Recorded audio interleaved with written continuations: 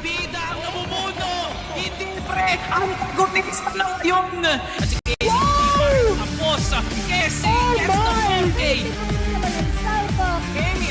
And Yo, Beb with that spray down. Oh, for Casey.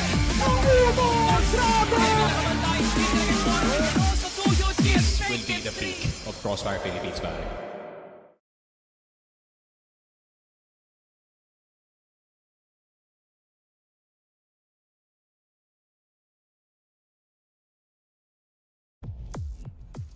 Two paths, one destiny, only one story ends in glory. Welcome to the CFS Regional Finals, ang labanan for our battle for third at ang pinakaasam-asam na finals ng Team Stallions and EVOS Arcilla. Mochi and Salvatore nga pala sa ating panel desk. Kamusta naman tayo, Salvatore?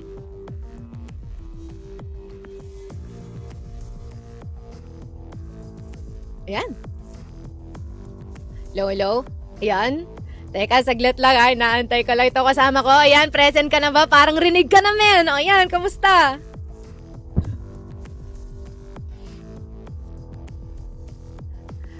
Oh, wait lang.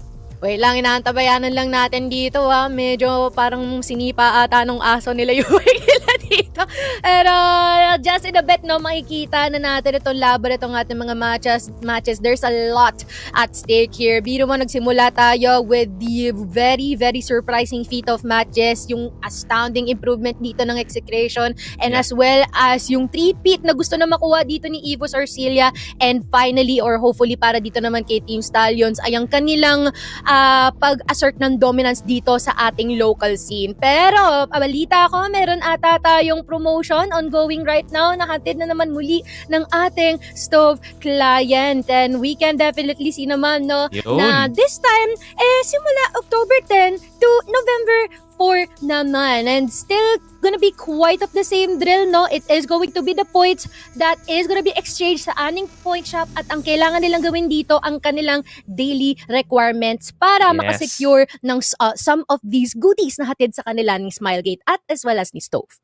Yeah, ang pinaka-rare dito, no, yung Colt na Bumblebee, yun yung pinaka-favorite talaga at gugustuhin talaga ng mga players na mahilig mag-grind dyan ng mga FFA tsaka mga pop game dyan. At ito na nga ang pakonsuelo sa atin ni Crossfire bilang magang pamasko para sa atin lahat. Yun nga ang ating Stove PC Client Showcase Season 2. So, sure na akong makakasama ako dyan at samahan nyo rin akong makapaghalubilo sa mga nakiki-event dyan.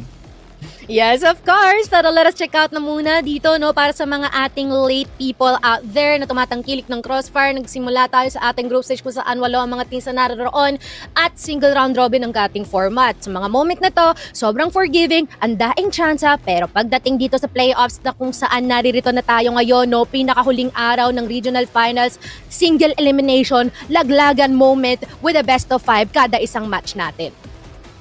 So this is very, this is like the usual format no? Tayo lang talaga yung region na naiiba, and I kinda like that uniqueness that we really have no? Sa tagal na meron tayong schedule for sure, mas matagal nating makikitang mag-compete tong mga teams na to, no? And finally, we have reached the culmination, Mochi. Kumbaga, ito na yung punong dulo. Wala na tayo ibang pwedeng puntahan pa. This is now the last chapter of the 2025 iteration ng regionals natin dito, no? And hindi na ako makapag-antay sa mga pwedeng mangyari sa loob ng labanan. Yes, of course. And pretty sure that we are gonna be having a lot of stuff going on here. Ito nga palang ating updated bracket for our playoffs yesterday. Quite dominating. Itong Stallions and EVOS are against dun sa mga nangangarap pa lamang. Pero ngayon, dito silang magtotoos. Matches and execution will be battling out para sa ating battle for third. At pagdating mamaya, naku po, ito na yung kinakaabangan-abangan na lahat ang laban ng Stallions and as well as ng mga Tigre. Men, ito yung nakaka-excite no? Parang kung makikita mo, semifinals, it's not the usual. Nakakita tayo ng mga sweeps from last year and even nung 2023. Palagi tayo umaabot ng map 4 at map 5. Ganun siya ka-competitive ngayon. Pero these teams mean business na ngayon no? Hindi na sila magpapatinag. Ayaw nila ng blemish sa kanilang record dito sa playoffs na to. At alam mong 100% yung nilabas ng Stallions tsaka ng Arcilla. Kaya nakalabas sila dito sa ating Grand Finals. EVOS and Team Stallions, a repeat of PH Masters this year din. And baka malay mo, same results pa rin, pero Team Stallions nasa kanilang open target ngayon para ibahin na ang kwento ngayon.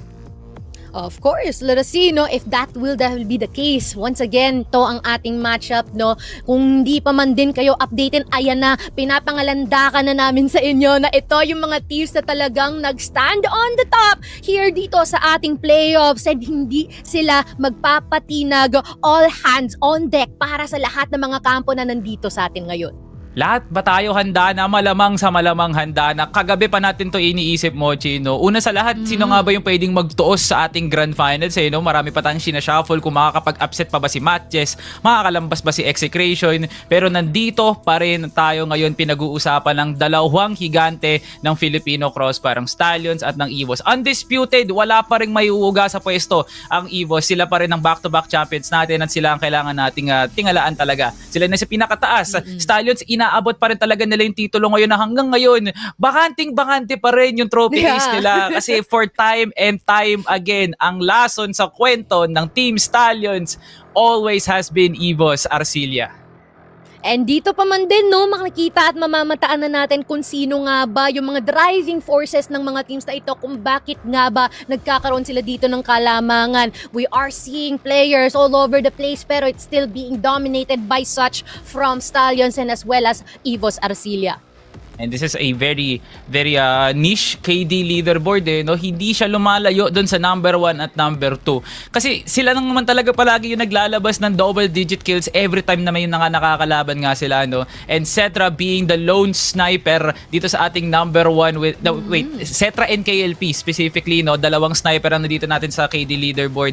It speaks a lot kung gaano nga talaga sila ka-deadly sa kanilang games na nga nilalaro, eh, no? Kills per round, of course, Kano being the one that opens up the map para dito sa Team STALLIONS, and I just really can't wait na kung ito pa rin ba yung mga numerong makikita natin sa loob ng laro. Sitting at number 1 still is Cetra. Ganyan ka-impactful talaga ang bagong salta ng EVOS Arcilla.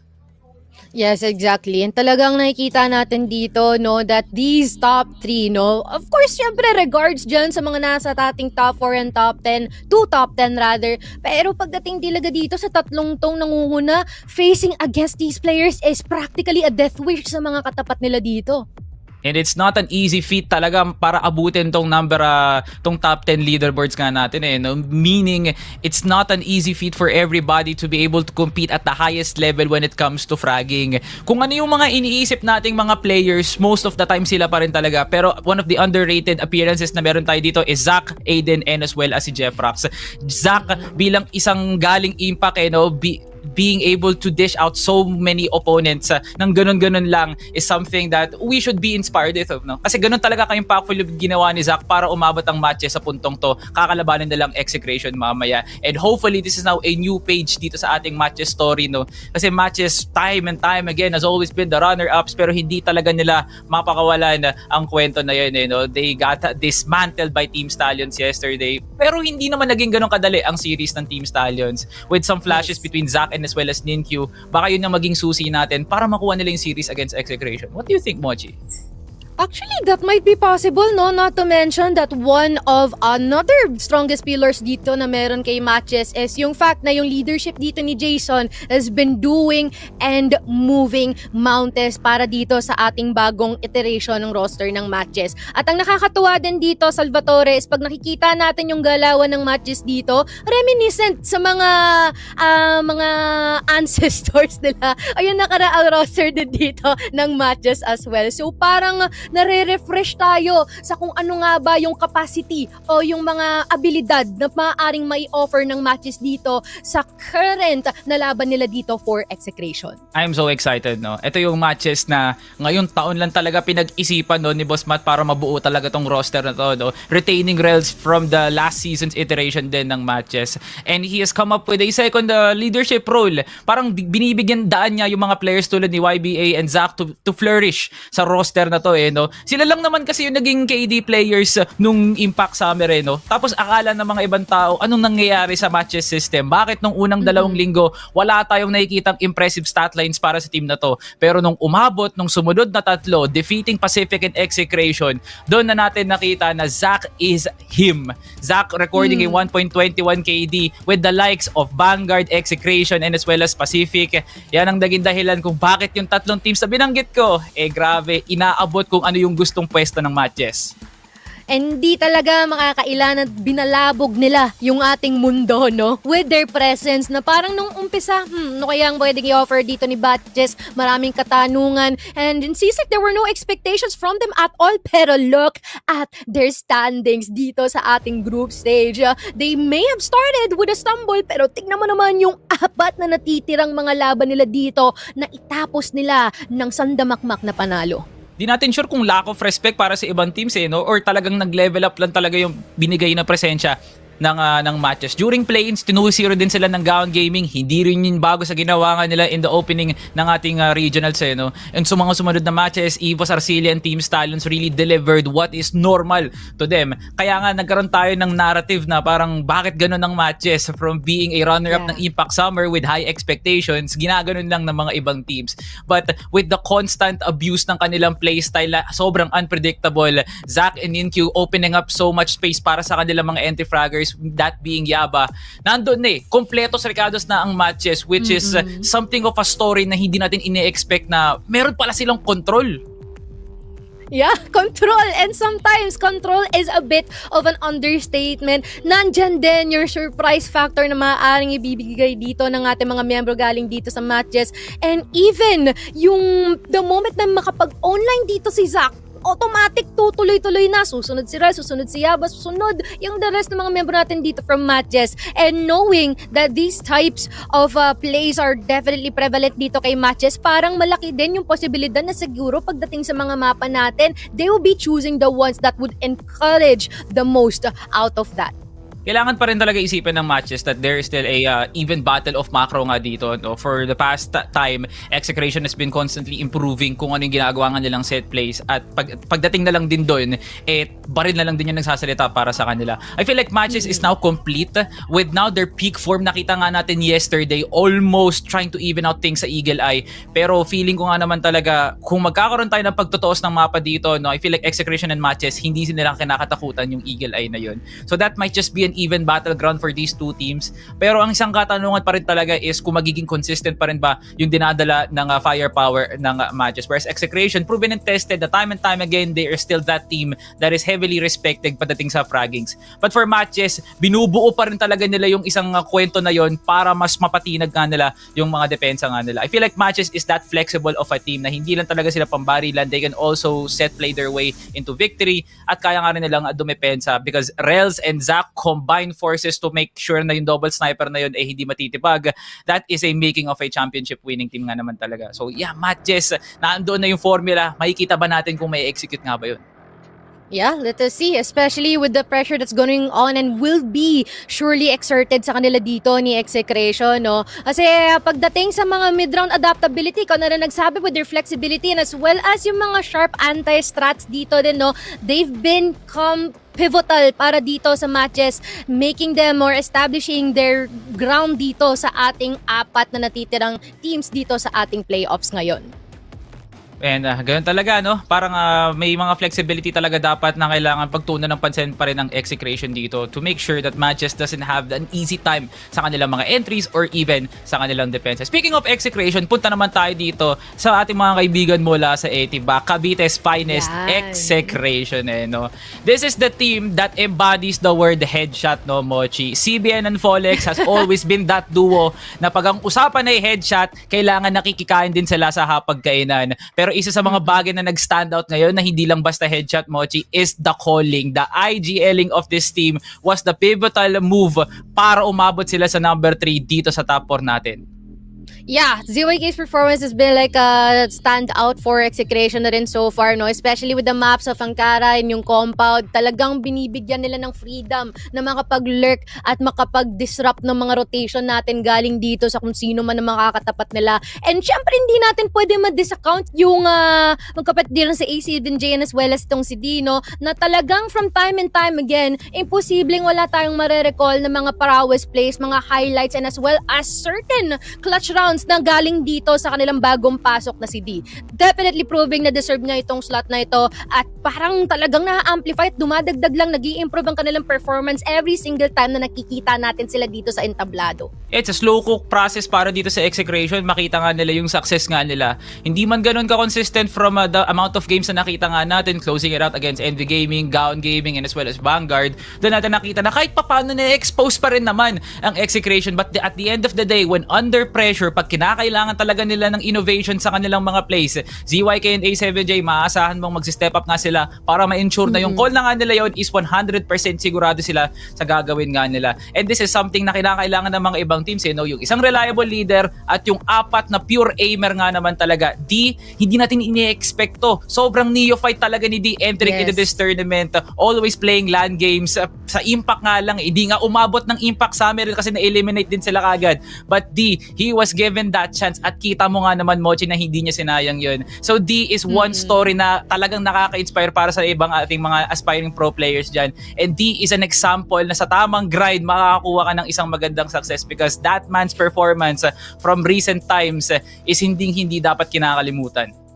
Yeah, exactly. Talagang tutuloy-tuloy ng talaga ng mga grind dito, no? And they've become like the epitome of that one, specifically itong CD. And when it comes to like the performance ito ni Execration, when it comes to like direct duels, crucial flanking, sometimes the timing or itong God-given blessing of divine timing is kalimitan ay napupunta dito sa kanila, no? Maybe usually being granted dito kay ZYK at certain times itong si A7J, nakikitaan din natin nun. But definitely, ito yung mga bagay na kailangan pagkaingatan dito ng MATTJESS because if they are not looking at every single angle na maaring paggalingan ng mga players natin dito galing sa Execration, naku po, isang malaking sakit ng ulo ang kanilang makukuha dito. Gusto ko din i-point out, no, na yung Black Widow ng Execration was a last-minute pull mula sa kanilang arsenal of plays. Pero kita mo naman kung gaano siya naging effective trying to make sure na playoff ready nga sila. No? Kinanvas nila yun sa Team Stallions. Tingnan mo kung ano ang nangyari, Mochi. Nung nakita nga natin na naglaro sila sa Black Widow sa playoffs against EVOS, kamuntikan pa nga, no? Pero EVOS really had the last laugh on that one. But if we are going to focus on the beauty tsaka yung glimpses na nakita natin from Execration, they are really mentally prepared for what's about to come. Frag heavy team versus frag heavy team. Zac versus A7J. That is something of an underrated match na hindi ko akalaing masasabi ko na nakaka-excite nga naman. Not to mention A7J versus Rails. Ang dati kong kadugo, kalaban ko na nga ngayon.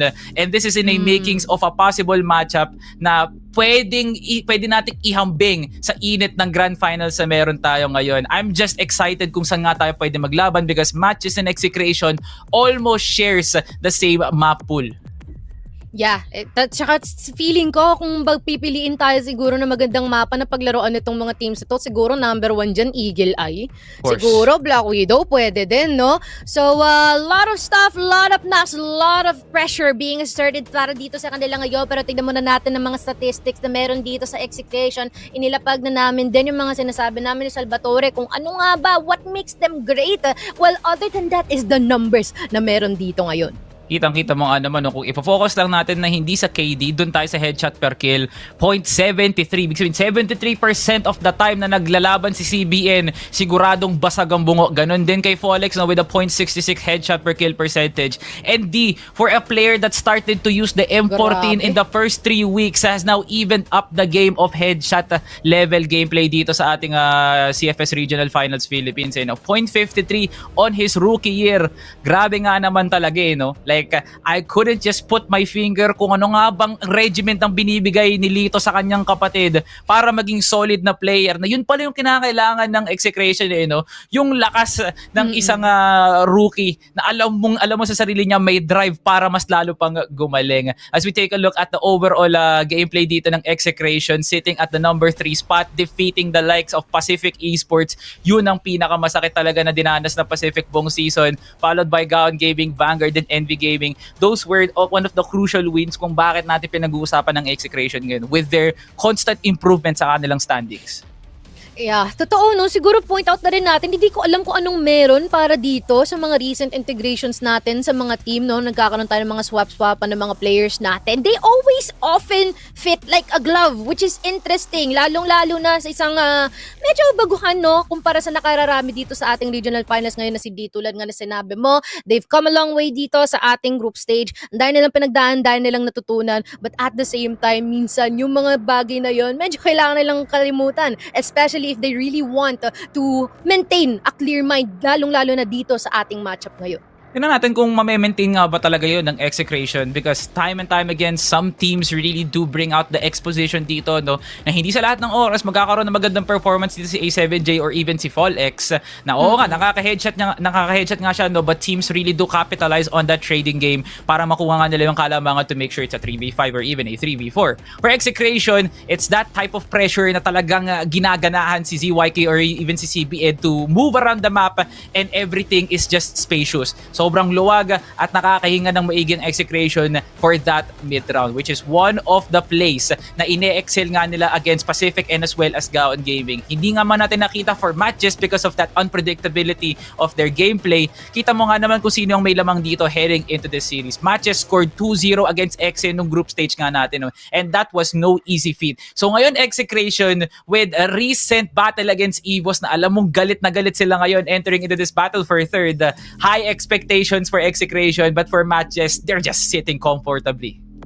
Yeah, they're just gonna be chilling right there, especially given and granted the history the during they're still facing up against dito kay Expectation, and napakalinis ng naging trabaho nila dito. And it seems like just by the looks of it, no, parang mga panahon na yun nung ini-interview natin sila, sinasabi pa nila hindi kami nakapag-ensayo ng mga plagay na yon para hindi ka paniwala, men, sa totoo lang. And given na rin siguro yung quick correspondence nila dito, man, for Ninkyu and ba maaaring ito talaga, or rather the rest of the squad here for MATTJESS can be definitely what stopped them, what will be stopping execration on the tracks here of securing that third place dito sa ating regional finals. Kung magkakaroon tayo ng rewind ng history dito, no, Mochi, 2023 Impact, di pala Impact, no, Regionals Fall Masters, no, Fall Masters rather. Nung time na Metacore pa lang ang roster ng MATTJESS na to, no, Execration took it out 3-0. Yun yung pinaka-recent time na nakita natin na naglaban ng Execration tsaka ang MATTJESS sa playoff bracket, no? And Execration really had the last laugh. Pero ngayon, now with Execration and MJ breeding new players now sa ating 2025 version, no?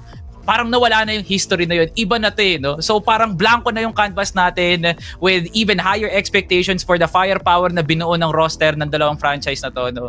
I'm really excited for that one, and hopefully mas maangat pa nga nila yung naging competition nila nung Fall Masters 2023. Naku, men, sino ba naman nga ba talagang di magiging excited sa laban nila dito? Pero balita ko, meron tayong mariringgan at mapakapanayam dito sa ating interview. Uy, si Dabi Wab! Hello. A7J! Hello, Salvador A7J! Bayas! Kamusta naman? Okay lang naman po. Okay lang naman. Kamusta naman kayo dito ngayon, A7J? Salvador Bayas! Okay lang naman po. Okay naman. Okay lang daw sila, Okay. no, Mochi. So yun, A7J, may mga onti lang kaming katanungan sa'yo, no. So hindi nyo nagawa yung tungkulin nyo, no, yesterday against EVOS Esports. So ngayon, preparado na kayo with a new series against MATTJESS na. So kamusta ang mental ng Execration papasok sa series na to, no, knowing na A7J, makakalaban mo ulit yung dati mong kadugo? Mental.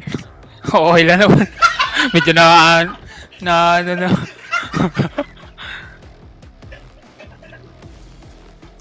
Yun, More on a mental game, kahit sino no? may mental kung yun yung nataong nasa likod mo, no? Ikaw naman, Mochi, baka may tanong ka. Ayan, A7J, considering na natalo kayo ni MATTJESS during our group stage, no? I mean, it's quite of a surprise, no? 2-0, maraming nagulat, maraming nagtaka. Anong ginawa niyong preparasyon para doon? Wala naman po kaming ginawang prep para dun. Mga ginagawa lang po namin. Ayun lang. Mga ginagawa. The usual, Salvador. Yung usual lang, kumbaga, Mochi, no? So, ikaw, A7J, hindi na namin patatagalin pa. Baka gusto mo na nga magbigay ng mensahe dyan sa mga supporters ng XFAM. Shout out. Sige, ikaw na. Nasa iyo na ang mikropono, boss. Shoutout sa mga sumusuporta ng Execration, guys. Pati sa misis ko, mga friends ko. Ito, sa mga team ko. Motor bias. Ayun na naman. Daw, Ayun na naman. Good luck sa bot teams. Huwag ka magbago, Aljon. Ayun. Maraming salamat sa'yo. A7J, di na namin kayo istorbohin. Good luck sa laban nyo. Katapat ang MATTJESS. Mukhang matapang. Ayan, kitang-kita naman siguro na yung energy nila dito sobrang on the high, no? Shoutout kay Aljo na talagang gusto ko yung energy niya, men. Maangas, no? Maangas. Parang, yun nga yung gusto ko sa kanya kasi wag na siya magbago. Kasi parang, yun yung kinakailangan ng execration, vibes, kumbaga. Yeah. Yes, exactly. And pretty much na magkaklos na rin man kayo dyan at marami-rami tayo dito nakakilala na rin sa kanila. Hero naman ang ating mga key players for this one is no other than Zach and as well as the ZYK himself, Z and Z Salvatore. Kita mo nga naman no, na dalawang sniper yung ipagtatapat nga natin dito no, with ZYK occasionally holding the HK once in a while. Ganun din naman si Zach actually. No, minsan may kita mo si Rels, hahawakan niya nga rin yung Arctic na yun. But as it still stands, ang pinaka-narrative na napulot pa nga rin talaga natin dito no, is their flexibility to roam around the map and get those crucial kills. ZYK, underrated fragger na nakita nga natin ngayon na nasa leaderboard na natin pagdating sa ating KD. Minsan nga naging top fraggers nga natin yan at nagkaroon din ng appearance during our KD gameplay. No? So ZYK is that man sa execration. Hindi natin nakakalain na lumipat from IGL now to a fragger. Zach is still him na nagiging flexible pa nga rin all around the map. I like this contrast na nakikita nga natin from leader now turn to player, from rifler turned into sniper. Ang ganda ng ganun. Yes, and now the given na rin dito yung kinagandahan, no? Sa kinalayo lahat, kinarami-rami ng mga labanan natin dito para sa ating mga teams. Dito na malalaman saan magiging higit ang magiging performance dito. Ideally, especially given and granted our history here, seems like new compound and as well as itong port natin is gonna be hovered more towards para dito sa execration. Pero wag lang talaga nilang hayaan itong ating sub-base kasi parang hindi masyado maganda ang history ni execration dito eh. Yeah, and I'm really keen on seeing those eagle eyes and compound na nga lang din no. Kasi yun na lang talaga yung naging common ground ng dalawang team nga to. Ito, ang sinasabi dito ng ating keys to victory or aka points of the match. MATTJESS from underdogs to dominators. No? Feeling ko yung hina-highlight talaga ng narrative ng MATTJESS from time to time is Zach and Ninkyu's explosive performance. Si Rels, yung pagkakaroon niya talaga ng isang magandang pwesto into this team and being that second option against with the likes of Jason, parang mas mahihirapan ditong malakap ng execration. Saan ba kami magsisimula? And para naman din dito na si execration, no, yung pasabog talaga na ma-offer din dito ni A7J in terms of defense and as well as in winning conditions para sa team. And of course, given and granted na rin siguro, no, parang nasabi na rin natin to kanina para kay FallX and as well as kay CB and asintado talaga automatically and as well as then yung prowess na ma-offer ni ZYK to the team. Ang ating endgame para dito sa ating teams is yung fact na lahat sila dito may mayaambag. That's why they should be certain that all of the responsibilities and all of the executions that they are dependent to each other is magawa nila dito ng walang mintis. Kasi not gonna lie, you may have all the set plays, you may have all of the stuff na maaari mo ipang counterplay sa inyong mga katapat. Pero kung hindi nyo yun magagawa on point or in 100%, you will be subject to mistakes and to losing this match once and for all. Okay, parang ready na ata ang ating mga kaibigan dyan sa ating casters. Kaya no, Mochi, kasi kanina pa tayo nagsasalita. Dagdagan pa natin yung daldalan natin dito. Na. No? The Dynamic Duo, ang pinakamalupit at mainit na duo ng 2025 para mas malupit ang action natin dito. Bipolar and Sneaky Frog, pasok sa ating desk. Ayan na nga sila, our favorite talents dito sa ating Crossfire. No? When you talk about Crossfire, ayan si Sneaky Frog. And when you talk about Execration, dapat nandyan si Bipolar. Bipolar, kamusta ka? I mean, okay lang naman. No? Alam niyo kung bakit ba malabo yung camera ko ngayon? That's because malabo pa yung mga resulta natin dito. We don't know what's gonna happen yet dito sa regional finals natin. So, very much poetic ang aking entrance ngayon, no? Dito sa Casus point of view. Kahit kayo, nagulat kayo na malalim pala ang rason na to. But yeah, it's the first match of the day. Battle for third. It's Execration versus MATTJESS. Man, I'm just excited kung sino nga ba kukuha dito ng third placer natin for regional finals. Yeah, And definitely. Sneak. Grabe, man. Grabe. It's the final frontier, no? Nandito na tayo finally. Parang, yun nga, no? Last week lang, kakasimula pa lang ng season natin with Impact and itong Masters. And ito na nga, nandito na tayo sa final day. I'm very, very excited for today, pare. I think Salvatore can tell kasi, yun nga, iconic yung Hawaiian shirt na suot ko ngayon na has also been spotted in last year's tournament of regional. So, yun nga, very excited.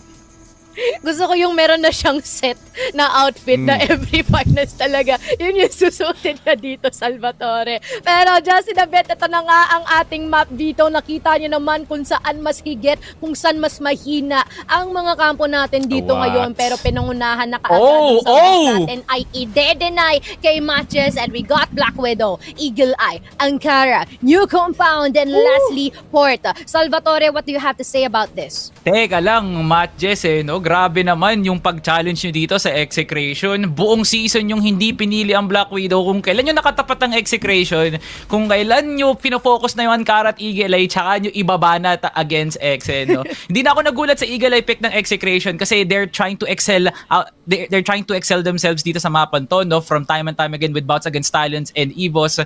Pero etong specific na mapa to na pinili ng MATTJESS, they are undefeated sa Impact Summer sa mapan to, no? Pero nakita pa rin natin kung nakaya pa rin sila expose. Pero yung contrast pa rin, hindi ko alam ano yung iniisip ng MATTJESS picking Black Widow and taking that GR spot. Ito na naman tayo sa surprise factor. No, nakakagulat na naman uli. Bipolar, ikaw ba? Anong nasabi mo dito sa pick ni Execration? You know what? I actually want to highlight yung sub-base ban natin dito for Execration. Yes, there is respect for MATTJESS and their expertise sa mapa na ito, pero feeling ko kasi 50-50 for both of these teams pag pumasok tayo ng sub-base. So, actually questionable on my end, pero looking at Black Widow, yes, I say the same sentiments with Salvatore, pero Eagle Eye and New Compound, open maps might be a ZYK domination. Pero love, Sneaky Frog. Siyempre, ikaw lang ang alam niya ng husto. Yeah, for sure. I feel like I would have wanted to see yung sub-base. Maganda sana yung labanan ng Execration dun sa mapa na yun, considering na, ayun nga, both teams are really good when it comes to this map. But at the same time, MATTJESS, no, they've gone farther than any other international team up against itong Stallions. So medyo nakakatakot yung ban na yun. Pero overall, I feel like yung veto na to is definitely gonna net us the most games. Kasi kagaya nga na sinabi ni Salvatore kanina, you know, the map pool is actually very, very similar between yung dalawang teams natin. Ayan na nga, no? And with that being said, eto na, no? Saglit lang to. 2 teams, 2 numbers. Lay down your predictions. Ako nang mangunguna para sa inyo, no? Ako ay maglalapag ng 3-2. Execration ang panalo. Execration 3-1 na nga ako dito, mabilisan. I feel like it's still catered sa Execration tong laron to. Yeah, despite the back and forth ng map veto natin, I'll go with a 3-1 in favor of Execration. Ayun, yeah. I actually want to do the opposite today. Feeling ko there is gonna be a pop-off happening. It happens every single time na third and fourth match itong MATTJESS. So I would like to say 3-2 MATTJESS para sa prediction ko dito. Okay, that is hella spicy to say the least. And what's also crazy is yun nga, no, isa na MATTJESS ang prediction dito ni Sneaky Frog against all of us who actually catered dito para sa Execration. Pero ito na nga yun, no, it is gonna be the OA and the nonchalant tandem para sa ating laban ng battle for third. Bipolar, Sneaky Frog, kayo na to. Akala ko po dito lang ang labanan natin between Execration and MATTJESS lang, pero parang mamaya sa panel desk pati Casus desk mamaya maglalabanan din yan. Pero before that, it's gonna be a crazy afternoon and it's gonna be a crazy nighttime as well kasi MATTJESS versus Execration. Sneaky Frog, what are your thoughts sa labanan na ito? I mean, it's nowhere else is more fitting to be in 4 p.m. on a Sunday, pare, other than regionals dito, man. I mean, MATTJESS and Execration, granted, past few years, I'm gonna admit, yung third and fourth place games natin have not been too interesting kasi usually it is a one-sided game. Pero ngayon, iba na yung usapan. It is MATTJESS versus Execration. Granted, Execration, I do have a feeling na meron silang slight edge, no, pagdating dito sa talent, considering yun nga, they have, you know, Fall X, CBN, and etong si D. But then at the same time, MATTJESS, no, you really can't predict kung anong mangyayari sa kanila in any map whatsoever. Hindi mo talaga alam kung magpo-pop off itong si Ninkyu, Zach, or any other player that is within the roster. So there is still that uncertainty, no, para dito sa MATTJESS. But at the same time, there's that uncertainty as well para sa EXCERATION kasi they don't know what kind of form MATTJESS is gonna take on today, pare. Yun na nga, may constant unpredictability, so you never know what you're gonna get. So it's gonna be a fun hell of a game for us here. Best of 5 series po ang pinaglalabanan ng ating mga teams. And again, the third place spot sa regional finals with a whopping good prize pool in the mix. So you better know na these two teams are gonna be heading in a battle na talagang maduguan. Man yung map veto natin dito, we were expecting a sub base for both of these teams kasi alam naman natin, with the EXCERATION actually having that kind of, may practice naman sila that in that place. So feeling there's some chances that we could have had like a sub base MATTJESS versus EXCERATION, but no, sabi dito ng EXCERATION, let's keep it simple. Balikan lang tayo dito. You're predicting a 3-2 in favor of MATTJESS just because syempre there's Rels, nandyan si Zach, nandyan din si Ninkyu. Nakita din natin kahapon na despite them between Stallions, nakakapalag pa rin sila. They were able to get almost half of the round sa mga mapa nila kahapon. Yeah, for sure. I feel like yun nga, yung prediction ko is also kind of a dice roll kasi I really am banking on the key pieces are gonna perform today, no, para dito sa MATTJESS. But at the same time, I wouldn't be so surprised if we don't see it kasi yun nga, no, yung rawness ng ating team, obviously fielding 2 rookies.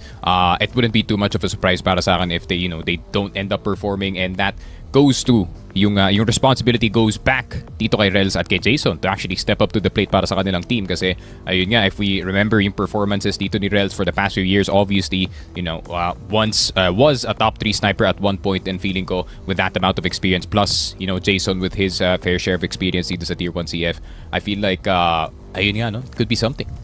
Yeah, could really be something. And moving on to the side naman dito ng ating EXCERATION, you have ZYK, man. Kahapon, despite him having like the solo pushes every time, despite him holding down these sides, so nasa GR sides against EVOS pa of all people, he was getting double kills before he was getting killed. Medyo naging lackluster din naman dito yung laruan ni A7J and ni D, especially on D, man. Feeling ko natamaan siya ng nervousness na this is one of his finals already, playoffs. Playoff start already So parang alam mo yun, natamaan agad siya first set pa lang kahapon. What are your thoughts?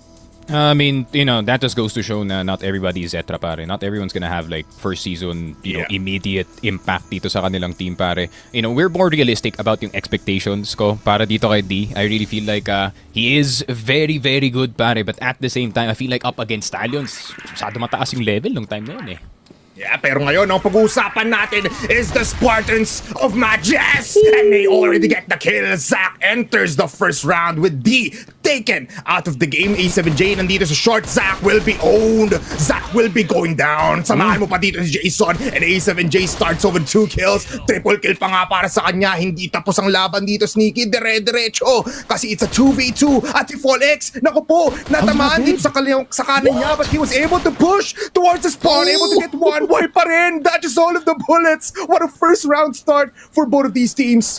Oh my God. Si Rels.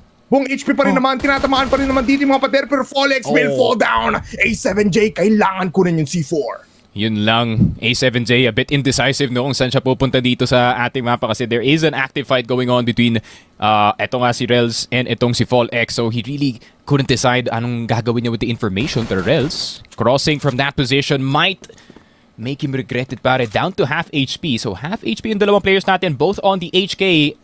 And A7J looking for his 40 to sa round natin. Trading yung kanyang kapatid dun sa first round, pare.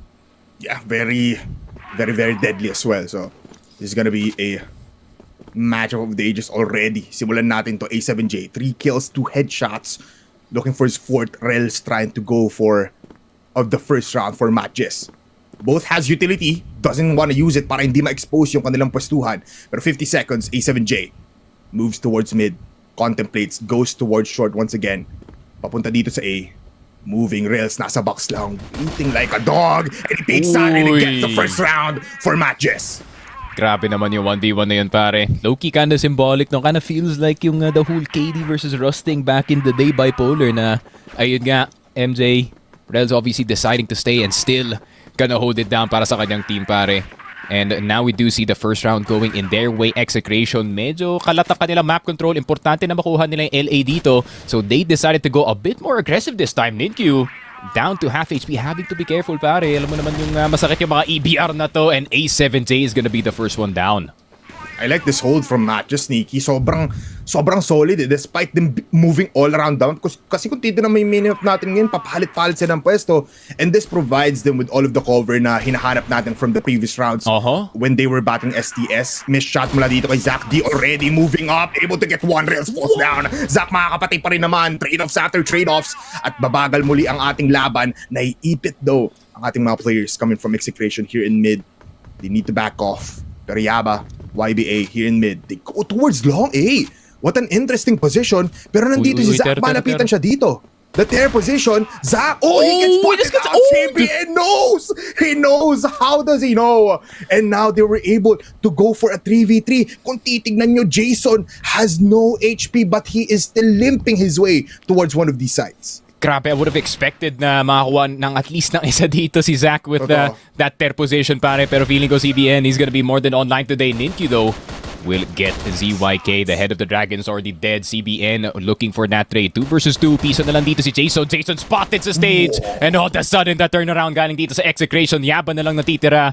Has saved this team time and time again. Pero sa CBN na lang ang lalaban sa kanya dito. Pero Folex, CBN and Folex, what a nightmare of a 2v1 to have. Pero Yaba, hindi natatakot. Pero CBN trading his boy. And there is a 1-1 para dito sa Execration, man. Sweaty yung round, ha? Man, parang MATTJESS season ngayon for Execration. Pinipitas isa-isa, kinukuha ng ng 1 by 1 yung mga players natin here on the GR side. And now, going into the third round, aggressive approach mula dito kay Yaba. Pushes out of house, be able to spot out CBN, one of our headshot machines for Execration. Yun lang, not the unk reaction time, pare. Para dito kay ZYK. Couldn't catch him crossing, unfortunately. And yun lang, buti na lang bumawi nila. No more reaction time needed. Why not? Pre-A mid, Jason na andito na sa short. And this is a lot of information na nakukuha nga dito ni ZYK. And that's gonna allow Execration to look at this A site, pare. And with him still alive, he's gonna be peeking out in mid mula sa BL spawn. Nag-rush na nga sila dito, 3-man strong. Zach will get the first shot in. Folex falls down. At pangalaw pa nga, A7J. Nauubos bigla mga players coming in from Execration. Di tinatangki lahat. Still in the box. ZYK hindi pa sumasama. Z, mamamatay pa din. And that's the C4. Kaso nga lang, na-spot outan si ZYK. Yaba finds him lacking. Grabe, 2-in-1. And I think one of the most underrated things about itong matches is sometimes they can really peel back as far as possible pagdating sa kanilang depensa, but at the same time, they can just pop out of nowhere in any corner na hindi ina-expect nga dito ng ating Execration na squad. And grabe, that first B-joust na nakita natin, pare, canceling B-site immediately. Parang alam na agad ng matches that it is gonna be an A-hit. Yeah, parang alam din nila na parang they know kung sa round na to dito pupunta. The adjustments from MATTJESS has been insane. So far, the GR side has been so solid. Hindi makapasok ng walang madugong players mula dito sa Execration. Just one time though, ang nakuha nga nila that LA area nung si Folex as well as other squad were able to get 2 kills. Pero ngayon, B has been taken. Hindi lalabanan ni Yaba o ni YBA ditong house B. So CBN is gonna be caring a lot here. Kasama si ZYK using the flash, waiting for the right opportunity. Yaba not yet spotting Execration outside of this B site. Di gumagalaw though. Meanwhile, 3 players moving towards A mula dito sa mid. Ano nga ba plano dito ng ZYK? Here comes the flash. They go in. Mukhang distraction play to. Kasi dalawang side ang pupuntahan nila. Pero si Zach hindi naman nananaig. Sabi niya kaya ko makukuha ng isa. Ninkyu on the other side. Zach with a double kill. On this A side. Ninkyu with a double as well. Double trouble now for MATTJESS. At mag-isa lang dito si D. The man to do it is not gonna be doing it this round. Di nakuha ng isa. Pero MATTJESS now gets another point. Yun lang. I mean, it's a really messed up P-split na ginawa nga dito ng Execration. It was supposed to be 3 players falling down into spawn, tapos na try nilang isa-round itong B-site, no? Pero feeling ko ready dun yung matches. The Sniper and the HK doing in work. Pero speaking of HK, pare, A7J has been very effective with that weapon. Pero speaking of effective, pare, Zach 7-2 in this game with that kill kay CBN. Grabe, man, nag-iinit na dito yung dalawang teams. It's literally fist fighting at the start of the round.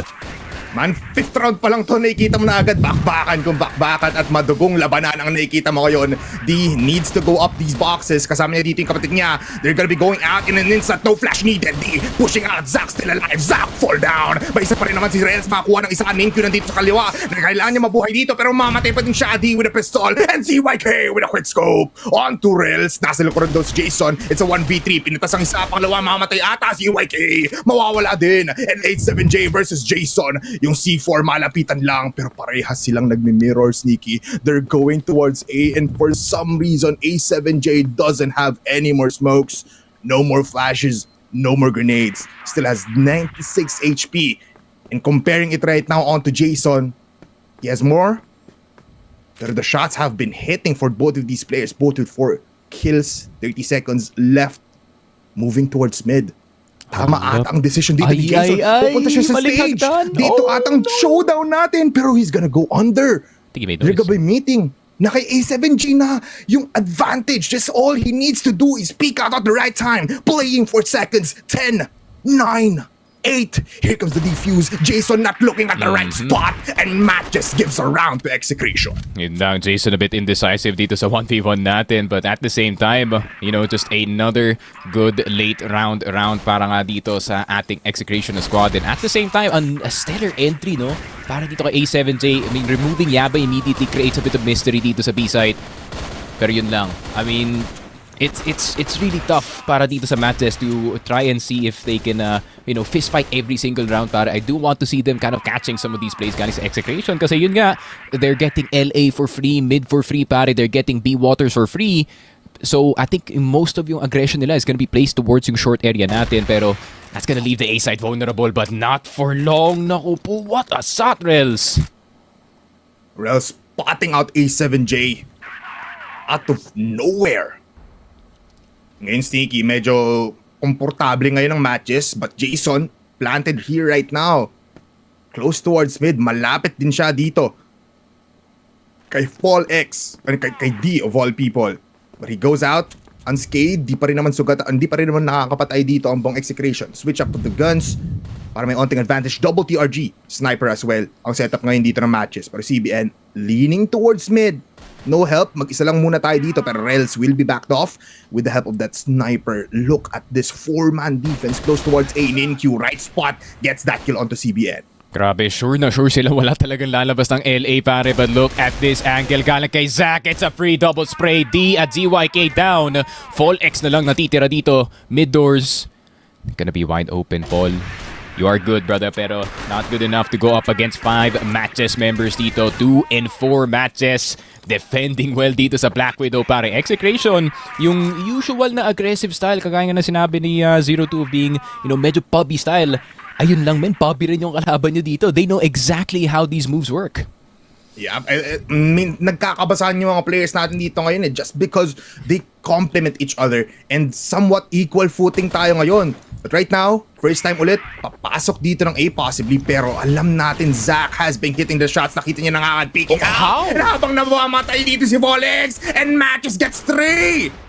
They get 4 as well as Zack gets the double kill of his life. ZYK peeking out, pero sino ang mas magaling na sniper right now? It's Zack in this matchup. Grabe, 12 and 3 para dito kay Zack. What a hold from him, especially catching yung falling short player, making sure yung RS natin is exclusively for the LA players, yung angle, and ayun nga, that's basically a done deal para dun sa execution. Execution now starting to be more structured, no, pagdating dito sa kanilang mga executes, and obviously it is not working against itong MATTJESS. Yung kanilang default at the moment, despite not having too much presence sa mid, is working out para sa kanila dito.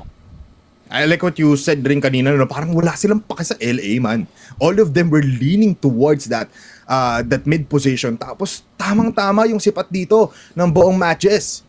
Ngayon, with execution being more careful, nakakapag-set up lalo ang matches. You can see in the minimap as well, di na sila masyado magalaw. They're just playing default right now. Pero CBN, going towards House B again, wants to go for another try. Pinadala muna dito si ZYK. This is the 4-1 offense-defense na inaabangan natin for execution. They are the only ones to do it. Some distraction plays coming from ZYK. A7J might pushing out. But look at the smoke, man. saktong-sakto, and now activating Ninkyu. Uy! A7J spotted out ata. They see the muzzle flash. Baba- Ninkyu baba hindi isa. bumabaril though. Gumagawa siya ng position right now. I think he's looking for more. I mean, granted, meron na silang information kung nasan dito yung sniper. But that flash is not gonna help his case, that's for sure. Ninkyu better be ready for this flash or this is gonna be done deal para sa kanya dito. D gonna spot his foot! Ayun lang! That's the danger of that angle as D site is gonna be taken para dito Execration Rels in the window B position. Meron pa naman tao na nasa loob ng doors pero nakakross si Folex! CBN, how do you hit that shot through the smoke? Sa ulo dito ni Rels. And it is a retake situation para sa MATTJESS pero alam mo naman to, Bipolar, the B site is so hard to retake but Yaba's trying. Yaba's trying, and it's all up to Zach as he gives off his life. 26 seconds, a TRG, 12 kills by the way, Sneaky. How did he get 12 kills in 7 rounds? I do not know, pero mukhang magiging 13 pa ata, but never mind. It was D to make the play for them to get into B side, and that is 3-5. Yeah, very risky play para dun kay Ninkyu noon and obviously didn't pay off. But if it did, para if they forgot to check that left corner ng House B, this would have been a different story. This would have been 6-2 para sa MATTJESS. So good awareness para sa Execration in those very lason corners nga pwede natin tawagin dito. But once again, it's MATTJESS, early presence lang dito sa long, backing off all the way to A. I can get yung logic nila dito, no? They really do not want to peek into yung terrace natin. Instead, they'd rather just greet the fight out in the open dito sa long. Yeah, it gives them more firepower kasi merong people sa mid. Ngayon, you can see Rels and Ninkyu able to get 2 kills out of nowhere. A7J nakakuha din naman ng isa. Pero Zach, kahit na umakit ka pa dyan, he knows where to look. And now it's a 2v4 in an instant. A skirmish in mid, a skirmish in short, and as well as here in long A, was able to dwindle down the players of Execration. A7J titikim ulit, pero Rels knows where he's at. Patay agad dito. At muli, Folex ang natitira and MATTJESS cleans up house. There we go, MATTJESS looking very sharp dito sa mapa natin. I mean, to be fair, no, Bipolar, we did kind of expect this, especially coming in from the MATTJESS squad, especially knowing na they can play that very aggressive GR side na nahihirapan dito Execration. But now, we are gonna see MATTJESS on their BL side. Obviously, meron din silang kalawan dito sa Black Widow, no? But it is very, very different kumpara dito sa Execration. Execration looking towards having a more fruitful GR side. This 2-on-2 setup kung saan na si D ngayon malapitan lang sa doors. Amazing kill against Ninkyu.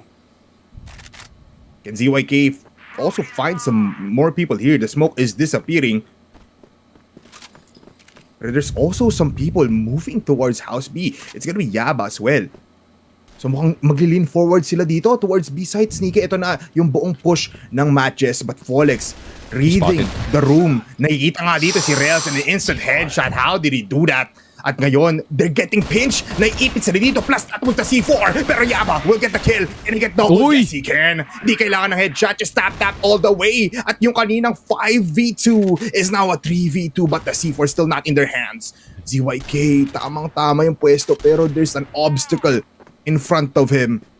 At ngayon, they need to place low. 1 minute still. There's still a lot of time. Kaso nga lang Yaba dodges the bullet. ZYK peeking out and finally hits the shot onto Zach. Yaba, bakit sila nagpo-push? The C4 is not yet in their hands. Kailangan nila kunin to. I mean, they're probably in the mindset na, in C4's all the way in base. This has tried to kill them all, and unfortunately, that plan did not work out in their favor, pare. And that very, signature short push na ginagawa nga dito ni Folex, no? I mean, we even see this back in Vanguard where he really just does challenge itong akyata natin constantly para makreate ng pressure itong mid para sa Execration and even on his prior teams. So MATTJESS, obviously not expecting that amount of aggression this early dito sa laruan natin, especially from that short area, is gonna pay for this one dearly. 6 and 4 A7J getting that last kill. 4th point para sa Execration, and this could be the start of the turnaround dito sa laruan natin. Crazy round now for Execration. They go up 4-6. Looking at the instant replay, man. Ito nga talaga, Folex pushing towards Akyatan, able to spot out people, and they read the room right. Kaso nga lang Yaba making a little bit of difference there in that round. But ultimately, it was still Execration's round to win. This 2-2 setup coming in from Execration, still pushing up Polex. Despite him having 4-10, still going for kills. Yaba able to spot out ZYK. CBN, instant trade-off, man. What a shot. No, I thought we lost CBN for a second here, pare, kasi he only has one headshot throughout the game, but then he reminds us who he is.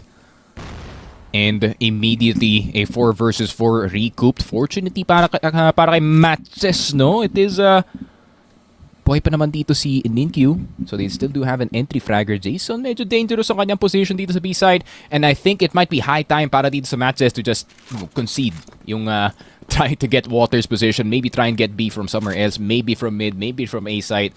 Pero limited lang yung options nila dito sa B-side ng mapa, pare. Yep. Very hard. Ngayon, they try their luck towards A, and this aggressiveness mula dito sa Execration gives them a lot of information, at dahil dyan, they will fight a 4v4 here in long A. Folex walang makikita dito, but he can peek out, and now he spots out Jason. Ninkyu makakuha ng isa, Folex with the first, and they clean once again the headshot machines. Triple headshot for Execration. There we go. The headshot machines are now starting to activate dito, pare. Ayun nga, CBN back online in this game, seeing what he can do. Pero si Folex, I mean, we have yet to see so much galing dito kay Paul, no? I mean, 5 and 10 so far in this game, so there's definitely more room to show para sa kanya dito. But Execration, you can really feel the shift in momentum dito sa laruan natin as soon as they got into that GR side. A lot more comfortability para sa kanila dito, which is surprising para sa MATTJESS, no? Who is usually known para dito sa kanilang strong BL side, and especially that early map control. Pero, yun nga, no? Medyo mabagal yung kanilang galawan at the start of this. Yeah, plus the setup's not really hitting right now, and this provides CYK all of this place to play around. Nag-push mula sa Waters, mula sa House B, now here in mid. And MATTJESS, medyo na-shock sa labanan na ito kasi napupush back sila towards the BL spawn, kung saan sila dapat ang gumagawa ng aggression. Folex falls back. They have all of mid once again. Mukhang 60% ng mapa natin in the hands of Execration. MATTJESS can only play around this mid area. And Zach, ZYK under the bridge. What? How did he hit that shot? Sobrang thin ng margin na yun, ha, by the way. Just to get ZYK off of his position, and that could have potentially saved itong... Oh, that could have potentially saved itong MATTJESS. Zach is popping off in the short position. That's his third. Nako po, talk about star players. We have to talk about Zach, pare. A7J na lang natitira. MATTJESS potentially their 7th unless A7J has something to say about this. Rails 1 HP. Pero mapapatakbo na yung MATTJESS papasok dito ng B-side. A7J full HP still. This is very winnable, pero MATTJESS, they got more numbers. More time. Bomb has not been planted yet. A7J, dalawa ang kailangan tignan. House B as well as dito sa may kabaong. 30 seconds. Good patience. Napipigilan ni A7J for some reason yung pagplanta dito because they're so low on HP. A7J picks out. Wide flick towards the left, pero di pa rin naman tatama. Yaba with the TRG peeking out at the right side, and he gets the kill. 7-5. A7J unsuccessful retake. Yun lang, A7J could have just waited out for that C4 to be picked up. Pero he's not waiting for that opportunity for Ninkyu to get that free swing on him. And unfortunately, that aggression is gonna make him pay dearly. But that's a bit of revenge para sa kanya, pare. A7J will get Ninkyu. 4 versus 5 at the start of the round, pero knowing kasi the nature ng rounds natin dito, Bipolar, I mean, just because it's a 4v5 doesn't mean it's over, pare. It's not yet over. It's the battle for third, Sneaky. Anything can happen. Di na natin kailangan mag-predict because look at this. That's what I'm saying. Rels finds ZYK. Man, I feel like ZYK ngayon is having a tough time against MATTJESS. 5-11 is insane. And look at A7J. Siya ngayon ang humawak ng TRG. 12 kills already. Grabe. The TRG really in the hands, or on the right hands, para dito sa ating team. But MATTJESS still kind of confused kung ano gusto nila yung kukunin dito. B-site. Could be potentially something. Yaba looking for an opportunity, looking for any head. CBN spotted ang kanyang tagiliran dito. CBN down to 1. Have to be the door player. Stepping up to the plate, turnaround D. Could not hit the shot and mamamatay. Rails, that is potentially a free B site. Pero C4 na naman dito sa talunan. Tignan mo kung sino yung nasa likod. It's A7J looking for some praise. Pero hindi niya na-spot out. Kasi nandun naman sa akyatan, now he's wrapping all around, retracing the footsteps of MATTJESS. 2v2, 50 seconds. Rels and Zac both with the TRGs. Very heavy weapons, but can provide a lot of damage. Magsama-sama muna execution ngayon. They're going for a 2 for 2 retake right now. 35 seconds. And still, looking at the utilities, onti na lang dito for a MATTJESS, but looking at the shots, yan ang hindi nagkukulang. Alright, wow. Sobra-sobra pa nga. Zac finally finds his 17th kill. A7J na naman ang gagawa ng milagro. Can he do it in this time? 1v2. 35 seconds din na kailangan mag-antay. Pero Zac, late in the flick. Looking at this, A7J will fall down once again against Zac of all people. There we go, Zac. Generational performance pagdating dito sa Black Widow map natin para 18 and 7 on that TRG. And he is not looking back at all. Even si Rel's actually joining him on the TRG party, but it is now back on the rifles para sa kanya dito. And I have a feeling that this is gonna be a very fast A-split. Kailangan nila maging careful from that short position. A7J will get Jason a fast trade. Galing kay Zac, Paul X trying to do something dito sa slope, pero si Nate makakuha sa kanya dito. ZYK getting the player crossing. Meron pa naman tao na nasa loob ng hagdan. Rels would get the clear. Nakatalikod sila lahat, pare. And just like that, MATTJESS, once the fight starts, it never stops para sa kanila dito. Not even a C4 plant. Man, kung saan napunta yung MATTJESS doon. Tatlo sa A, isa sa mid, tapos isa sa B. Pero here, in our 15th round, ZYK gets that kill onto Rels. Pero magpupush si Folex with the flash combined. Gets 1, possibly 2. Pero Jason naiipit na nga ngayon dito sa box. Folex falls down. A7J with D, helping hand in hand with the pala kill. Pero Yaba, nakapatay na nga dito ng isa. It's a 2 versus 3. Zac low in HP. Pero si Yaba ang lason ngayon sa labanan na ito. He's been at the backlines and he finds CBN. A7J, if he pushes, he knows where the C4 is. Pero si Yaba, alam niya nga ba nandito si A7J, tumatalon ka pa! Maglakad ka na lang at dahil dyan, Execration still alive, 9-6. Grabe, Execration hanging on for dear life. Napakagulo pa rin na game natin. Oh. We went from A to B in terms of all of these fights. And Execration now starting to catch some of the patterns na ginagawa nga dito ng MATTJESS, and it's getting a bit more predictable. But we're gonna have to see if that's gonna be consistent enough para matalo itong MATTJESS na squad. Zac looking through the smoke. He can smell someone inside, but a rare miss dito kay Folex. That's gonna give Execration their control, pare. Yeah, unreal. 0.1% lang yon na nag-miss si Zac. At yung pinakamadaling shot pa yung na-miss niya. Unable to get the 20th kill of his lifetime. Everybody's fumbling pa. Everybody's in their nerves, man. Set number 1. Gusto nila ng third placer at least. They were so close in getting that Chengdu passport or ticket towards Chengdu. And even the finals bound para ZYK now. Able to spot out Zac. Nakaganti na rin sa wakas dito ang sniper ng Execration. Grabe, Looking at it, Rails, man, he might finally spot someone here pero hindi kumakagat ang Execration.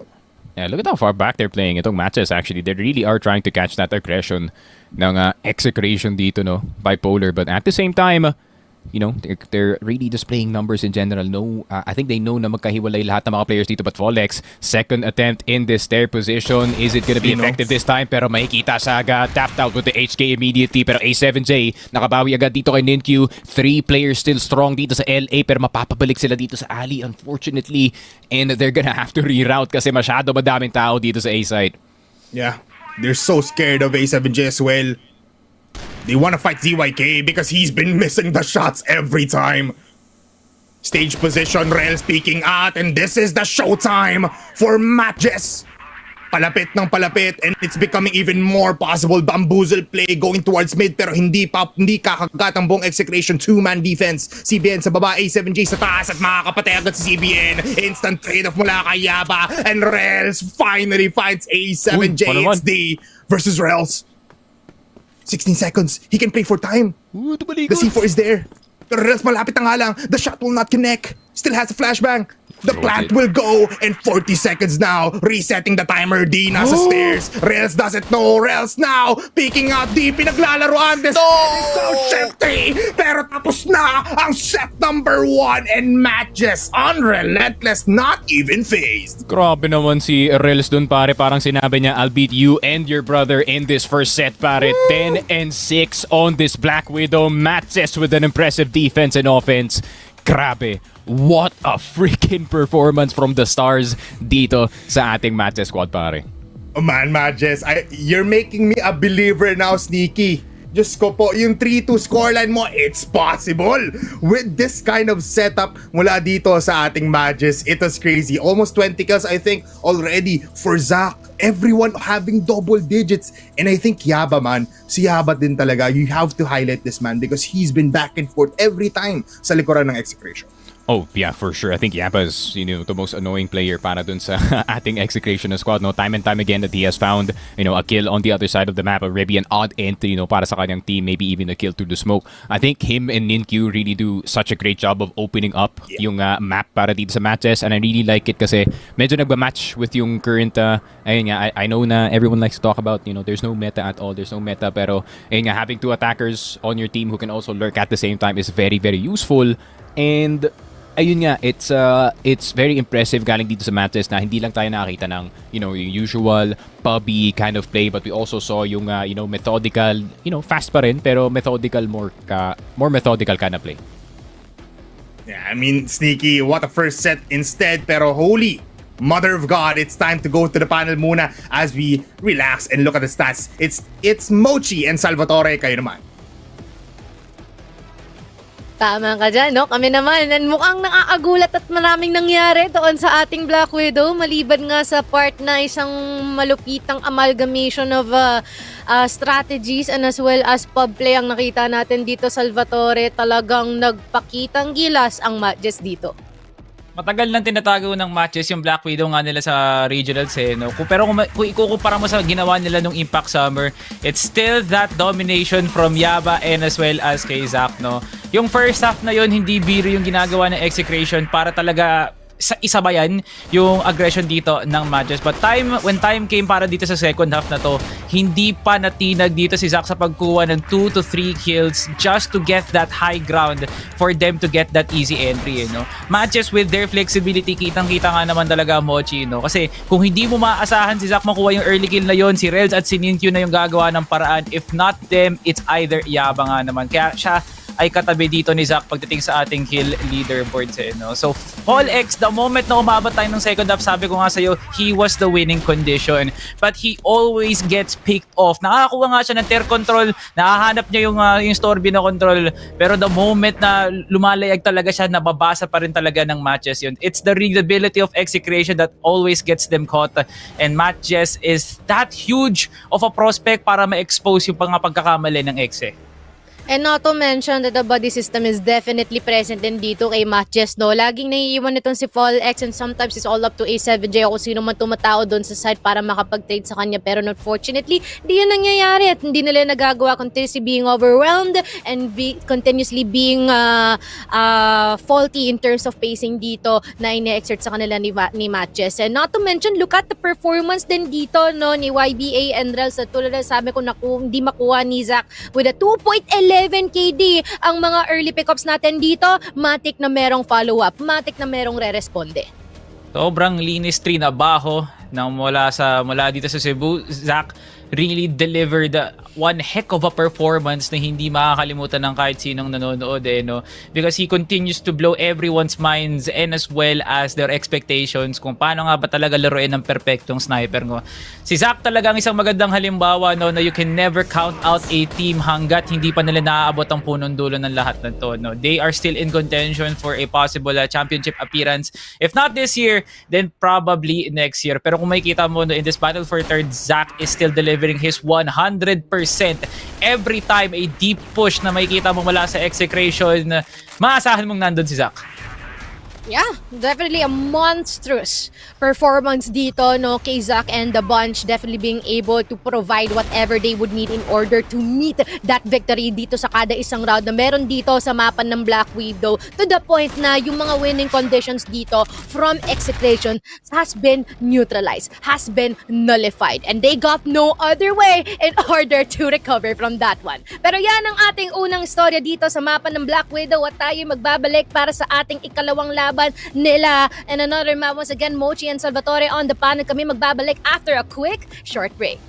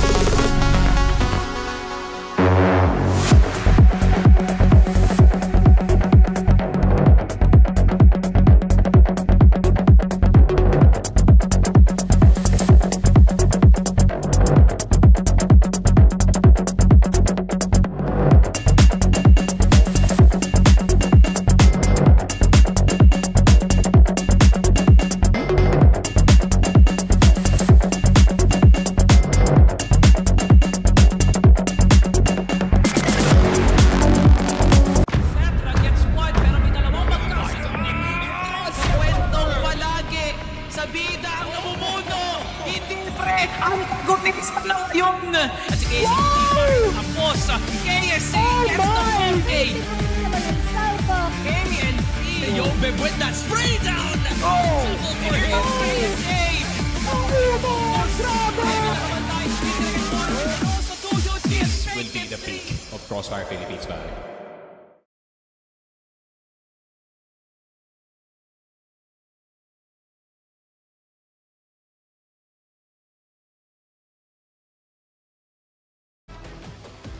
And we're now back here to the action. Mochi and Salvatore pa rin ang iyong mga kasama dito sa ating panel desk at kitang-kita naman kung gaano naging matindi ang MATTJESS sa pagdurog ng execration dito. Hindi sila masyado nakasagot doon, Salvatore. Kita mo nga naman na talagang pinatikom ng bibig dito ni Zach lahat ng miyembro ng Execration dito, because their movement was not seen during Black Widow. Hopefully, a new breed of Execration ang makita natin sa Eagle Eye, which is their prime map pick. Hindi rin talaga natin pwede tanggalin pa yung matches nga dito because it's also the signature map. At least ma-alleviate yung pressure dito ng Execration kung magagawa nga ba nila yung plays nila dito, or will matches continue their winning strides. Zach is on a roll. Will he be consistent though? Yun ang isang katanungan, Mochi. Yeah, totoo, no? Kaya tignan natin, is it the aggression and the synergy? Kaninong team ang mamayagpag? Nalaman natin yan, Sneaky Frog and Bipolar. Pasok. Ito yun na nga, no? I mean, what can you do up against matches when your stars are shining? Hindi lang halos stars are shining, they are shooting stars heading towards that third placer dito sa ating podium. That is how good Matches is playing right now. But against Execration, man, they need to pick up, especially in their map pick. Ayun nga, no? I mean, Execration, I feel like there is gonna be a bit of recovery para dito sa map number 2, pare. I feel like, they're starting to warm up a bit dito sa ating Black Widow na map, but unfortunately, some situations did not work out in their favor. There was some flanks na hindi na cover para sa kanila dito. So I feel like itong Eagle Eye would be slightly easier para dito sa Execration, but at the same time, it's that unpredictability nga dito ng matches. They also have their fair share of experience pagdating sa mapa na to, and they know their way around itong Eagle Eye. So Execration should be so sure na they're gonna get this second map, pare. Yeah, very much so. They need to keep their eyes peeled pagdating dito sa laban na to against Matches. Yes, nakikita nga natin dito that they've been dominating in Eagle Eye ever since ng Masters natin. They know their workaround here, pero Matches is a new taste in their palette na kung saan they need to pick up and play more of like a team. Hindi lang yung talagang one-for-one pickups. They need to be aware na Matches will not be scared of you, Execration. Pero man, that was first map, man. Kakaya ba yung mga players natin doon? Looking at Ninkyu, looking at Yaban, as well as itong si Zach. Everyone in that server was able to get double digits, pero those players, can they possibly do it one more time dito sa ating Eagle Eye? They could be. They could. In all honesty, it really does depend sa simula ng laruan natin. I really feel like both teams are also very heavily reliant pagdating sa kanilang momentum. I mean, Matches especially, I mean, na evident naman to yesterday where they really didn't get a good start dun sa series nila up against itong Stallions, and obviously, the usual performers didn't perform too well. But now, para dito sa Matches, with the opportunity for them na warmed up na sila from that Black Widow map, obviously, yun nga, usual preference ng FFA. So I feel like I feel like it is gonna be a bit more warm para dito sa Matches. Siguro para dito sa Execration, they're gonna need to really hold on for a bit dito, man, kasi I feel like itong Matches are not gonna be afraid to take map control. They're not gonna be afraid to punch you in the face and run away, pare. So there's a lot of things to think about kung kayo yung Execration. Yun nga, so saan mag-push yung Matches, what part of the map are they gonna pressure, and ayun nga, who's gonna peak first para sa kanila dito. At ito na nga, with this open kind of map, Matches can possibly prevail. Pero once you poke the Discipline Hounds, magiging Wild Dogs na yan at lalabas ang original na anyo ng ating Execration. Can Matches go for a 2-0 and enable themselves a comfortable lead in this best of 5 series? Simulan natin yan as Execration peaks out here in mid-CBN. First set shot of the game. Yes, that's good. There we go. CBN, that's a good start to the game. Pero Zach, immediate trade-off dito kay CBN. And Execration, this is kind of their problem. They do kind of fight too long in some of these moments. Ninkyu will get the 1-for-1. And A7J will fall down with a valiant effort para ZYK. Flick is a bit off, pero okay naman yung USP. Meron pang dalawang players na nasa loob ng mid. Jason looking to see if he can go on forward before that smoke pops dito sa mid, pero wala pala yung smoke. It is instead covering itong spawn, and this position by Jason taken early. Pwede pa siya mamatay dito, pare. That could be C4 down. Yeah, and even Yab almost speaking out at the right time. But Execration not planting the bomb yet. Sabi nila dito, let's take space even more. It's a 3v2. Mas angat tayo dito. They spot at Jason. Di na aware! And from afar, from top 8 towards the mountains, nakakuha siya ng isang kill, and it's Yaba now alone against 3 people. The bomb has been planted, but what can he do here? Gonna be pushing out here now. Mula dito sa mid, contemplating, will go towards mid again. And 20 seconds might be a fresh round for Execration. And yeah, I feel like MATTJESS might as well give this, pare. Yaba's already been known since the start of the round. Turnaround, not gonna bait any of the shots from any of the players. Takes a bit, but D will get that kill. First round para dito sa Execration, which is a very well-needed one, no? Kasi medyo dry yung kanila momentum dito, especially and when it comes to this PL side. It's gonna be a lot harder para sa kanila na kumuha ng points dito, pare. Yeah, very much so. You know what? I have to point this out. I'm not gonna be surprised kung magpapalit muna ng barrel dito si ZYK for a little bit of the rounds para alam mo yun, makapag-adjust siya ng onte. Because the shots, man, it's not hitting. I'm gonna be honest. Pero ngayon, pushing in mid already here in A and in Q. Spots out 1B already with a kill here in this round. Rels kailangan mag-push out in mid. A7J spotted through the smoke and it was a headshot. Lucky Beaky like CBN with a double kill. Isang headshot para sa kanya. Grenade will connect. And he kills of Rels. Yung Plapla, binigyan siya ng triple kill. Nako po, binigyan niya pa nga ng regalo dito ang kanyang former na captain, CBN, finally typing the magical numbers dito ng C4 as he does spot itong si Yaba to come from that tower position. But of course, Yaba just gonna directly challenge it and unfortunately he's gonna fall down. 2-0 for Execration. Ace site, lockdown para sa kanila dito. I feel like, MATTJESS, you might want to assign si Zach dyan sa top A, pare. Yeah, possibly. They need that hold down na malayuan and you have that you need that sentry like being tulad nito ni Zach. They put him up in the stairs right now. Grenades connecting onto Execration as well. This double TRG setup is gonna be insane kapag nakakita sila ng light of day. Grenades, flashes will be coming in. A full push mula dito sa Fall X and mula kay Fall X. MATTJESS din Q! What a double kill onto CBN and D. ZYK spotting out one. Pero A7J is stuck in the upper position dito sa A. Grenade will connect at nagbibigayan lang tayo ng regalo, man. Eto sa'yo, bomba naman! 2-1 pare dito sa laruan natin, pare. I mean, MATTJESS, they're getting that bite back na nakita nga natin kanina. Execration, I do see the reason why kung bakit kayo nag-5 house para maiwasan nga yung sniper dito ni Zach. But unfortunately, you guys got crossfired and yun nga, end of story para sa kanila dito. A-site, thwarted para sa kanila, and Execration, I'm gonna be interested to see kung anong gagawin nga nila dito sa hotel in this B-long position, no? Kasi we haven't seen too much action coming in from here. Yeah, priority daw muna dito yung A-site. Maybe marinating the players of MATTJESS to give a looser kind of defense dito sa B, possibly. Pero mukhang, if it works, why not keep on doing it? No, baka ganun pa rin naman inisip na Execration. Make it seem like they have the control of the map, especially kung A lang naman ang hinihit nila. Pero scattered all around the map right now ang ating Execration and as well as ang ating MATTJESS. 3-man defense on A though, which is gonna be insane. So medyo gumagana ng onte kasi pinapadala na dito ng MATTJESS yung majority ng players nila. Pero mid now being taken by D.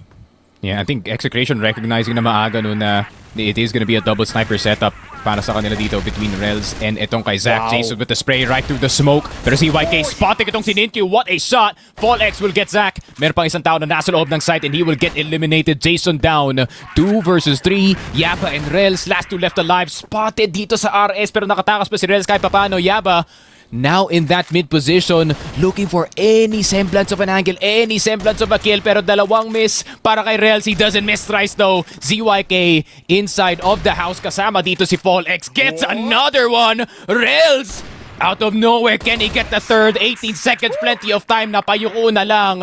Fall X with his patience working out. Man, I was about to say some bad words sa broadcast natin for how Rels was doing that. Like, paano niya nagawa yun? Like, and Execration was falling for every shot that Rels was taking. Like, these players are insane. Hindi, you're not thinking straight for both of these teams. Pero MATTJESS are doing wonders right now, Sneaky. Yeah, lest you forget that Rels was also the main sniper ng MATTJESS at one point. It is a very big benefit, no, para dito sa ating MJ na squad to have two high-level snipers on the team, as yung mga top teams natin pagdating dito sa Eagle Eye like Stallions, like itong EVOS, they do go for that double sniper setup, pare. So it's very difficult para dito sa Execration na kabuhan ng LA at ng LB basta-basta with that fear, knowing that there could be a sniper scope right around the corner, pare. Yeah. Ito na nga yung advantage na pinag-usapan natin for MATTJESS, no? This open kind of maps, just like Eagle Eye, kung saan mas madali mag-sniper. It benefits the double TRG setup na palaging ginagamit dito ng MATTJESS. Yes, may ganun execution pero sa GR side pa yon. Pero si D, papatay dito, nagulat si Yaba with a 3-man push. Jason picking off CBN, pero now they're rotating, now they're taking space. Second Papunta mid. na dito sa B, second mid, fall left, will fall down. D, pushing out pero wary na siya kasi nawala na yung kakampi niya. Rails pa nga ang may kita nila dito, pero D hits the shot. Ninkyu also hits the headshot onto D. At 2 versus 3 na lang, sneaky, and it's gonna be a rough time for Execration. Yun lang men, nasobrahan ng galing dito si D with that overextension on that B site. It wasn't a full commit yet. Wala kayong control sa second mid, so there's no reason why you should peek that wide. A 2 versus 3. A site could be wide open. Naku po, ZYK spotted. Zach, round the corner. Prey fire is there. Naku po, balikat lang ni ZYK. Namatay ang kanyang buong katawan. A7J will spot itong si Ninkyu. He does have possession of the C4 dito para Zach. Around the corner, Spawn spotted. Metal box trying to see if he can Good headglitch his way through. Pero ang ganda na smoke. Mapapabalik dito si Lito. He knows na lugi siya dyan, min. Look at Jason. Look at Jason Sneaky. He's so close by. God. They know he's here. di nakita. Oh my God, nakalagpas. Nakalagpas man. Pero nakita ulit yung katawan ni A7J. Tumakbo ka na. The demons are running. The demons are closing by. And A7J taken out. MATTJESS 2 points. Grabe, nagkahabulan lang dito sa Eagle Eye, pare. We went from A to B, B to A, literal. And MATTJESS, you know, amidst that confusion, alam mo naman, when it comes to chaos, they are the masters of it, pare. Execration, unfortunately, crumbling dito sa ating mid-round. And Execration gonna try to be a bit more fast this time dito, Bipolar. A7J looking for that opening at mahanap niya si Ninkyu. Getting off Ninkyu is gonna be a crucial part. He's been hot. 6 kills with 3 headshots. Real speaking out here, the smoke naglagay ng afro doon sa building pero makakuha pa din siya ng kill. It was a headshot as well. Some more salt into their wounds. Pero ngayon man, it's an even trade-off. Pero feeling ko MATTJESS still has this solid kind of defense na hindi ma-penetrate ng Execration. Yeah, that's how you know, Rels is a really young vet, pare. The one-way smoke. Papunta dun sa BP for him to spot itong si D. Pero Jason, now with the flash on the A side, house fully occupied, pero LA rin. Jason will get ZYK, pero nakaspread na dito yung mga players ng Execration. CBN from the underside. Polex will get Zach. Jason nasa taas pa. CBN will get Jason eventually. Yaba, last one left alive, nasa likod na nga, spotted on that smoke, and CBN with a masterclass of a HK417, pare, getting them all. Man, I gotta say, CBN has been carrying Execration since set number 1, finding those aggressive pushes and looking at the instant replay, man. This spot out mula kay Rels, this guy is finding angles that we do not necessarily see, and CBN pushing out into the site alone, by the way. No flashes needed after that initial bombardment. Pero ngayon, long B, XMJ close by. Makita niyo ang pandit si Yaba and he takes out in an instant. Isa lang yung nakadepensa dito. Yes, gumana yung animation at ngayon si A7J cleans up house. That's 2 kills. Can he get third? Zach now overwhelmed and triple kill for A7J. One last player, mabilis ang round, and MATTJESS falls down into the hands, to the claws, to the bite of Execration. Yeah, 4K. That was purely all ang elito dun, pare. 4K entry on that site, even getting that second headshot on the second mid player, pare. Grabe. Lest you forget that some of these riflers are still on point para dito sa ating Execration squad. MATTJESS now scrambling para makahanap na ng opening dito. CBN will punish Ninkyu immediately, pero meron pang isa na napakalapit dito sa ating site, pero mapapabalik na lang sila. Yaba will get Fall X, and another attempt at Hotel could be thwarted dito, pare. Gusto pa rin nila man, nilalabanan pa rin nila, pero sobrang deadly ni Yaba na kung saan kakuha pa na siya ng 2. Pero hindi na makakuha ng 3. It's di pa nga ang makakuha ng kill. 3v3. Pero look at CBN, he is like a dog now, sniffing all of the food, at ang pangalan ng pagkain niya ay si Zach. What an A-side take, at ngayon MATTJESS bombarded and bamboozled kung saan nga ba sila dapat pupunta. Rel speaking out here right now. There's still a lot of time. They can play this slow. C4 not yet in, pero Rels pushes the smoke for some reason in CBN. Tumahimik ka muna dyan, Rels. Kanina ka pa. Jason nasa likuran. He has been backstabbing Execration. And A7J peeks out, challenges Jason. What a headshot. 6-2. 6-2 Execration, no full handle ng ating BL side. I mean, CBN 12 kills, 6 headshots para sa kanya, and a plays as well galing dito kay A7J, the former MATTJESS squad, the former MATTJESS boys doing it against MATTJESS. Pero si ZYK, Hindi natin kakalimutan dito. Finally, will get a one-up on Rels. Fall X will fall. CBN will get Zac eventually. A-site could be vulnerable dito, pare. Wala nang sniper dito yung MATTJESS. Man, nagsiscramble dito yung MATTJESS. They don't know where to go. With the chaos that's being instilled by Execration, they don't know what to look at. Jason peeking out at the right time. Gets 2 kills here in mid. Then Q nakuha rin ng isa. Falls down to the hands of D. Wow. CBN might trade off those. So it's 2v1 in an instant. Who would have known na in that exchange, Execration pala ang makakuha ng advantage. Yaba is Yun lang. pushing. Kaso nga lang, there's nothing left. D! Nakariko pa din! Naku po! Huwag kang tatayo! Oh no, CBN. Now you're gonna have to go up against a 1v1 dito, pare. Half HP CBN on the HK 417. Hold on. Pwede siyang mag-tower dito if he ever does choose to do so. Pero Yaba playing this one extra patient. And he knows itong si CBN. He knows what he is like on the that USP. HK. Nako po, USP nilabas na CBN on half HP. That's gonna be enough to take him down. The massive damage from the pistol and plenty of time to defuse. Yaba winning that 1v1 6-3 MATTJESS. Getting saved by Yaba once again, pare. Man, no chance for CBN to even pull out the gun. He could have ran all around the map para mapatigil lang dito yung players natin for MATTJESS, but the shots always connecting, man. Yan ang aasahan mo for MATTJESS. 3-6, that is our first half. Going to the second half, Execration now has a comfortable round lead dito sa ating GR side. CBN picking out. Tatlo may kita niya dito. Jason falling down. Kasama niya pa si CYK. And what a domination. What a hold. No entry for any kind of player. One player left and it's Yaba nowhere to be seen. That's a painful lesson para dito sa MATTJESS, and they're gonna lose the round because of it, pare. Never dry peek CBN because he will hit the shot every single time, pare. Especially on Eagle Eye. So 7-3 na yung scoreline natin dito. Execration full control of this Eagle Eye map. MATTJESS struggling dito sa BL side, pare. Yeah, very hard. Especially with this kind of defense na kung saan dead-derecho pa rin naman sila Execration. Jason went to get the kill on ZYK, pero Folex instant headshot onto 1 and gets the second. Can he get the third? Yes, he can. That's 4 players down for the side of MATTJESS, and Rels now is gonna be overwhelmed by the bullets and the jumping potential of Folex. 8 points up for Execration.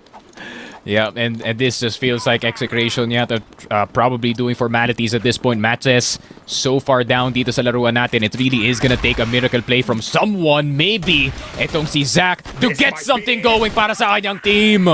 Oh my God, Rels will get a 7J as well. 2 versus 5. What a fumble mula sa Execration. At ngayon, Rels with a double. Zac with the triple kill. Ending it off with killing CBN. Man, it's not yet map point. Execration, yes, nakakuha kayo ng map control, but you have to be careful. Nandyan pa rin si Zac. Yeah, they're trying to end this one early. Itong Execration, CYK a bit too excited on that bridge position. That's really... Yeah, that is a really Aldon move if I say so myself, pare. Pero CBN looking for something dito sa hotel. Pero Fall X now gonna fall. MATTJESS now starting to catch on kung anong play na ginagawa ng Execration. But can they catch on CBN who's still popping off dito sa loob ng hotel? Reload gonna be heard, but CBN doesn't care. He baits it! He baits si Zac with the reload! 500 IQ play galing dito kay CBN! 2 versus 3, but can they end the round, pare? Man, with CBN doing things like this, yes, they can, pero mamamatay pa din siya, Rels. Picking his head off, di mamamatay. What is happening, pare? What is happening? Ito na yung choke potential ng Execration. They're fumbling, and this is not what you want. This is not what I want. Nabe pare, nako po, hindi na sila nakaalis dito sa Great Budapest Hotel, pare. Mapapakanta ka na lang talaga. Pero A7J looking to seal this 9th by himself, pare. Napakaganda ng kanyang angle, pushing slowly. Pero MATTJESS with the C4 being all the way in spawn, they do have the benefit of the doubt. Pero A7J, are you gonna see this? Are you gonna spot this? The spray is better para kay Ninkyu. How have they done that? They turn around an impossible round dito, pare. Man, it's Rels. It's Zac. It's the entirety of MATTJESS. And it's just playing 4 matches na kasi Execration. Ito na. Yung ito yung signature move ng Execration. Kung may 4-1 defense sila, meron silang 5-man push papunta sa Delubyo. At sinimulan na naman ni A7J. Matches now, able to get one. They're pushing towards A. Pero Jason is just close by. He's gonna be an offense to be reckoned with. Folex with a trade. Jason Fine. still just sitting. Now he pushes and he finds him. Instant headshot. Can Matches go for a peek once again? Yes, the 3v3. Zach able to find one. And Ninkyu, papalitan niya ata dito yung kakampi niya. Pero si D, alam niya na may tao dito. That's Oh, another good hold. headshot onto this kid. It's a 3v2. Sneaky, nasan nga ba mga players for Matches? I think MATTJESS are still stuck on this LA position. Pare, Fall X now on that spawn position out in the open. Yaba gonna get spotted. Zach will get another one dito, pare. Zach has been good for 2.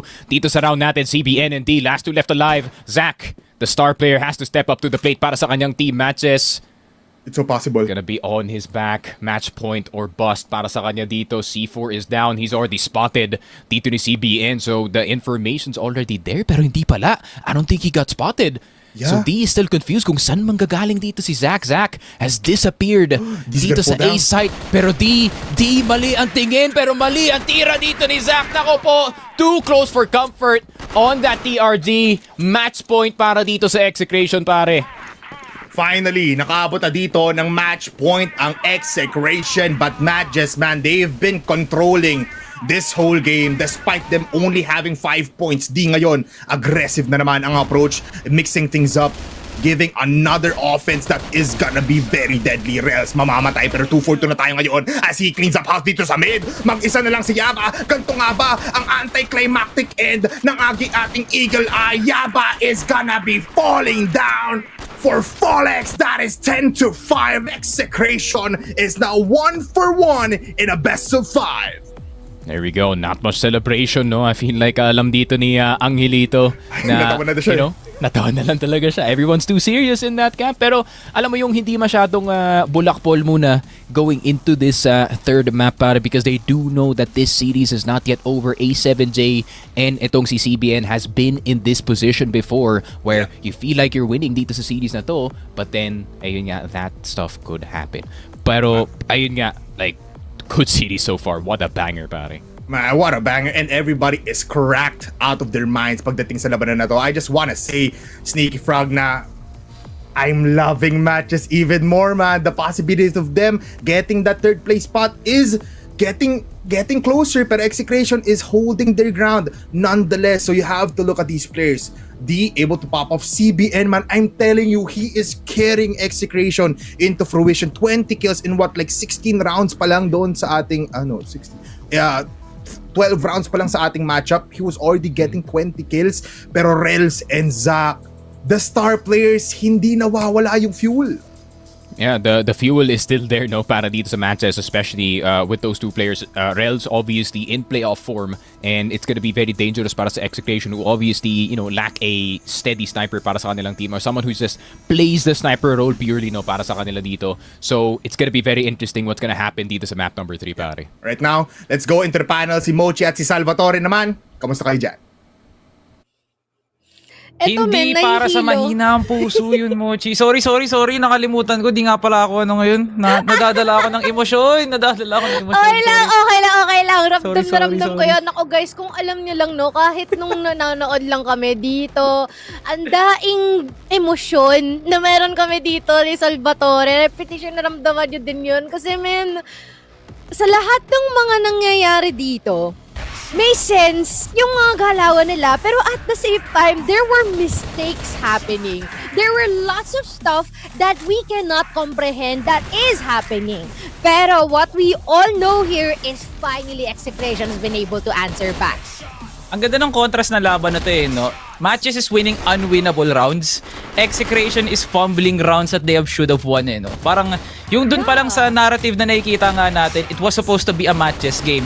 Nagkakatalo na lang talaga pag usapang post-plant, for sure Matches makukuha yan. Pero sa usapang fragging talaga in the early to mid rounds, hindi na nga pinapaabot ng segundos, no? Magiging segundo lang yun kung 1v1 or even 1v2. it's a specific round where it's supposed to be highlighted na if Zac can get a kill, that will get the ball rolling para dito sa matches. If not, that's the capitalization dito ng Execration. Pag nag-overhit naman ng Execration, bigla na lang mag-activate si Yaba.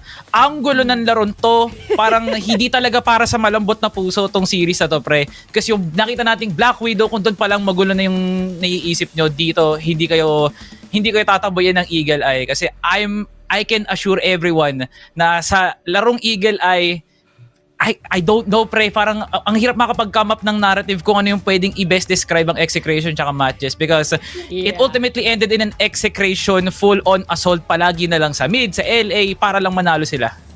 And there are also sometimes na medyo nag-over-aggress sila, no? Medyo nagpupush sila, nagpipik sila kahit na dapat naman hindi at hindi kinakailangan. Pero kung ano ang maaari naman i-offer, maaaring walang naratibo, but we can lay down the facts here. CBN 2.50, talagang siya ang nagpasimuno dito ng pagbawi, ng paglaglag ng matches rather, and especially when it comes to like the pushes and securing yung mga objective and spaces natin dito sa Eagle Eye, laging siya ang kailangang pagkaingatan nila dito. Siguro ito na rin yung hudyat, no, na itong maaaring makakasagutan nila dito kay Zac na he may secure all of these very difficult angles, pero when it comes to like the ones that are pretty straightforward, they can definitely nullify him talaga eh. May mga times nga na nagda-dry pick yung matches no? Pero pag hindi si CBN, talagang nakukuha nila yung magandang exec. Pero every time that these players really do swing against CBN, it's just flawless from here and forward no? Parang CBN is really composed. Kita mo naman na calm amuser nga talaga siya. And every time he takes a hold of hotel or even room A, nandoon na yung consistency na talagang makaka-multi-kills dito si CBN. That 2.5 was not an easy feat at maganda yung timpla ng Execration sa pagsiset ng plays para kay CBN. And now that they're standing here on equal ground, it's just a matter of time before we uncover more weaknesses and strengths na meron ng ating dalawang kampo. Mochi Salvatore dito sa ating panel desk at tayo magpapatuloy sa ating susunod na laban after a few minutes.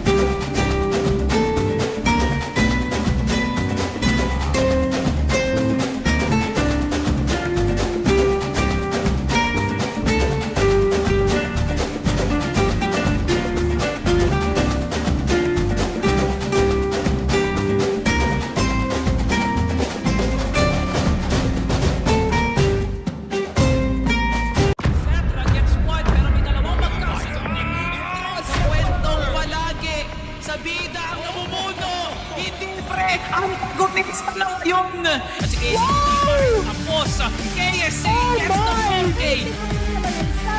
KNP! Yo, Beb with that spray down! Oh! KSA! This will be the peak of Crossfire Philippines battle.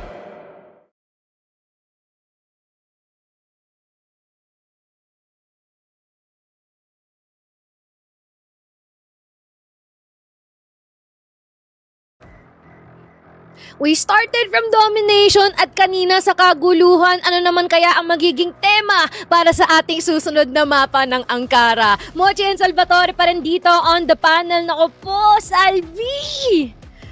Ano nangyayari?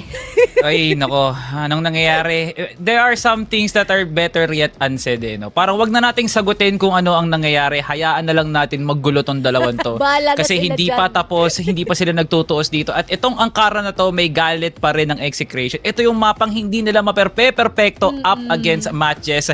With now another MATTJESS pick yet again in this series. Possible na makita ulit natin yung results ng Black Widow. There is a hidden feat dito sa kanilang performance sa Ankara, eh, no? Na metras na talaga natin makita. But if they're going to continue their pace of aggression from mid-round to mid-round, feeling ko makukuha ulit ng MJ ito. Yes, of course, no? Total, sinabi mo na rin yan. Let us hear it all from our casters, Bipolar and Sneaky Frog. Anong meron sa Ankara?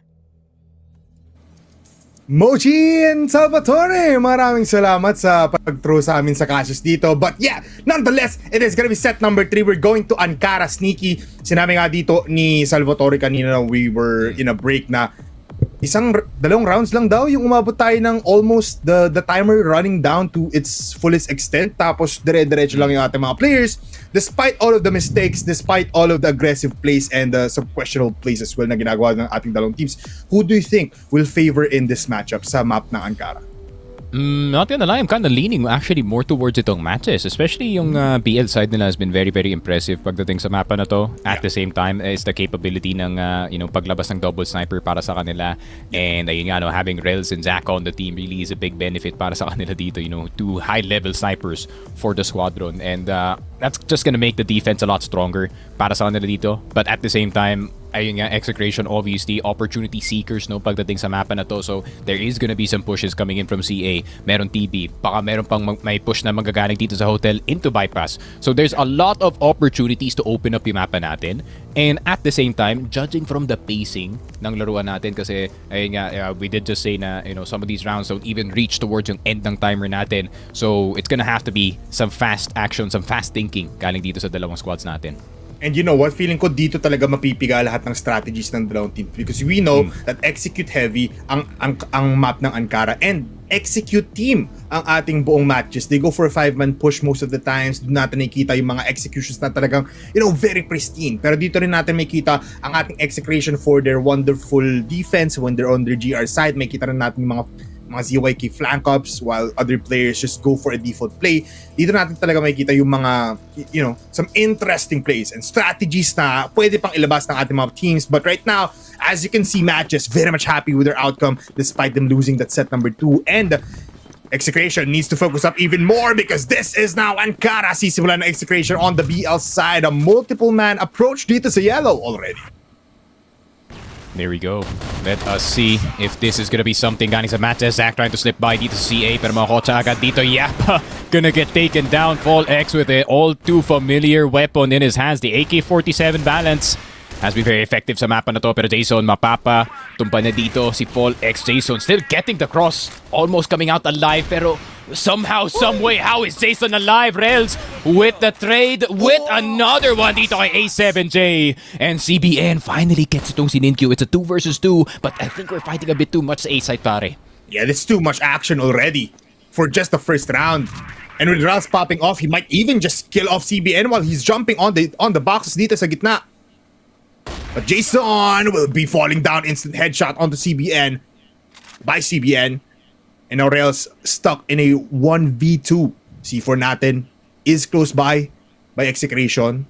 The big flank up, by the way, kay ZYK wasn't really that big of an impact kasi nga wala naman tao sa B. It was a big A skirmish At yun, makikita pa nga sila dito sa mid. Here in top, mukhang magkakapatayin ating mga players. Nagkakatikiman Rel, sinahabol ata. No, he will fall back to the GR spawn. And feeling niya na pupunta dito sa A. Pero what a play mula sa Execration.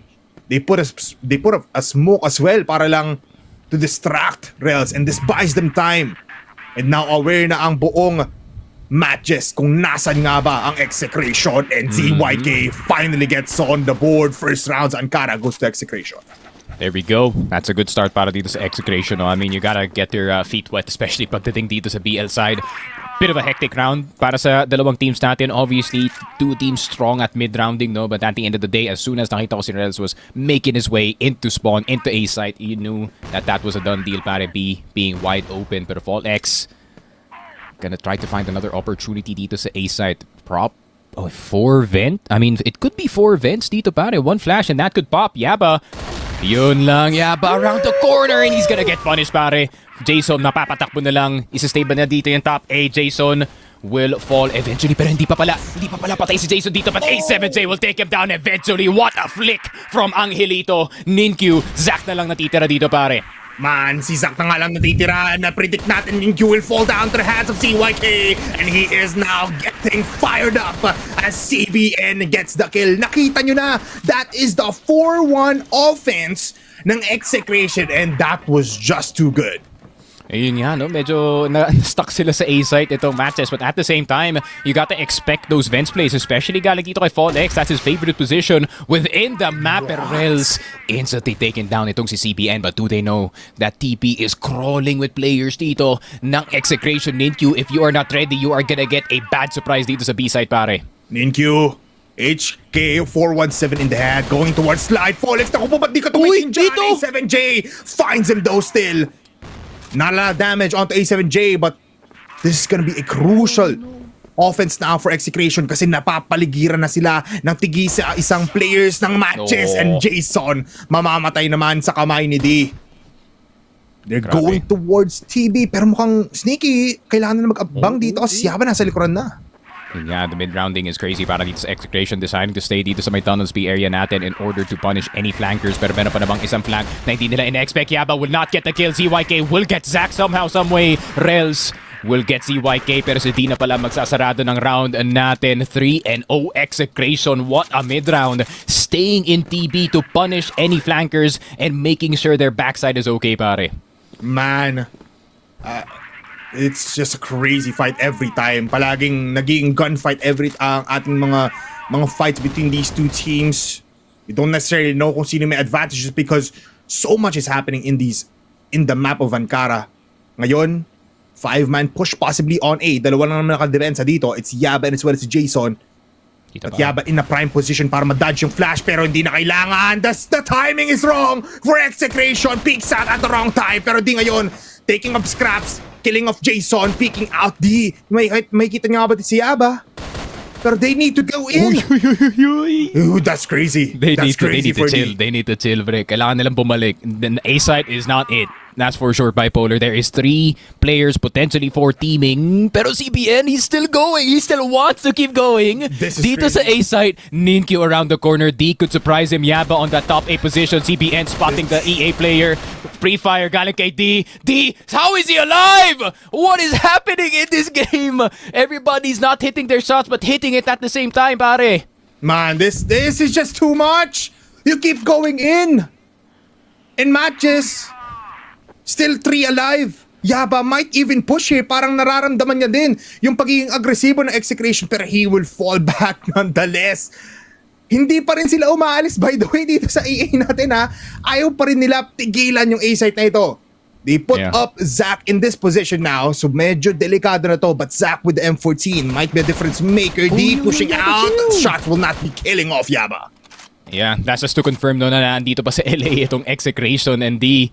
Still steady presence. CA now taken dito ni Rels. Boxes in danger para dito sa Execration and Yaba is gonna welcome this knowing na naandito si Rels sa CA so that backside box is not gonna be as safe as they think pero hindi nila alam na mayroon tao na nasa loob ng military. Yaba nakakross na nga pero hindi nakita si DD with the pace and Zack on that top A position. Naka-EBR na siya, no longer on the sniper, still hits the shot Dito kay D.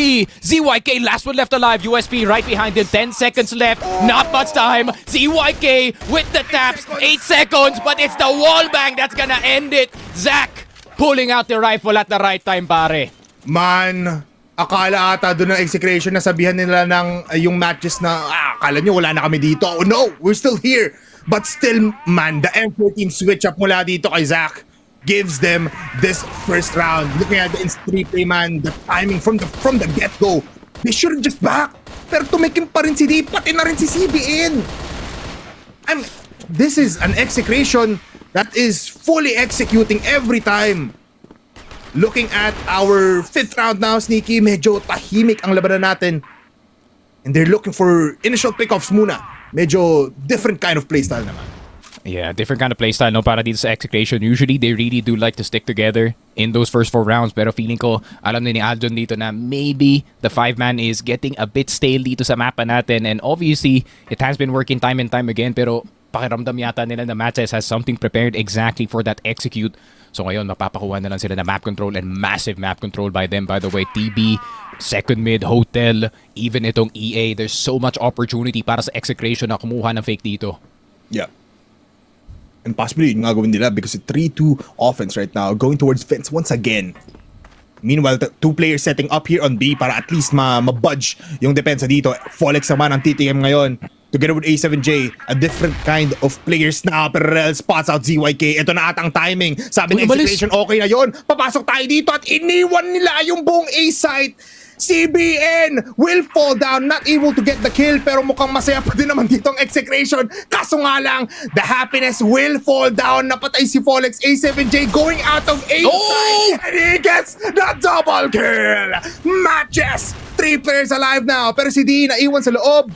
Kailangan niya tulungan dito. Good flash. Good flash nonetheless, delaying the inevitable, pero D didn't dodge it, but he is able to get the kill. It is a spray down for Zach, and A7J will fall down. What a retake for MJ. Ang ganda ng execute sana doon ng execration. Obviously, yun nga, that is something that we have seen this before that has been performed by EVOS. Pero unfortunately, pare, with CBN and ZYK dying on the other side of the map, okay lang na si Aljon mamatay doon. Pero si CBN, he is the break point of that strategy. That the flank is gonna make the 4v5 fair para sa kanila dito. But unfortunately, that didn't happen. Execution with their hand forced just to take itong A site. MATTJESS obviously with numbers advantage. Ayun nga, they just used it. Yeah. These massive sacrifices man mula kay execution is good on paper, but them closing out the rounds is far from possible. Now, nakakatikim na sila sa mid, going towards TB once again. ZYK, unang titikim. May kita nyo ata si Zach, the counterpart sniper. Couch peek. The sniper on the other side, and ZYK knows where to look. Didn't even budge. Alam niya agad kung nasan dito si Zach. Sakto pa yung pre-aim na doon. Actually, he was actually considering that Zach might be in a bit of an off angle, no? Yeah, that's true. Considering he does have that fast reaction time. Pero 4 versus 5, great start to the round para dito sa execration. And look at this defense, it is a 3-1. B looking a bit vulnerable, pero execration, I feel like they've studied a bit of VODs and they do know na pag namatay isang player dito, they usually just place Ninkyu and hope for the best, pare. Yeah. Ninkyu can provide the performance alone. Pero can he do it against 4 players, possibly even 5? They go in. A7J, the spot out nga dito si Ninkyu, and instant headshot while he was jumping, and ZYK gets the kill onto Yaba, instantly taken out of this game. It's 2 players left. One with a TRG, one with M14. Still has some flashes. 36 seconds, grenade will connect. Jason wounded. CBN pushing, nag-a-atin ka na naman, pero kaya mo nga pa pumatay. Umikot 360 1! What was that? And they clean up house. It is a circus, Sneaky. Oh Grabe! The 800 DPI spin, pare, napakalata. Kasi it took him 2 swipes. Yeah. It took him 2 swipes, pare. Halfway. Halfway through, you know, damn well it took his whole arm just to turn that around, pare. Pero yun nga, execration has the handle of things pagdating dito sa BL side. They still have to be careful about MATTJESS though. Early aggression could still be there, pero tignan mo naman yung MATTJESS. They're now starting to play a lot more standard dito sa mapa natin with kind of a 2-2-1 na setup with them just relying on Jason on a singular EBR dito sa A site. Pero alam na nila that execration has switched their game plan. They're more on map control. So, mas impromptu na yung kanilang depensa ngayon, pare. Yeah. Can this TRG setup mula dito sa MJ finally give them another round? Let's see, no? Saan nga ba nakapwesto itong mga players? Oh, the Is this liquid two defense. snipers on It's B? the liquid defense, pare. Yes. Oh. One in TB, one in hotel. Ginawa na to ni Goken and whoever is holding the second sniper on that team. DYK. Good flash. Connects on the Oh, two. And what he a gets the shot! shot. And What a Ninkyu shot! gets a trade. Nandun sa taas. Boy pa rin naman siya. Yaba Oh my connects God. and they clean up. Napatigil dito pa si Dave. What the hell? Uminfantria sa gitna. Yaba get a double kill. And what was that execution mula sa execration? And they are falling down one by one. The man to get the first kill is the man to be the last one out. In a 1v3, he plants the bomb in front of the faces of MATTJESS. 40 seconds. 2 M14s and ZYK peeks out. Uy. Still alive. 1 HP. Bumubuhay pa din pero mamamatay siya ng mabilisan. 30 seconds is enough and MJ closes by a point advantage for Execration. Yeah, I really love this adjustment galing dito sa MATTJESS, especially, no? Their defense is now more reactive, mas bagay para i-counter itong Execration offense na nakikita natin since Execration is now looking for active map control dito, pare. They're still sitting as far back as possible pero sobrang nare-reduce ng numbers itong Execration and at the same time, something hitches dito sa kanilang execute thanks to one of the players dito ng MJ. So it's been good defense so far, but a good defense is a good offense as well. Rels nakuha na nga si A7J saying hi to his former captain, pare. Hello indeed. A7J peeking out D. Medyo binabalil na lang kung nasan mismo sa kakampi niya, which is very, very sad to see. 2 minutes left. MJ holding down this There goes pretty well, man. Despite just 4 versus having 5. Oh, a 4 versus 5. Despite having a Yo, he's back. He got him back. Diyos ko po, nababalaw na ako. Nababalaw na ako sa labanan na to. Ay, ay, Polar. This is quite the series. No? This is too much. It's really stressing us out for sure, pare. Stressing us out, but at the same time, the entertainment value ng series na to is at its absolute peak, and I could not be more happier for a battle for third, pare. Yep. The undercard to the main event. It's been a while now, Sneaky, that we've had this kind of battle for third. And now they push in, they spot out rails, instant headshot mula kay Polex, pero instant trade as well mula dito kay Yaba. Buhay pa rin naman siya dito sa kanan. CBN jumping on the box is able to find one. And now it's a 2v3. And Ninkyu instantly taken away. Burrado dito sa Ankara. Ken Zach, the man, the star player of set number 1, set number 2. Pick out these players. Zach, nakikita ata dito ang silhouette ni CBN. Kung saan hindi mo dapat tamaan. Pero the smoke, sobrang kapal. It's not dispersing. And they re-smoke it. Smoke. They re-smoke the area. Some shots in and Zach now desperate they're for gonna push some in. kind of action. Di nag-push out. Naku po. Nah. CBN though, able to spot him out. 5-3. We're going to a dead round. But right now, Execution in a comfortable 2-round advantage. Alam mo, sobrang dialed din ng mga players natin, no? Because we had barely any dead rounds dito sa, That's first and second set natin. So, ayun nga, unfortunate disconnect lang from one of the MJ players. We're gonna get him back in action, no problem. Pero yun nga, no, what a series so far, man. Grabe, first 2 maps, pure entertainment value between yung dalawang teams natin. There is not a dull moment dito sa Ankara, Black Widow, or Eagle Eye. Just like how we said, man, yung usual executes are actually pretty fast. Usually happens at around a minute. No? Hindi na uubusan ng oras itong Execration.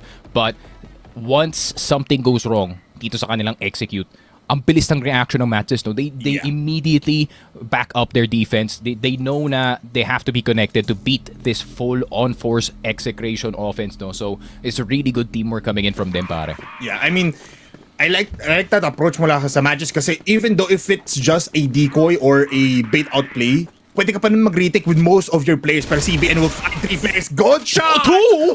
1-2-2! And that is a good trade that ZYK gusto pa ata kumuha ng isa. Siya pa nga ang magpipick out pero siya pa ang namatay, binastos at nag-asim na naman dito si Aljan. Yun nga, Aljon. I heard the call. I'm gonna get this trade. I swear. Pero yun lang. There's the trade on the other side of the map, pare. Zach is gonna go down. He's been a bit quiet dito sa first half ng Ankara natin, pare. We need a bit of noise from the star player ng MATTJESS, but it is gonna be the C4 down eventually. Execration now on the top 8 position. Nade is there. D will clean it up. 6-3. Execration with a big lead going into yung second half natin, pare. Man, I like what D is doing in this map. nung nakita natin siya against EVOS, he was very much struggling for the entirety of those 3 sets. Pero ngayon, you can see he is in his prime form. We're going to our second half, Sneaky. Any thoughts, Matt? Just now, we'll be starting on the BL side. Sinabi mo nga kanina na BL side on MATTJESS is crazy, is scary. Kaya nga ba tapatan niya ng depensa ng Execration? Really is up to a singular player, no, na nasa pangalan na Zach. Dito nga sa MATTJESS, it's been a very, very rough first half para sa kanya dito, considering snipers don't usually deal with a 5-man execute kasi yun nga, hindi naman rat-rat yung sniper pare. So Zach is getting overwhelmed every single time na nakikita nga natin na merong A-execute na nangyayari. So I feel like Zach, second half, this is gonna be an opportunity para sa kanya na makabalik dito sa game natin. Maybe MATTJESS gonna be playing slightly slow to try and catch itong early aggression na gagawin ng Execration. And it's gonna have to be him, pare. If it's not him, this might be doomed para sa kanila dito. Yeah. And possible mid-aggression mula dito sa MATTJESS. For both teams, actually, di pa natin nakikita yung mid showdown for these two teams. 3 players here on Hotel. They're pushing out of it. At may kita atan na si Jason dito. An instant shot mula kay CYK. That is a first kill that you wanna see. Medyo nagulat tuloy dito ang NJ for how aggressive Execration is. In this GR side, may trade-off mula kay Yaba. But they're moving quite clearly. ZYK in mid, spots out 2 good shots for him, not missed. Pero Zach will instantly kill him off, stopping the killing spree. Uy, yung C4! Naku po yung C4! A7J, Oh no, nalikuran! you have it in your possession, pare! A7J with the flank! Does get a bit of damage dito sa CA player, Rels. Down to low HP, Ninkyu turning around just in time to tap out itong si A7J. Ninkyu, Rels, very low on HP. CBN will get the headshot dito kay Ninkyu. Rels, low on HP, pero si D, let's see what the Lil Bro can do para dito sa Execration. Nade's gonna bounce back in the face dito ni Rels, almost killing him, pero si Zach actually gonna miss the shot dito kay D. D closing the distance, the USP could do a lot of damage. The HK in his hand, Zach spotted, headshot! Rels, 1 HP. This could be the first round para sa Execration on the second half, pero yun lang, magkapatid, nagka-clutch dito. D with the first half or second half first point para sa kanila dito, pare. Man, binata na si D. The balls of steel is coming out. Pinush niya talaga yun. Like, what? With the pistol pa in the first time. And now Folex pushing you in mid. Going after him. Si Paul. Pero si Ninkyu nandun. He's still alive! Ano si dito? 7J finds him and Jason with a trade. Finally, MATTJESS gets one. At tingnan mo, pinapush nila from yellow. And CYK with the TRG of Volgans. It is gonna be providing this line of sight. A hold on mula sa Execration, putting it in the faces of MATTJESS. Grabe, the bad tendencies of MJ to lead the C4 all the way and spawn as well. No Execration now. Pure flanks coming in from them, pare. No control on A site whatsoever. And that smoke could definitely help the equation para sa kanila dito to try and solve this B-side defense. Pero Rels, gonna have to be something. Gonna have to be an opening from him. Pero MATTJESS taking their sweet time. Madami pa namang oras. A minute 30 still on the clock. You know, fast fights at the start of the round. But that doesn't mean time is low dito, pare. Yeah, but I don't like this mula sa Execration, man. Scattered all around sila. There's no potential of a trade. Yes, dito siguro sa second mid, but nasa ilalim ata dito eh. If I'm correct, di nasa tunnels B siya. So there's no possibility of something going for the side of Execration if makakuha na magandang execution dito ng MATTJESS. All of them will be going into the hands of A7J, pero si Rels ang unang pipick out. And now, jumping in, the bait will not go in. A7J misses the shot as well. Si Rels, ako po nagkakabisan tayo dito. And now finally, he gets the shot in. 50 seconds nasa ilalim ngayon. Nagpalitan pa ng baril. Now is not the time, Rels! No, don't do that! Don't do that! What are you doing? Rels, now is not the time! And MATTJESS fumbling. What are these decisions? Guys! What are you cooking? You're pushing B-site! Man! You're pushing B-side! Why are you switching weapons, pare? Oh my God! Harap-harapan! Harap-harapan yun! Grabe! Grabe naman yun. I guess he really wanted the rifle, pare.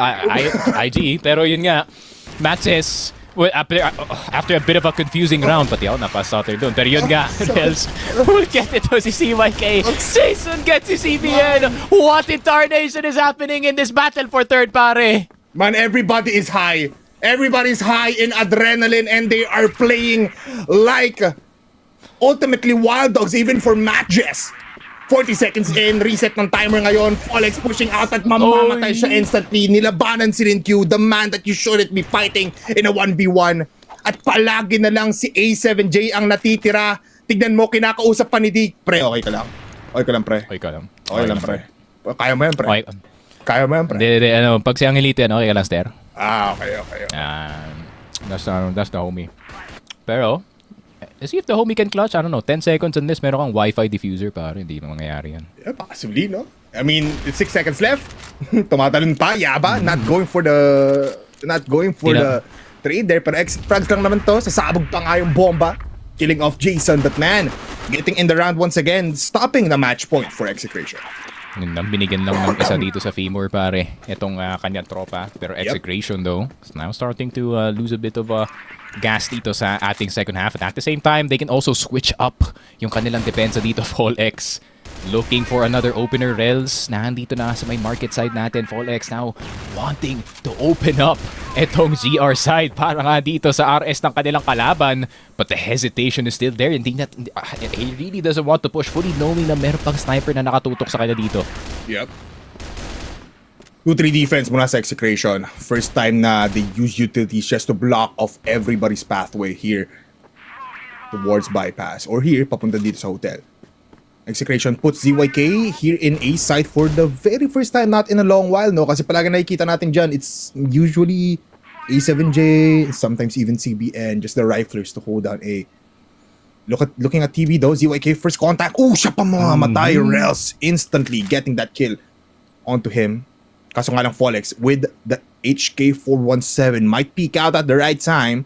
Habang nagsiset up pa ditong MJ, Jason though knows where to look, man. This is so scary for both sides. Nagiging makulit at si Jason ang unang pipik. No! Siya ang magpo-fall back at Folex! Oh no! Ikakagat pa din! Not the Vanguard wide peak, pare. Oh no, yun lang. A7J will fall as well.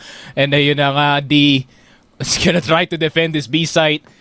Pero titignan natin, MATTJESS on a bit of a roll dito sa second half. Jason will get D, and MATTJESS, you can feel the energy shifting towards them. CBN will get itong si Reds, pero bakit nakalabas ang flash mo, pare? It is a 5-8 affair dito sa Ankara, pare. 5-8. Execration just needs 2 more points. MJ needs 3 to go for a tie for 8-8. Mid-aggression once again going towards CA dito sa CBN. A staple of the Execration's defense, and it starts off with ZYK getting the kill. We've seen this happen before. The prophecy is in NQ falling down, and yes, he can. CBN pops off! That's 3 kills! And that's a 4K! A dominating kill mula dito kay CBN. Yun lang, the headshot machine, the Terminator is back dito sa Execration. 9-5 and almost making it 2 maps para dito sa Exe. Pero MATTJESS, may laban pa ba? Is there any fight left within this Cebuana squad? And ZYK falling victim time and time again. That's his 3rd peak dito sa EA that didn't really work out. Pero dahil nga dyan, there's a bit of information going in the way dito ng Exe, so they're gonna start shifting yung kanilang depensa dito. Yeah. Equal footing muna tayo dito. 2 for 2. 2 on A, 2 on B. Meanwhile, mid is free for the taking. Jason baiting out Ninkyu right now with a TRG. Paunahin muna yung instant kill potential. They're going towards tower. Papasok ata ng GR spawn. Akyat. Jason as well. Susundan. No, he will be falling down. He will be going down. So up down position. D spotted out through the smoke. At may ipit ata dito ang dalawang players coming from match. Pero they go in. What and a look nade. at that kill. Good grenade. Wala dito kay D. Ay, papunta dito kay D. And Zach, they don't know. Pero Si mapapatay niya pa din. CBN gets taken away. A7J mag-isa na naman versus 4 players. And man, what can you do? Nothing. That is the answer to that question. And Rails puts up the 6-9. That is nice. Grabe. And it's very nice position to be in kung kaya yung MATTJESS, pare. The comeback, all the momentum is on your side. You're getting all the map control that you want. Execration scrambling para makakuha ng opening play dito sa mapa natin, but they are not getting it. And look at this, default lang sa start ng round. They know Execration's a bit desperate para matapos yung game na to. So they're gonna try and see if they can punish yung early aggression nila dito. Especially Fall X in that hotel position, pare. Man, I think the session is in for both of these teams. Despite Execration now, with a match point, they still able to provide us the performance. Yaba being taken out. Pero meanwhile, Mid and TB, kinukuha ngayon nila Ninkyu. Sobrang forward actually na execution dito. So baka di na-expect si Folex is in right position. Ninkyu though, I think he knows, pero mamamatay pa din siya. Welcome back, Folex. 3 headshots? No, that's 2 headshots for 2 kills after these dead rounds. Pero yung 3 players na natitira for matches, they're going towards it. Yeah, CBN steady dito sa ating stair room. Good angle. Headshot immediately dito kay Jason. Rails around the corner. Gonna get peeked through. CBN will get to D. Will end it himself. Execration taking Ankara. Makes it a 2-1 series.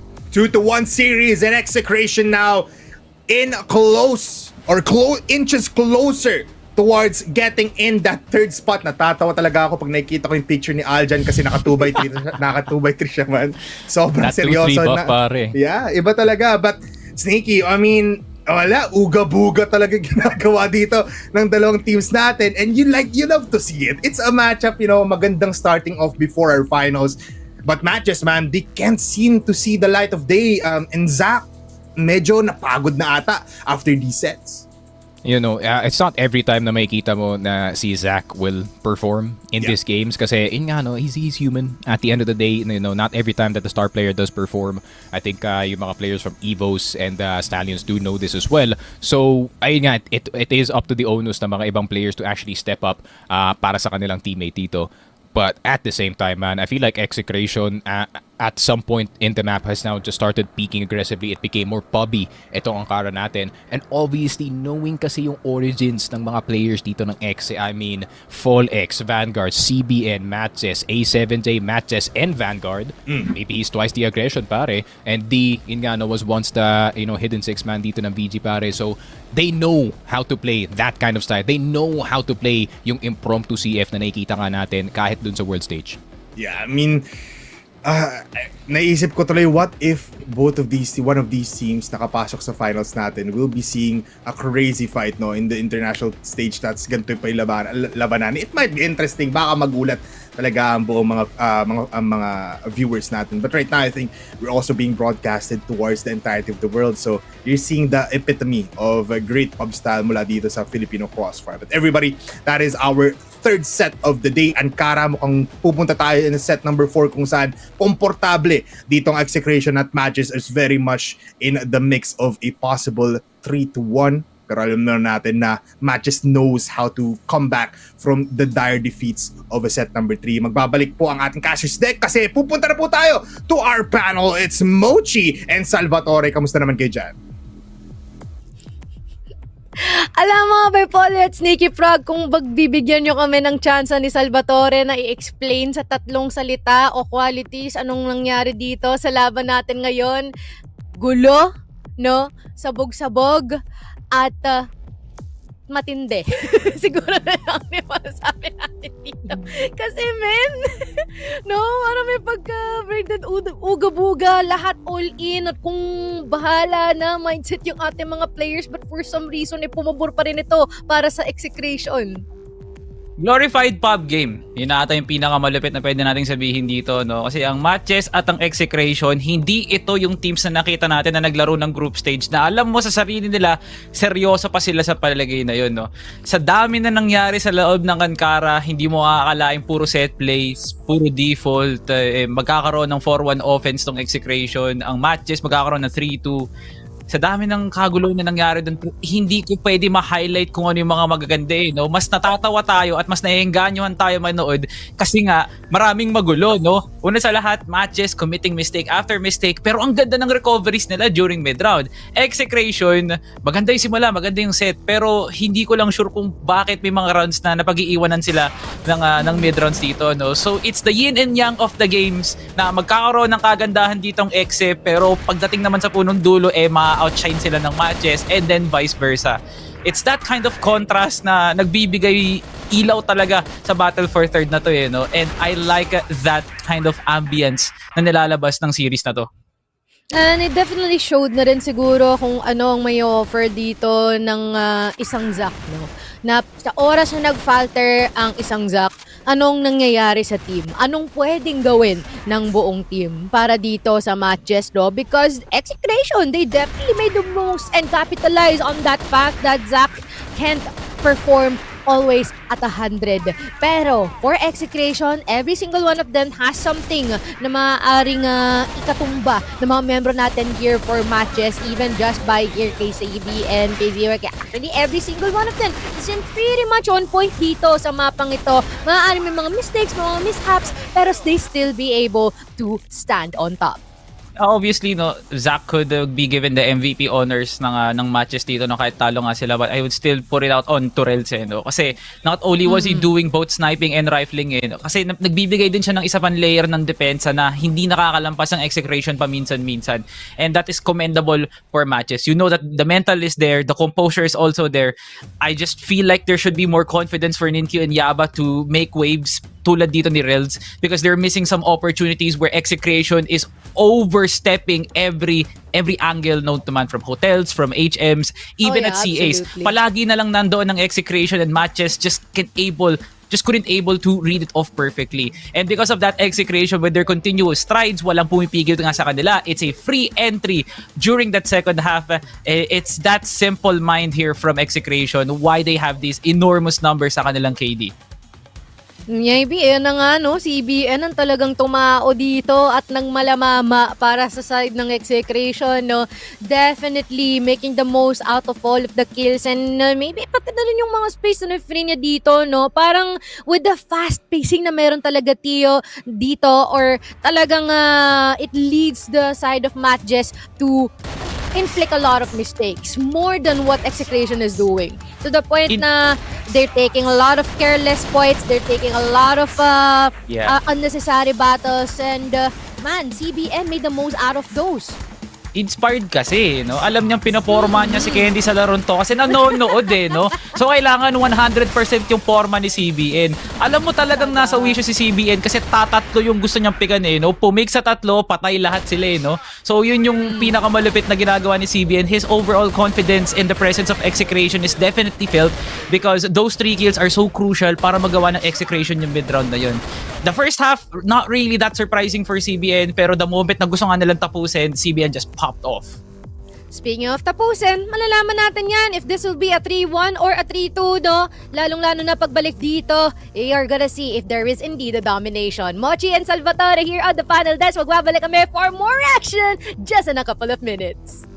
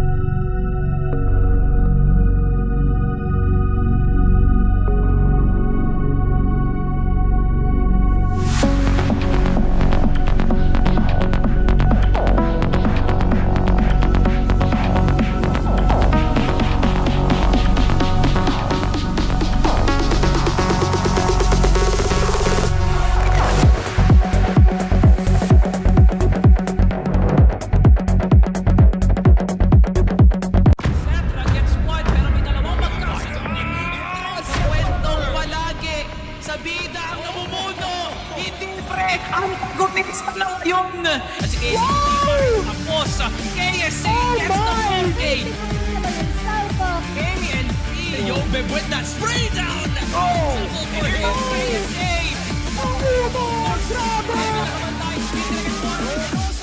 This will be the peak of Crossfire Philippines pare.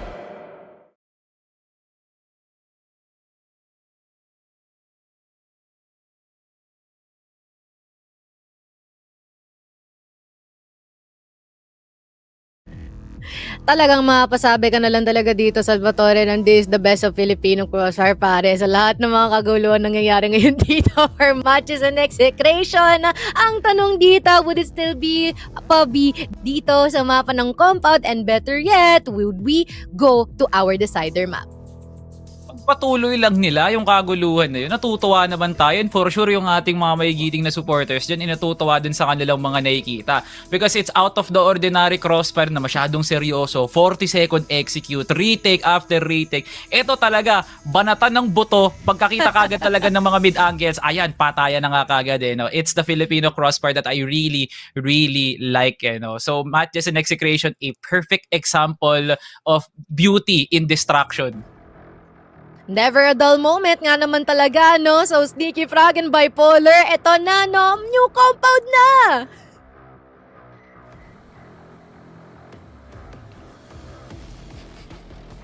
Eto na nga, no? Op. There we go. Hello? Bipolar's gone.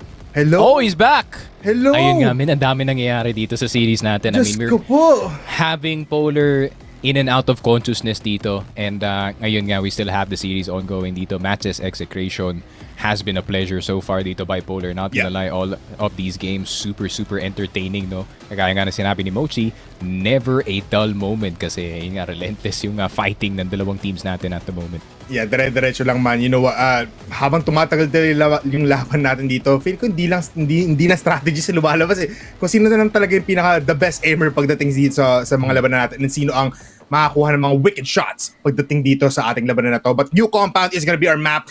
We were saying this before this week actually, na sinabi mo BL-sided ng new compound. Sino nga bang may BL side na mas maganda dito? Is it matches or execration? I think I would give the slight edge actually dito sa execration going into this one. I feel like a more structured way of playing na ginagawa nila dito sa BL side would be, you know, a lot easier para sa mga players, and I feel like you know, given ZYK's experience pagdating sa mapa na to, even back in MATTJESS, I feel like there is plenty of moves sa mapa na to that they can definitely do, maybe some aggressive, maybe some passive. Pero I am kind of scared para dito sa MATTJESS. Now, this is really a map that's gonna force you to play, you know, pure teamwork, but at the same time, execration, hindi kayo pwede makampante masyado kasi mas direct na yung fights eh sa mapa na to. There's no longer like, you know, the same lineups that you do see from yung mga ibang mga maps natin. This is face-to-face gunfights just to get map control, pare. Yeah, you know what? In terms of execution, siguro kaya pa dito ng matches in terms of the BL side. But I want to highlight as well yung GR side dito ng execution, just because of the multiple point of entries na pwede mong gawin. The flank ups might just be crazy as well. Sino nga ba sa dalawang... There we go. I will finish it for him. Sino nga dito sa dalawang teams yung gumagawa na yun? So, I feel like both teams actually do it pretty well dito, pare. Bipolar. Ayun nga. We're gonna get him back online dito, pare. Bipolar, are you alive? Man. Ayan na ka ba, pare? Ayun na nga. His heart is beating again. You've been revived for the 6th time, pare. Man, kasi kanina, di ba, naglalang maxing tayo. Baka tinatamaan na talaga ako dito. And then yun nga, tinatamaan na dito si Paul. I think the haters are getting to him. Pero yun nga, matches. Ayun nga, everything is happening at the same time. Pare, may dead round din tayo potentially is from what I've heard. There we go. One by one na sila nawawala and Polar might be next. Pero titignan natin. Oh, he was. Ayun, DR din si Polar dito. Pero yun nga. Jokes, matches, execration, still new compound. Ayun nga, no, balik sa usapan natin with how this game is gonna go. I feel like one of the most important points ng mapa na to is probably gonna be that B site, no, that LB position, pare, na so many teams have actually struggled to hold, especially itong storage B, pare. I think the only team that has kind of figured out na kung paano i-hold yung position na to was actually ironically Fervid. nung nandun sila sa Impact where ayun nga Aris was being the sacrificial lamb para sa kanyang team. He was actually standing around yung pillar instead of yung boxes na nakikita natin sa gilid, which is obviously, you know, with an EBR, papel lang yun pare. So ayun nga, with someone being forward dito sa storage B position, at the same time pinapakapan siya ng window player and or door player nga natin dito. So meron pa rin crossfire na mangyayari dito sa B site, but it is a lot more farther back, which gives a lot of space actually para dito sa BL to make some plays happen, especially in LB. And I like how you say it as well, no, Sneaky. Welcome back, Bipolar, to the casting desk. Kasi kapag may nanggaling dito sa CB position natin, nakikita mo na agad yung boxes almost So you can just spray it down every time, at yun ang ginagawa natin mga teams. But right now in our round number 2, Rel starts off with killing off D here in mid. I'm trying to rack yung analyst brain ko on why D did that, pero at the same time I feel like everyone and their mom knows na you do not peek that left side kasi that's an instant sightline para kay Rels. And a 4 versus 5 immediately at the start of the game. Wait, double nade. Wait, hold on. Jason getting hurt pero hindi pa siya mamamatay dito. Honestly, if Jason stays in that position pare and nagtuloy ng push dito yung execration on that storage A, that could actually catch them off guard. What is execration? A split maybe? Possibly, yeah. Curve? Smoke EA, possibly, no? Papunta sa curve, but iba yung spinoke nila eh. They smoke off where they wanna go. Ooh, Grabe. okay. They wanna infiltrate the site Sneaky. At iikot pa nga dito si Folex, and he might spot out Rels, and yes, he does. Instant headshot, just one click. And now Yaba and Q medyo nag-iisip kayo saan ba sila pupunta, but there's 2 players left here on B side. ZYK will be damaged. Zach will be killing off Fall X, at it's a multi-prong approach for both sides.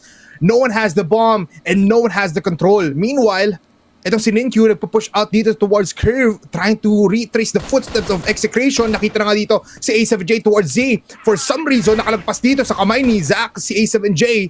And now they're fighting all around. Sino una makakapatay? It's Ninkyu against A7J, and MATTJESS now cleaning up. CBN gets the bomb, but no more teammates beside it. Grabe. Messed up execute para nga dito sa execration. Di nila nakuha agad itong B control. I think they tried to bait out yung dalawang players galing dito sa ilalim ng B, and they tried to catch them as they were rotating into that entrance B position. Pero Jason, sniper shot all too easy para sa kanya dito. First point for MATTJESS on new compound.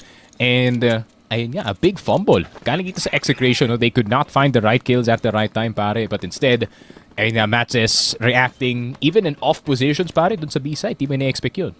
Yeah, I mean, they were about to retake or go towards towards A, pero they knew there was a presence mula dito sa papasok ng B natin, so they still looking out. Pero Grant's not able to kill off CP, and what an interesting angle. They were not expecting that from MATTJESS, pero the bomb not really close by on B. It's another 3-2 setup sa execution ng execration. Yes, sir.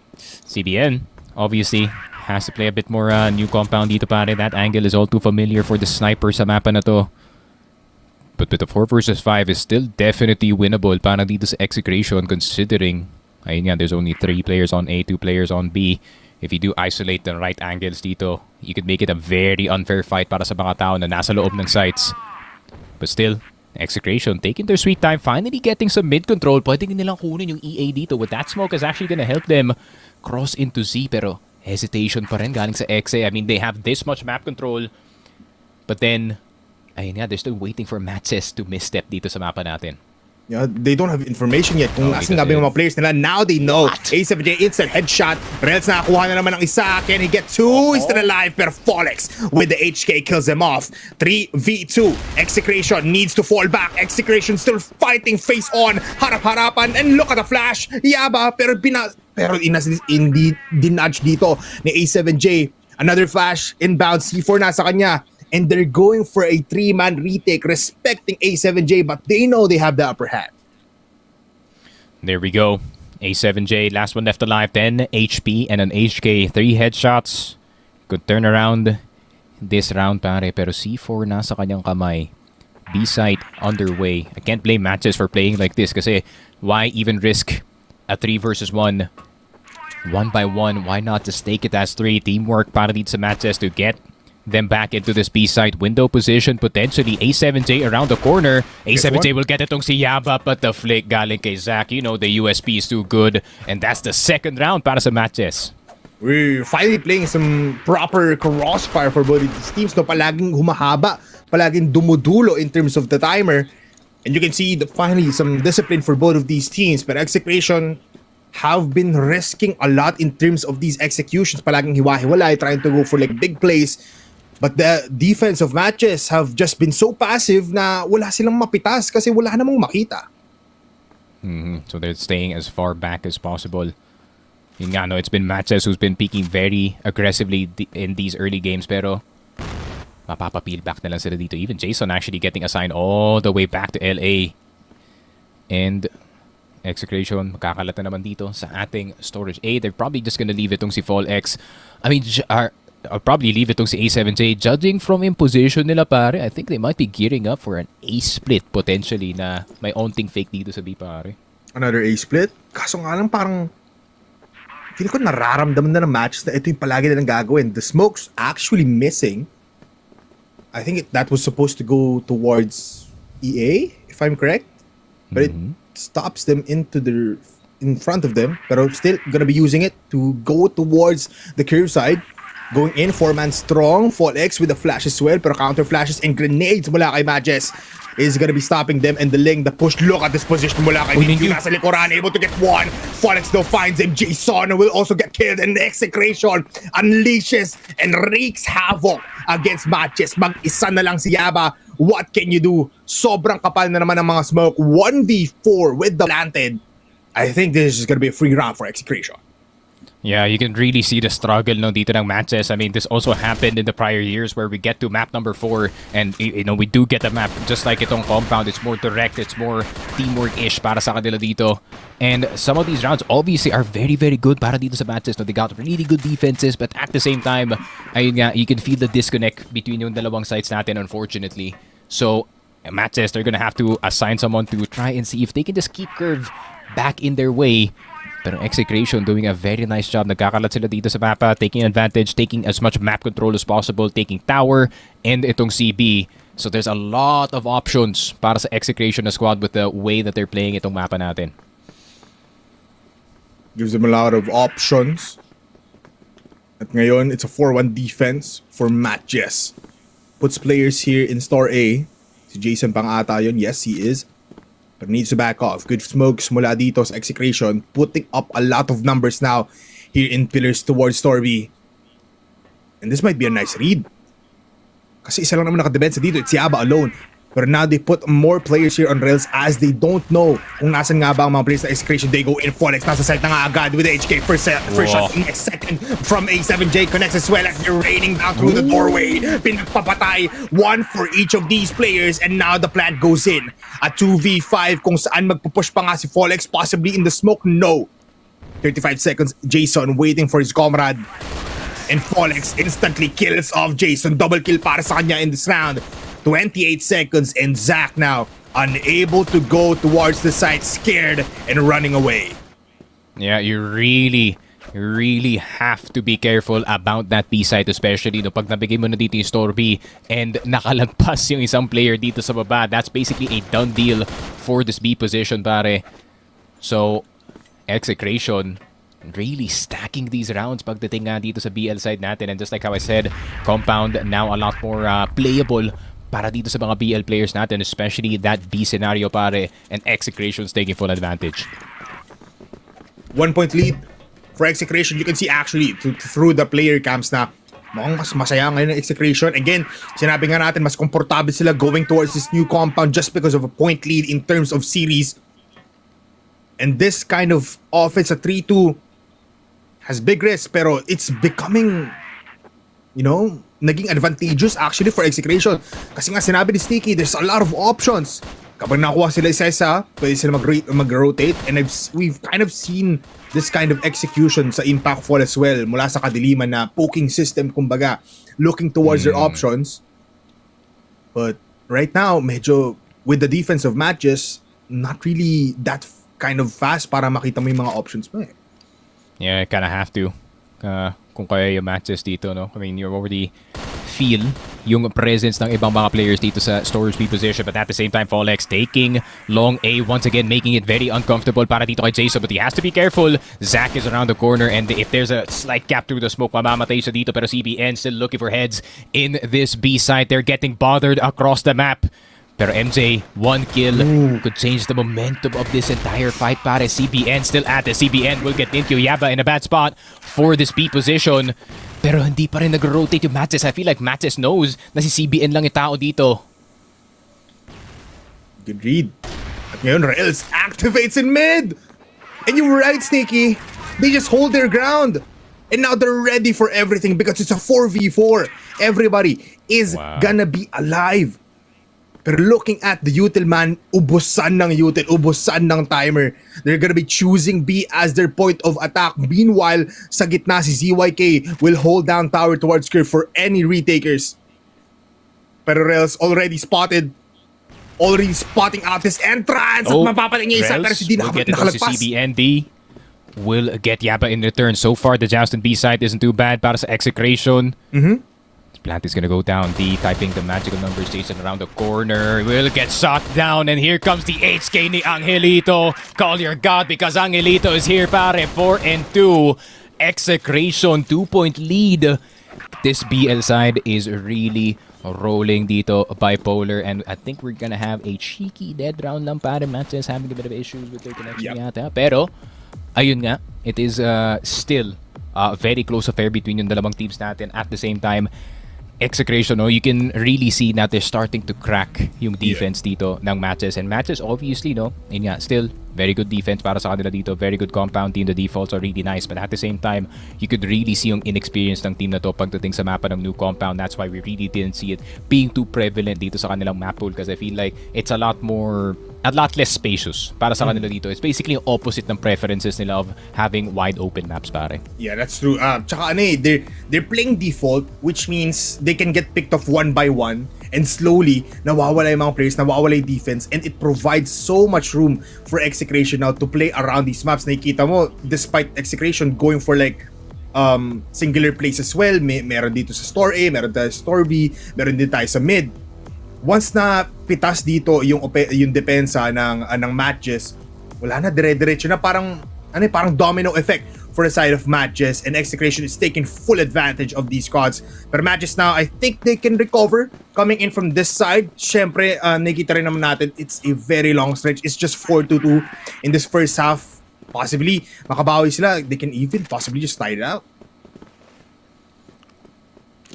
Possibilities are endless para dito sa ating MATTJESS na squad once they start hitting the shots. Zach getting legged immediately, pero hindi na mapapawian dito si Fall X, but CBN will get taken down eventually. Almost a lineup between the dalawang players natin. Zach will go down, A7J will get Rels eventually. Jason nandito sa may C1, he falls down as well. Execration with a 30-second execute, 40 even, and just like that, nakababa na agad yung C4. Man, the flip of the switch.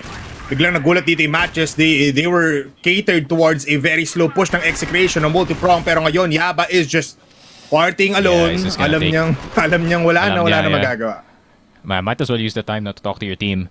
Yep. But ayun nga, man, Execration, this is what's dangerous about yung team na to, pare, no? Even nung group stage na, yun nga, you're gonna see them playing standard, playing default, but then all of a sudden they turn on the Jets, pare. They can just run through mid and run through everybody here. Pero Yaba, I think he's a bit tired of how this round has ended, pare. So I think he is just gonna concede it dito sa ating Execration na squad. 5 and 2.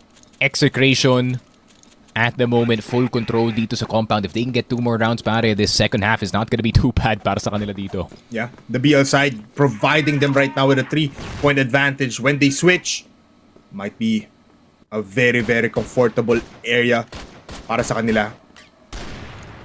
Who would have known na MATTJESS, despite their amazing defense, mapipitas lang ng isa't isa. They're going for another slow push for Execration, putting up CBN once again in store B.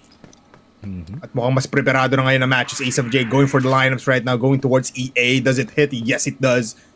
And now, ito na, simula na ng plano ng Execration. Yeah.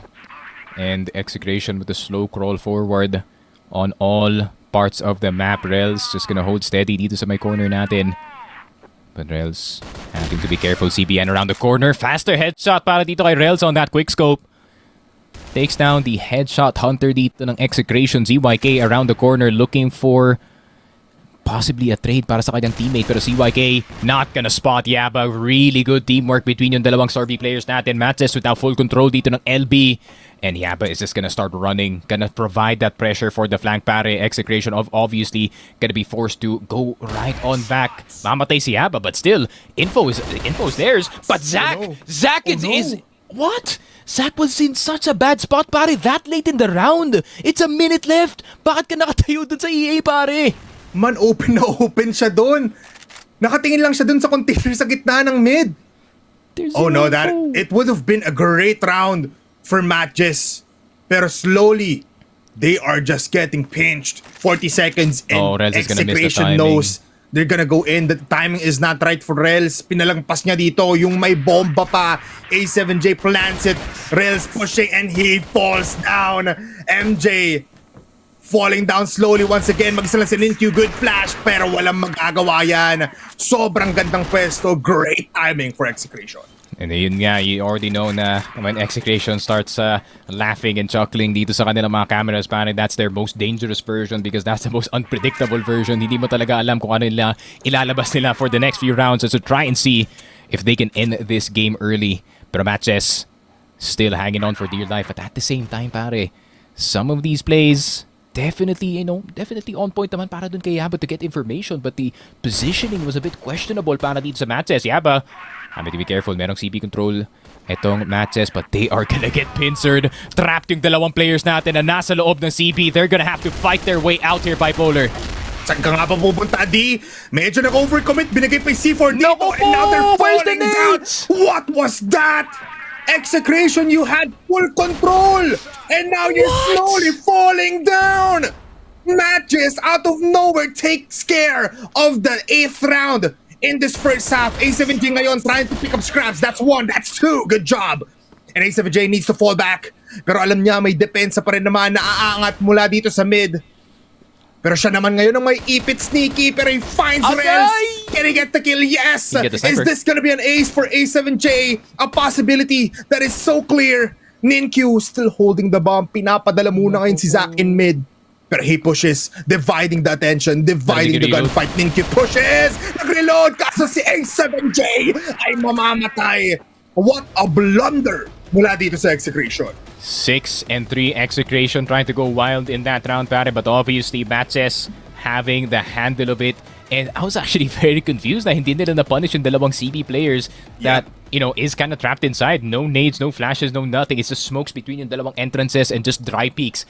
That isn't the Execration I'm looking for dun sa round na yun, which was very winnable para sa kanila. And MATTJESS, now with a bit of leg room pagdating nga dito sa second half natin, maybe they can start to activate as well. But you could really see yung effort ng MATTJESS no, to try and see if they can get Rels and Zach online. Kasi gusto talaga nilang, you know, both snipers to be on point. I mean, even on compound, evidence doon kay Devil, pare, a sniper can still do really good. But then, ayun nga, with the way that Execration's playing, the staying out of the sniper sightlines, pare, I mean, they're confused dito sa mapa na to. Ngayon, aggressive approach mula sa Execration on GR side. Naku po. Picks out Ninkyu. What a great start. And MATTJESS now, they don't do A7J. Ito na yung pillar position na Naku isa pang po. nakikita natin mula sa Fervid. Very close by and very unpredictable. And now MATTJESS very much low in player count. 2 down, 1 more left. Jason will get a kill. Pero what a flick mula dito kay ZYK. And you've been saying, Sneaky, when Execration is laughing, that is not a good sign. That is not a good sign. And at the same time, nakalimutan yata ng MATTJESS na si Aljon Alde yung kalaban nila, pare. He loves to peek that con mid position. And the fact na magsasama pa siya ng isang player dito, ZYK, naku po, iniwan na si D. Pero si D, hindi na kailangan nakasama dito. Gets 1, gets 2, doesn't get the third. Instead, ZYK gonna try to get it, the scope in. Zach is dead. Jason na lang natitira dito. Right under Folex. Gets him, bounces on his head, and even suits it, pare. 8-3. Execration, Goomba stomping MATTJESS, pare. Man, this is Crossfire, but Execration was playing a different game. It stomped on MATTJESS. And as you can see, they're still battling this They're mid. still going. At si D, pumunta na lang dito sa gitna. At si ZYK nasa likuran niya. The trade-off potential is so insane. And D peaks at mamamatay siya. Pero mamamatay rin si Fall X. ZYK gets one. It's a 3v3 nonetheless. What a fast round for these two teams. Gusto tapusin agad ni ZYK. But they Grabe. slow down. Oh my god. Uy, Ninkyu will get a 7J. Can he get the second one? Second? CBN, look at that juke, pare. ZYK. Let's see. He has abused his seniority, pare, sending the youngest member towards that mid position in order to get him this 1v2. But let's see if he can execute it. That's the jumping USP. Ninkyu na lang natitira. 1 nagdadala HP and a dream. Nako po, Polar. Nagdadala ng lunchbox kanina doon. That was not good. 1 HP dito sa Ninkyu. 7 HP. Can ZYK find this? Doesn't have to do anything. Yeah. Nasa onus ni Ninkyu to.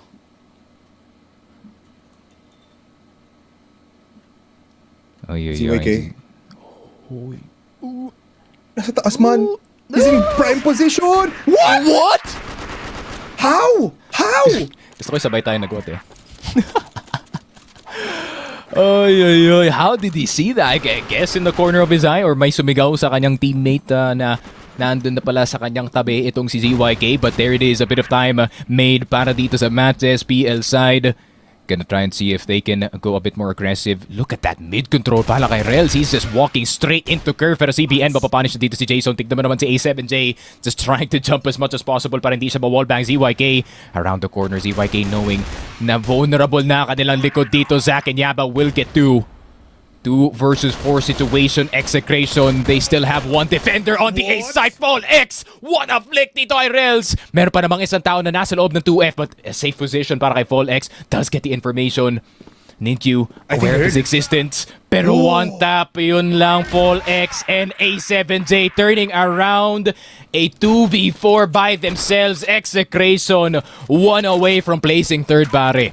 Man, everyone is doing miracle plays. From MATTJESS going for a flick up onto the last player kanina. Tapos ngayon, Folek doing 180s. And now D with a TRG. Very rare occasion at makakapatay pa siya. They're feeling fun. They're feeling freaky. At si Folex, he's being the one to control the game. 2 players left for MATTJESS. The C4 not in their hands. Pero mukhang mapapatay-patan ni dito si Rels if he peeks out. Palit mo ng TRG. Magkaparehas lang yan. Naku po. And they clean up house. They just disconnect. And there it is, a third place finish para dito sa Execration, pare. It has been a up and down journey for this particular squad, for this particular team. But hey, you can chalk it up to a good season by third for Execration, especially with how Masters went. Feeling ko this is a good result para sa kanila dito. But knowing yung players, Bipolar, they're not satisfied, pare. They want that flight. Yeah. They were so close, man. Nakita nga natin sa interview natin last time kay Folex, no, na parang ready na daw. Kaya naman daw eh. But they were so close, yet so far. And it was a defeat na 3-0. So siguro mas masakit yun para sa kanila. This third place finish is something, but they were aiming for more. But congratulations nonetheless for Execration and as well as to MATTJESS. Pinatagal nila yung laban. Hinarap nila ang Disciplined Hounds natin na talagang went ferocious against them. You know what, MATTJESS, despite them losing, man, I can see a better future for them next year. Yeah, especially knowing MATTJESS. I mean, they made history dito sa season na to, no, being the first Impact team to ever qualify dito sa ating regional na playoffs. I mean, I think the closest one was probably in either Gaon or when Vanguard had their run dito sa regionals before. Ironically, MATTJESS ended it. So, ayun nga, I feel like it's still a lot to be happy about kung kayo MATTJESS. Obviously, now you have a star player na si Zack and si Ninkyu. You can kind of work around him, you know, train with the team dito sa off-season. And let's see what happens next year dito sa MATTJESS. No? I mean, at the same time, Polar, I don't want to get everyone's hopes up. Ayun nga, no, some of them might be wearing, you know, different jerseys soon. Pero hopefully, they stick together, pare. Yeah, hopefully, no, na makabawi yung buong squad natin dito because we know their potential and we know that they can possibly fight it out. Pero congratulations to Execration. A lot to digest. But it's time for Mochi and Salvatore on the panel desk.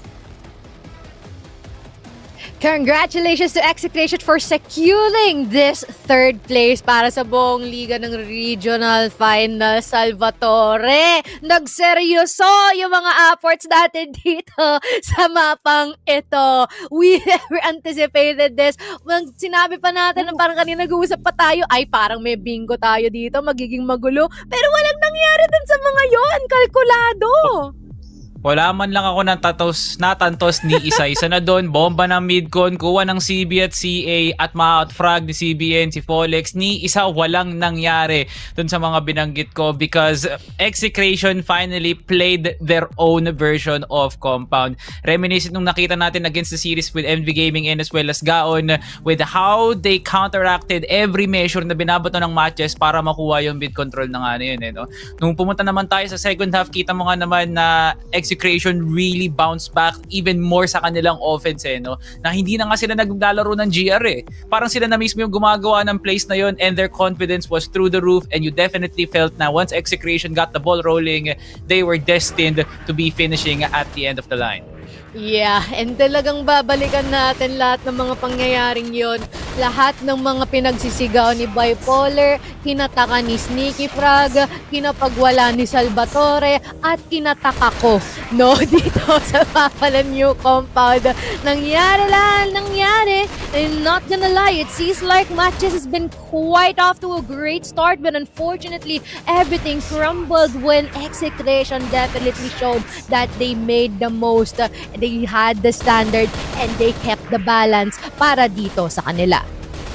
Well, this is in the makings of a possible repeat of a roster no? Parang wala akong nakikitang basag sa mga ginagawa ng Execration. This has been the most successful it has been for the past 2 years after a very disappointing season, not even finishing in the top 4 from last year. Yun din yung nakita natin from PH Masters, but once the chips were dealt, kita mo nga naman kung ano yung naging epekto ng Execration. Take a look at A7J. Hindi typo yan, Mochi. Tama nga talaga yan. 4.25 KD para matapos ang seryeng to at sila nga makakampiyon bilang number 3 ng ating regional finals no? To finish it off with a .53 headshot percentage, kamuntigan na nga siya maka-ace kanina, pero I would still give the MVP honors din dito kay Zach dun sa losing side MVP kasi feeling ko binigay ni Zach lahat ng mga kaya niya para madepensahan yung pwesto niya, but it was just too overwhelming. Everyone from Execration had just had the movement no, and as well as the macro enough para mag-force ng mga laban. Everything's just a bit too much to handle, no? Specifically dito kay Matcha, especially kung kaya naman din ni A7J trabaho ng tatlo, which is quite insane here in the map of New Compound. Not to mention that every single one of them were online. They were able to provide yung inaasam-asam na suporta nila dito sa isa't isa, lalong-lalo na nung sila ay nasa GR side. Talaga namang makikita nag-pop up dito itong si A7J, catching every single person sa kanyang mga nakikita off guard. Wala silang nagawa kundi kumimlay dito, Salvatore. Di talaga natin sure no? Parang kinakapa ng matches ng mga unang rounds na wait lang, Execration could be heavily focusing on slow plays no? Pero nakita rin na Execration na hindi sa lahat ng oras yun nga yung ibabato nga nila. So kung ano yung unpredictability ng matches during group stages, nilipat lang ng Execration sa sarili nga nila at in-apply lang din nila to themselves. And with that, parang na-negate na yung pinakitang performance ng matches during the group stages because Execration definitely had the last laugh finishing it off dito sa ating compound no? Which was highly notorious para sa isang gameplay na meron ng matches no? It fits like a glove itong mapa na to, but for Execration it just really felt like everyone had steam no? Everyone had motivation para kumilos, para gumawa ng sarili nga nilang play. And you would see a smile or two dun pa lang alam mo na kung anong nangyayari sa opisina ng Execration. Yeah, and seems like the clockwork is on time and the machine is definitely greased well enough para dito kay Execration, no? Not to mention that when it comes to like yung mga prowess nila dito at kung anong magiging palitan, they always have one more person alongside them na sinasama sa hukay. Quite unfortunate here for matches na hindi nila masyado na utaka dito si Execration, pero tignan naman natin sino ang ating match MVP. It is no other than D, or 1.44 KD na man. Talagang pinapakita ni D na rookie nga ako pero kaya kong makipagsabayan dito. Tita mo yung flexibility, si CBN, A7J, and now D, the MVP. Everyone is just in pure 100% win mode nga talaga, And you cannot count out D with how he is flexible towards the map. If not the movement, yung aim niya nga, and the clutch factor as well. So, malaking layers yung binibigay ni D dito para sa team, and yun yung hinahanap ng Execration matagal na. From last season during PH Masters, it kind of felt like it was just a fragging team.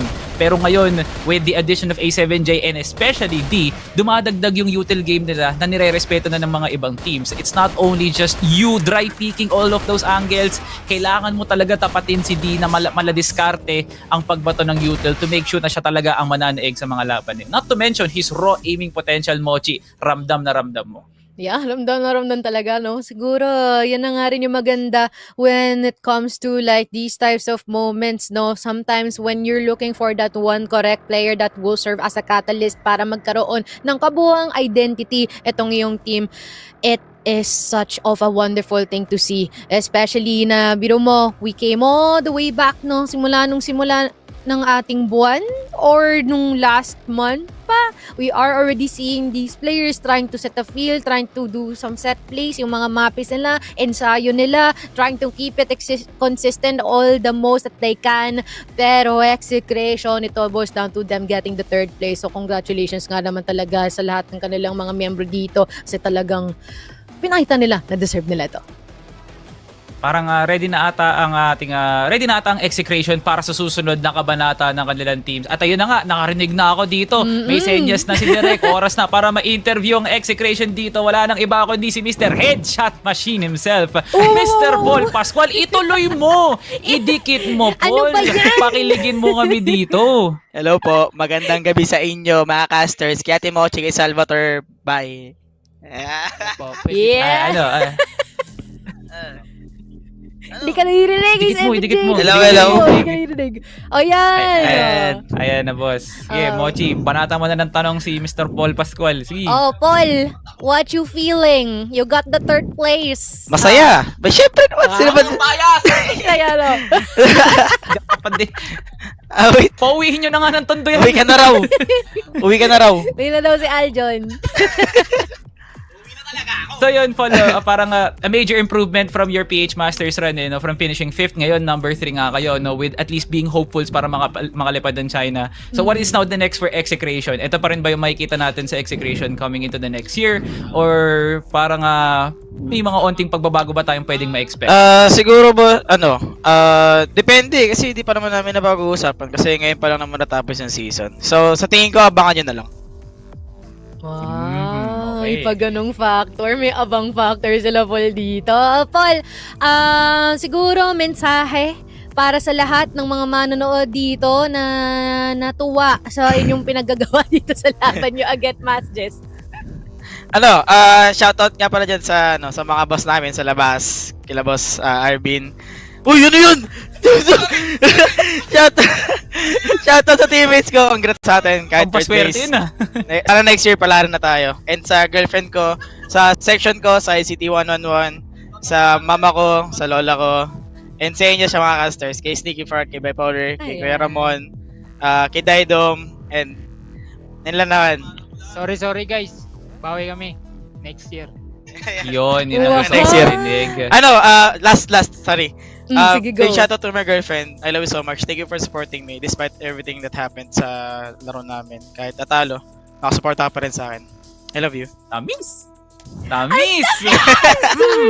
Kilig! Congratulations, Polex! Ayan, sige, mag-celebrate na kayong lahat dyan at makapagpahingan na kayo na maigi. Nagsisisigaw pa si Aljo dyan. I'm pretty sure your energy is on the top ngayon. Congratulations ulit. Thank you. 8-bait na. Tara. Ayan na daw. G na daw, sabi dito ni Polex. And that is a worthy of a celebration, So yun na nga, congratulations to Execration for winning number 3 sa ating Regional Finals Philippines, taking home that prize. We'll be seeing them next year. Isa sila sa mga teams na hindi na natin makikitang mag-OQ, Mochi? OQ, wow naman. Yeah, true. Talagang paano na sila dyan, seated na much better position, especially para mas makapag-focus pa sila ng gusto sa kanilang laban para sa susunod nating liga. Pero man, grabe, sobrang saya na nakikita natin yung mga players natin na talagang pinag-iigtingan yung mga kanilang pag-ensayo and ensuring that they always come back better every single time. And hopefully makita natin yon dito para hindi lang sa MATTJESS at EXECRATION but also with the rest of the team na nanggaling dito sa ating group stage with the likes of NV Gaming, Gaon, the whole squad na nandito ngayon sa ating Crossfire Philippines. Yeah, kudos to MATTJESS, pero congratulations para dito sa EXECRATION. This is now their highest position that they have seeded dito sa ating regional finals ever since last year. Pero ito na yung steady improvement ng EXECRATION dito sa ating mga pwesto during into competitive Filipino Crossfire. Pero hindi lang EXECRATION ang mananalo, Mochi. Balita ko lahat ng mga mahihilig mag-Crossfire diyan.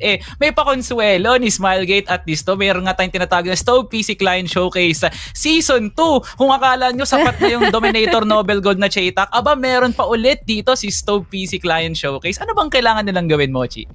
Abay, same drill lang uli nung ating ikaunang season, no? All they have to do is to check in, do all of the requirements na nandiyan. Kada day, mag-check in sila dyan para ma-ensure na masesecure nila ang mga points na kailangan nilang i-exchange sa ating point shop. Kasi tulad naman sinabi natin dito, no? Ikaw na nabanggit, like sa Tacheka, kay ibang mga inaabang-abangan nating mga aesthetics para makapag-slay sila with style. Favorite ko dito yung Colt Bumblebee. Yun yung pinaka-rare na Colt na pwede mong makuha. Pero mas malupit pa dito ang Barret Obsidian Beast. That is an amazing sniper that you would want sa arsenal mo. Pero yun, maraming salamat Stove at kay Smilegate para sa event na yan. At history na ang EXECRATION tsaka ang MATTJESS, Mochi. Alam mo na ang ibig sabihin yan. Ang kasunod na natin, ang dreaded Grand Finals. The third rematch of the century. Our new El Clasico renewed dito sa ating Crossfire Philippines. EVOS versus Stallions, Mochi. Excited ka na ba? Abay, sobrang excited na, Salvatore. Ito na yun, no? Yung mas matinding kaguluhan that what we ever had dito sa ating unang serye. Would it be the first title and championship title para kay Stallions or would it be the three-peat para dito sa EVOS Arcilla? Tayo ay mag-aabang, mag-iinday, magpapahinga lang muna kami saglit dito.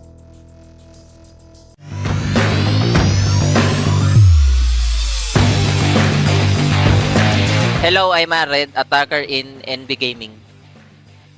Hello, I'm KJ, attacker from NB Gaming. Hi, I'm NL, attacker NB Gaming. Hi, I'm Devil, sniper from Team NV Gaming. Hi, I'm Heg, sniper from NV Gaming. Manalo matalo yung goal namin, keep forward, tatanggapin kung yung mangyari sa game. Lalaro pa rin sa sa next year, walang iwanan, tas magpa-practice ng maigi para matalo talaga yung mga top teams. Hello, I'm Jason, attacker ng Team MATTJESS. Hello po, I am MCLQQ, 6-man ng MATTJESS. Ako po si MJRels, attacker and sniper sa MATTJESS. I am YBA, attacker from MATTJESS. Hi, I'm MG Zach, sniper from Team MATTJESS. Isa lang po talaga goal namin lahat. Yun po ay manalo at maka-experience din kung paano kalaban ng lalakas na team ngayong regionals. Handa kami ibigay lahat para sa aming team, sa supporters. Hello po, ako po si Ellison, ang IGL po ng Gaon Gaming. Hello po, ako po si Jetban, attacker ng Gaon Gaming. Hello po, ako po si Sed, attacker from Gaon Gaming. Laro po talaga namin ng maayos at na-execute namin ang mga pinag-ensayuhan namin. May mga times naman na failed yung execution pero na-adjust po namin agad para manalo po. Kailangan namin na mas paganahin lahat ang mga pinag-praktisan namin. Dapat kalmado lang. Tsaka gagamitin talaga utak para makalamang sa mas malakas na team. Hi guys, head to IGL ng Team Vanguard. I'm SDRN, attacker from Vanguard. Hi, I'm Jacifer, attacker from Vanguard. Hi, my name is Boku. the coach for Team Vanguard. Hi, I'm Moose, sniper from Vanguard. So, ang naging highlight kasi ng performance namin last, nag-mesh kami ng different styles between Manila and pero there were downsides na nagkaroon ng con. Now na parang mas track roster na nagiging linear na yung yung structure niya, isa na sinusundan naming IGL and mas nagkasundo kahit papaano. Although fresh yung roster ngayon, it needs time to develop but hopefully we can get there on time. Hi, I'm Seven Atar from EXCERATION. Hi, I'm Psych, attacker from Team EXCERATION. Hello, I'm A7G, attacker from Team EXCERATION. Pero yung biggest difference in yung competition last time, yung Masters pati itong regionals is maraming mas gusto manalo rito sa regional dahil dun sa CFS na Grand Finals. Mas gusto nilang makapunta dun. So feeling ko mas pinaghahandaan nila to yung ng ibang team. Siyempre kami rin kasi gusto rin namin patunayan na kaya rin namin makapunta sa top 4 and manalo. Hello, I'm Revenge, sniper of Team Pacific Esports. Hello, I'm Justin, attacker of Pacific Esports. Hi, I'm Aiden, attacker of Pacific Esports. Hi, I'm MVA, attacker of Esports. Hi, I'm Aldrin, support of Pacific Esports. Lahat siguro ng team nire-respetuhin namin kasi lahat naman ng pasok sa Masters Top 8 deserve ng respeto kasi pinaghirapan namin lahat din nung makapasok dito sa Top 8. Hi, I'm Kirby. I'm the captain from Team Stallions. Hi, I'm Loy, attacker ng Team Stallion. Hi po, I'm JJ, attacker ng Team Stallions. Hello, I'm KLP, sniper ng Team Stallions. Hello, I am No, attacker from Team Stallions. Pagkatalo namin sa Masters last season, gasolina lang namin yun. Ngayon, gigil kami bumawi sa ngayong regionals. Kita nyo na rin naman sa IWC paano yung performance namin. Hello guys, I'm KSA, entry flagger from EVOS Esports. Hello guys, I'm Elvin from Team EVOS Crossfire. Hi guys, I'm KLR, the IGL of EVOS Esports. Hi guys, I'm Yobib, I'm Baka from EVOS Esports. Hello everyone, I'm Cetra, the sniper of Team EVOS Esports. Siguro po, yung tungkol sa pressure para po sa amin kasi wala nang pressure tong regionals po sa amin. Kasi po, lahat naman na yung team na yun is tinalo na namin. Tsaka, sila yung ma-pressure sa amin kasi kami yung champion ngayon.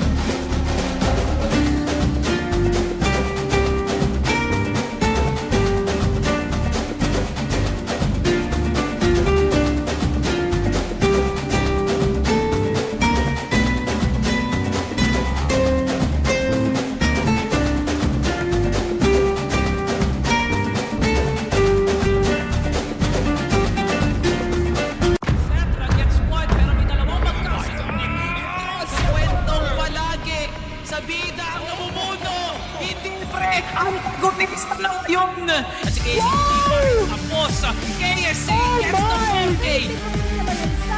KNP, yo, Beb with that spray down. Oh, for KSA.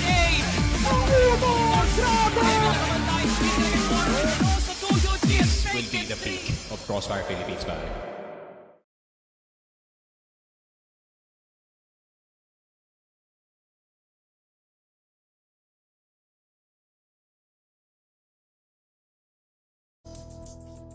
Dito sa malagim na gabi, magsisimula ang kaliwanagan kung sino nga ba talaga ang pinakaangat sa Team Stallions at EVOS Arcilla. Kami pa rin ang inyong mga kasama dito sa panel, Mochi and Salvatore. Right now, Salvi, ano ang masasabi mo dito sa matchup na to?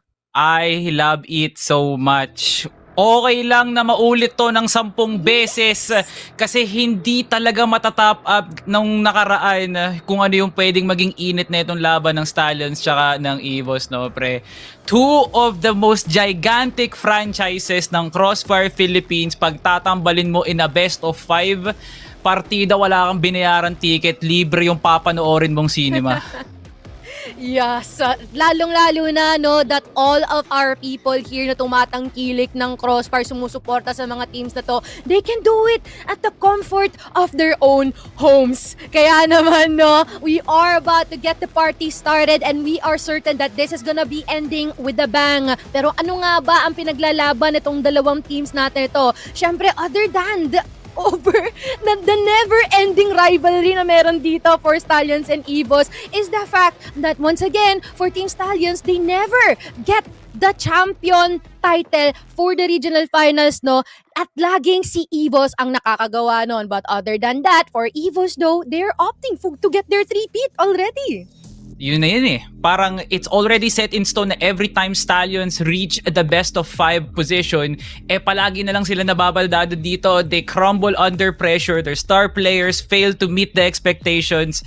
And now is the chance for them to redeem themselves na hindi lang talaga nila kayang makipagsabayan not just in international soil but as well in domestic fashion as well. Eto na nga ang ating team Stallions. Former Ubek Maniac. They have now represented a new colorway which is black and orange, pero sila pa rin ang nasa kanila pa rin ang dugong Cebuano, no? And they are still breathing themselves that amazing Crossfire breath in them, no? Na alam mo talagang mainit talaga silang maglaro, Mochi. Tsaka tignan mo yung turo ni Kanu kanina dun sa picture nila, no? Nakakatakot, men. Aura kung aura farm. Pero ito pa ang nakakadagdag ng aura ng Team Stallions, yung stats natin dito. Tingnan mo naman yung mga numero na yun, no? Walang under .90. Lahat nga sila numero 1 nga dito, no? Which tells na lahat ng nilalaro nga nila, Mochi, no, is they're always net positive. And take a look at the numbers na binabato dito ni KLP and as well as the KLB, no? With him being able to have a .57 headshot percentage bilang IGL and KLP dominating the ranks of the sniper alongside his adversary Cetra, it just sparks a lot of conversation na Team Stallions is in their most dominant form ever yet. Pero may question mark at may asterisk yung dulong ng narrative na yun, no, Mochi? Hindi pa rin nila malagyan ng tropeyo ang kanilang cabinet with a domestic title. Yeah, pero given and granted na rin dito yung ating history, no, na pinasimulan nila ng laban dito kay EVOS na kinagulat ng lahat, no, na parang akala natin EVOS might be Stallions kryptonite but they proved otherwise with opting for a clean 2-0 sweep here, which is just pretty much crazy. Pero let us now talk about their arch nemesis, EVOS Arcilia. Kasi biro mo naman, no, sinimulan natin, napakatindi ng talima. They've been able to show that they are definitely the ones na mga alpha naman talaga. Considering that they are consistently proving that they are on top of the food chain here, na laging ang pasimuno nito si Cetra at si Yopib. Mga kanya-kanyang trono pa rin silang inuupuan. A lot of teams tried. Pacific Macta last year, 2 beses tinesting ng Ubek Maniac. There's nothing, absolutely nothing na nagawa yung mga teams na yon para patumbahin ang EVOS Arcilia. The reign of EVOS Arcilia is still upon us at wala tayong magagawa kundi tignan lang sila sa kinatataas because that's where they belong. In the immortal state that is the gods, no? They are the undisputed gods of Crossfire Philippines, proving themselves na back-to-back champions nga sila with almost international prowess, almost beating Rock Esports, nadikitan nila yung Baisha Gaming during ACL. They still have that aura in them, no, Mochi? Sila pa rin ang standard. Sila pa rin ang ating susundan pag gusto mo na makakita ng perfect Crossfire. Yeah, and not to mention, no, almost perfect na nga rin ang kanilang run dito. And considering then, I feels like Cetra's been like the highest in terms of kill per round, no, 0.98. Talagang yun lang yung naging issue nila dito, no, is yung laban nila nung Team Stallions. And not to mention, it seems like there were some moments of weaknesses here being faced dito during their series against Execution and as well as Pacific Esports. Man, when it comes to like ending a very polished series, parang merong kaunting gas-gas dito for EVOS ng bahagya. Pero with the current status na meron sila ngayon at Team Stallions pa ang katapat nila, I doubt that they'll be letting that slide. Let's see, because this is now also the EVOS Arcilia na hindi pa nga peak pero kinakatakutan na nga na talaga ng mga ibang teams and as well as to us analysts because of their sheer brute aggression talaga sa paglalaro ng mga maps like Port and Eagle Eye, 2 of which has been seen a high pick rate dito sa ating current meta ng Filipino Crossfire, no? At sila ang namumuno nun. A lot of teams really tried to even things out pero wala talagang lumalapit sa level na binabato dito ng EVOS Arcilia. They are still that dominant, they are still that well respected. Sa gameplay pa nga lang naman, alam na ng Pacific, alam na ng Execration, especially ng Stallions na hindi biro ang ginagawa ng EVOS sa kanilang venture para makuha ang pangatlong kampiyon. Pero, nako, wait lang, Salvatore, kasi may mga naririnig na akong mga boses dito. Pero kaunting breather lang dito sa huling 30 segundo, no? Kung naaalala nyo, a couple of weeks ago, meron tayong preview show kung saan nandun si 02 at si Coach Tanks. Pero it seems like we're gonna be having the very same thing having this time around a face-off interview with both of these very, very prominent coaches. Ayan na, Coach Tags and 02, meron kaming mga questions para sa inyo. At papangunahan ko na ito. Sa tingin mo, ano ang win condition ng team nyo going into this series na pwedeng makapag-pressure sa kabilang team? Let's start with Coach Tags. We just prepared. Yun lang. Short and sweet, no? Parang mahirap din kasi banatin no? Baka kasi it could be something exposing sa kabilang team, Coach 02, same question. What do you think is your win condition heading into the series na tingin mo magiging threatened ang Stallions dito? Win condition for us against the Stallion? Simple lang, we just need to stop their aggressiveness. Yun lang nakikita ko. That's all I can see about Stallion, their aggressiveness, and it's very effective sa kanilang play style, and that's why they're very dangerous kahit sa international pace. And that's all we're focusing on, and let's see if Tanks can did something new. We will see, Tanks, pare. Okay, the question does not stop there no? Mochi, marami pa tayong tanong na gustong iba to dito kay Coach Tangs at kay Coach 02. Iba to na natin ang ikalawang tanong, no? Mahirap kasi ba natin sino ba talaga ang tunay na number 1? Nakakalamang si Stallions against EVOS, and then EVOS nakakalamang against Stallions, pero ito, both teams are considered as number 1. What separates your team against your opponent to? Coach Tangs, ano yung pinagkaiba ni Stallions kay EVOS sa pagiging number 1? If being honest, they're number 1 currently. Up until malaman natin result tonight. Kasi 2-time champion nga sila, diba? Ano yan, given yan. What separates us? Well, number 1, siguro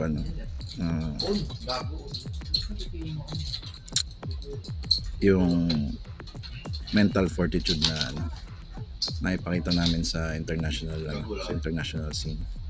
Siguro yun lang. Maliban doon, kumbaga given na lahat nakikita naman ng lahat na medyo contrast yung style ng EVOS sa team namin. Sabi nga ni Shane kanina, aggressive kami. Alam din naman namin na medyo slow pace, and medyo obvious din yung slow pace kung ano man ang i-bring nila sa table tonight. So yan, hindi ko siya masabi na really separates kasi every team naman has a strong point. Pero I take pride on that. Yun na lang. Let's put it that way. Alright. Okay, my answer, I can answer Tanks' question para sa kanya. Actually, the best feature ng team niya, Tanks, is yung relentless. Yung tapang nila. Sobrang tapang ng mga bata ni Tanks. Doesn't matter kung sino katapat nila. So, confidence. I think it's one of the best feature na share ni Tanks sa mga bata niya is yung pagiging confident sa laban. Maraming beses kami nagkalaban ni Tanks. And no matter what position he is in before, he's going to be confident. That's all I can say about Tanks. And about our team naman, pare, please don't take this personally.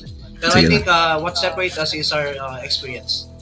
Kasi as Tanks knows, naging saksi rin naman siya sa mga I'm more experienced sa kanya, player before. So I that's what I did to my players. Shinare ko sa nila yung mga experience ko, and everything that they're doing is all about the experience I've learned throughout my years. And then these players, until this tournament, I think we were the better. We have the better firepower. We have the better tactic. But now it's all equal in firepower, and maybe much more sa STS side. The firepower for STS is so scary even for us.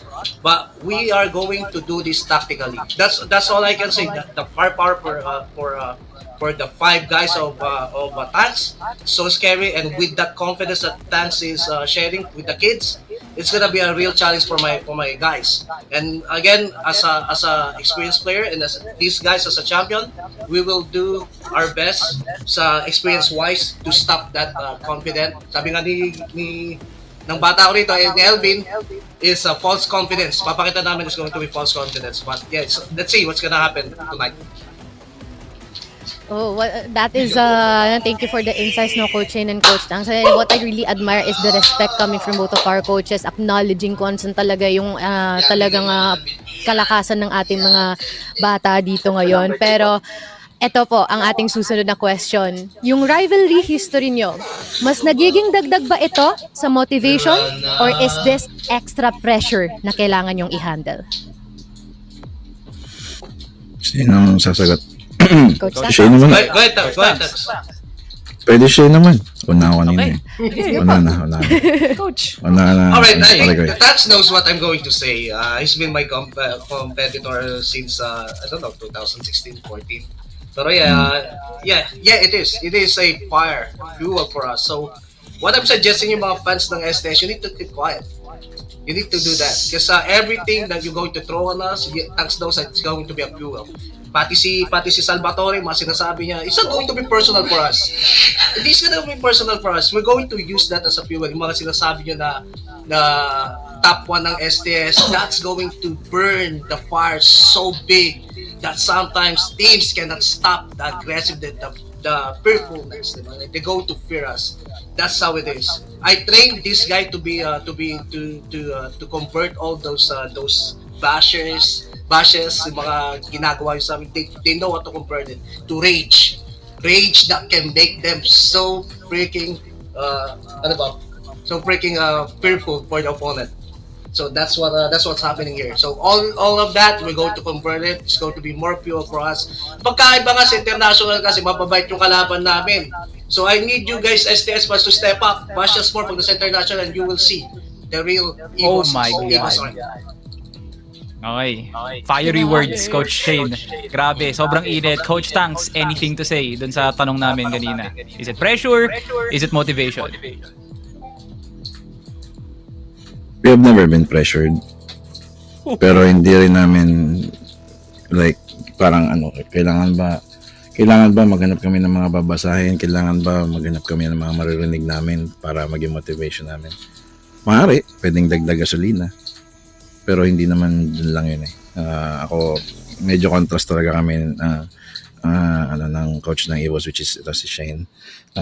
Medyo iba yung linya kung paano namin kino-coach yung mga teams, mga respective teams namin. Pero yun, ako, I do it na medyo mas honorable manner, ganun. Why is honorable, man? It's all about... Hindi ko sasabihin hindi ka honorable. Kumbaga, mas laid back. Okay na lang. Let's put it that way. Mas laid back kami. I just want it to be fierce, pare. Yeah. I just want it to be fierce. Kasi sometimes if you're on top for so long, it's going to be so boring yung mga next. So you need the motivation to keep you going and going and going. And I made sure that these guys adapt that from me. And yeah, they're actually adapting it. Pero yung, And knowing Shane, just fun fact, guys, knowing Shane, he knows how to find the right switches if you, kahit any word that you will throw, kahit lang yan, kahit medyo minor lang yan, basta magagamit niya yun as gasoline lagi, gaya na sinabi niya. Yeah, that's true, absolutely. Dati pa yun, player pa lang siya, gano'n na siya. Ramdam mo yung contrast no? From yin yang, good to evil, Batman to Joker. Grabe sa good to evil, Ang ganda talaga. It's a series talaga na marami talagang dapat ang nakaabang dito, no? But the questions do not stop there, Coach Tangs and Coach 02. Kay Coach 02, ikaw gusto kong magsimula sa tanong na to because I know how you answer and how you deal with these kinds of questions. Paano mo tinitignan ang Team Stallions bilang kalaban? Good question. Okay. Sabi ko nga sa post ko, sa mata ng nakakarami, lalo na mapansin na they're the number 4 teams sa buong mundo. They need to prove it to us because right now, all we can see is they're the number 2 team under us. So yun yung mentality namin. Iba usapan It's all about mas effective yung style nila internationally. Pero if you're going to face us, they did not prove that yet. That's what I'm saying. We know that we can counter-strap them. We know what they're doing. We know how to counter that.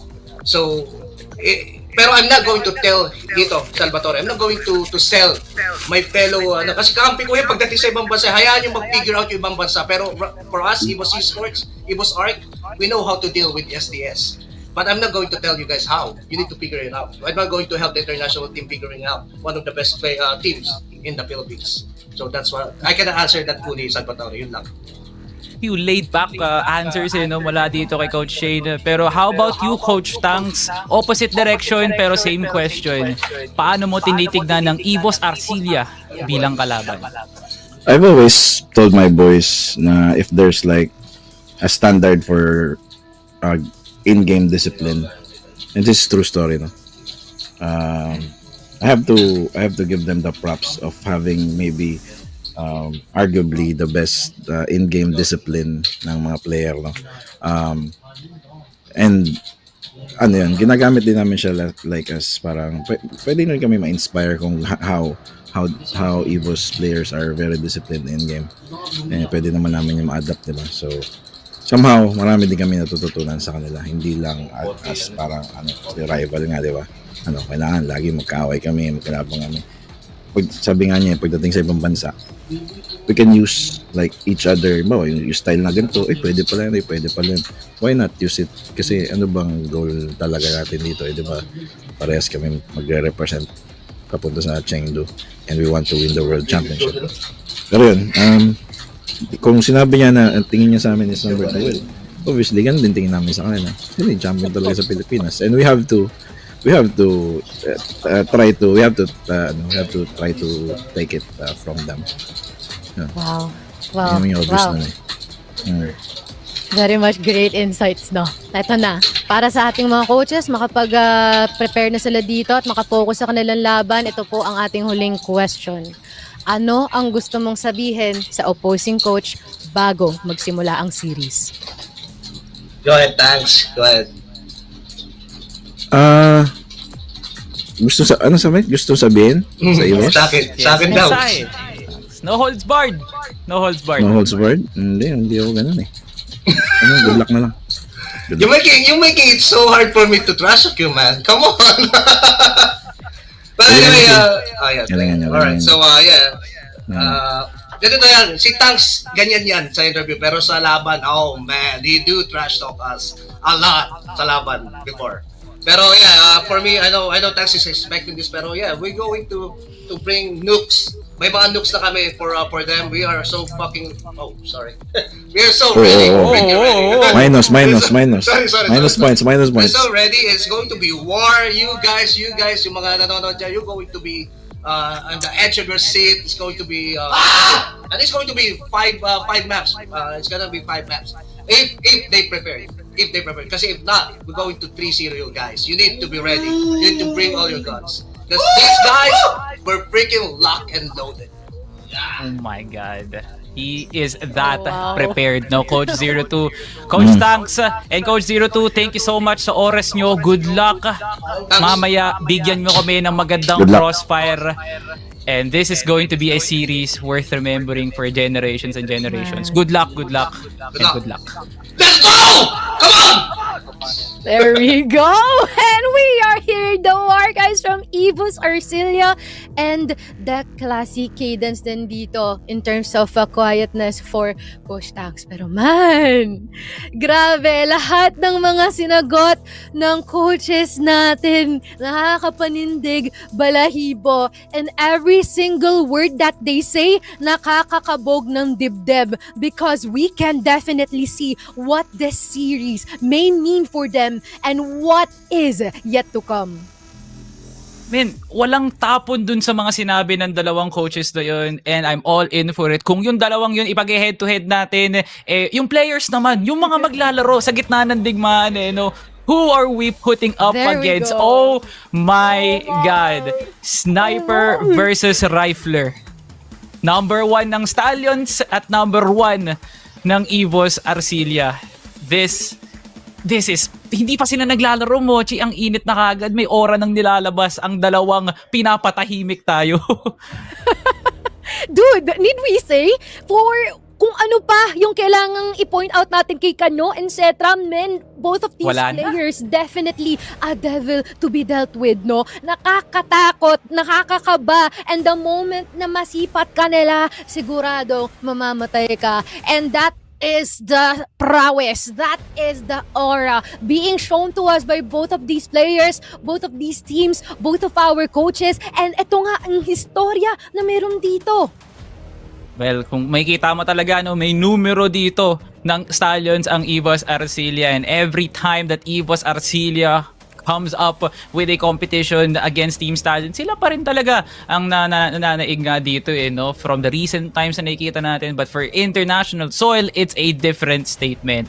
EVOS Arcilia is still trying to come up with ways para mas malalim pa nga yung pwesto nga nila with international appearances. Pero Team Stallions, they have been that team na nagre-represent nga talaga ng Filipino Crossfire, finishing 4th sa Crossfire EWC and number 3 nung ACL 2025. Dito naman tayo sa ating map comparison, no, Mochi.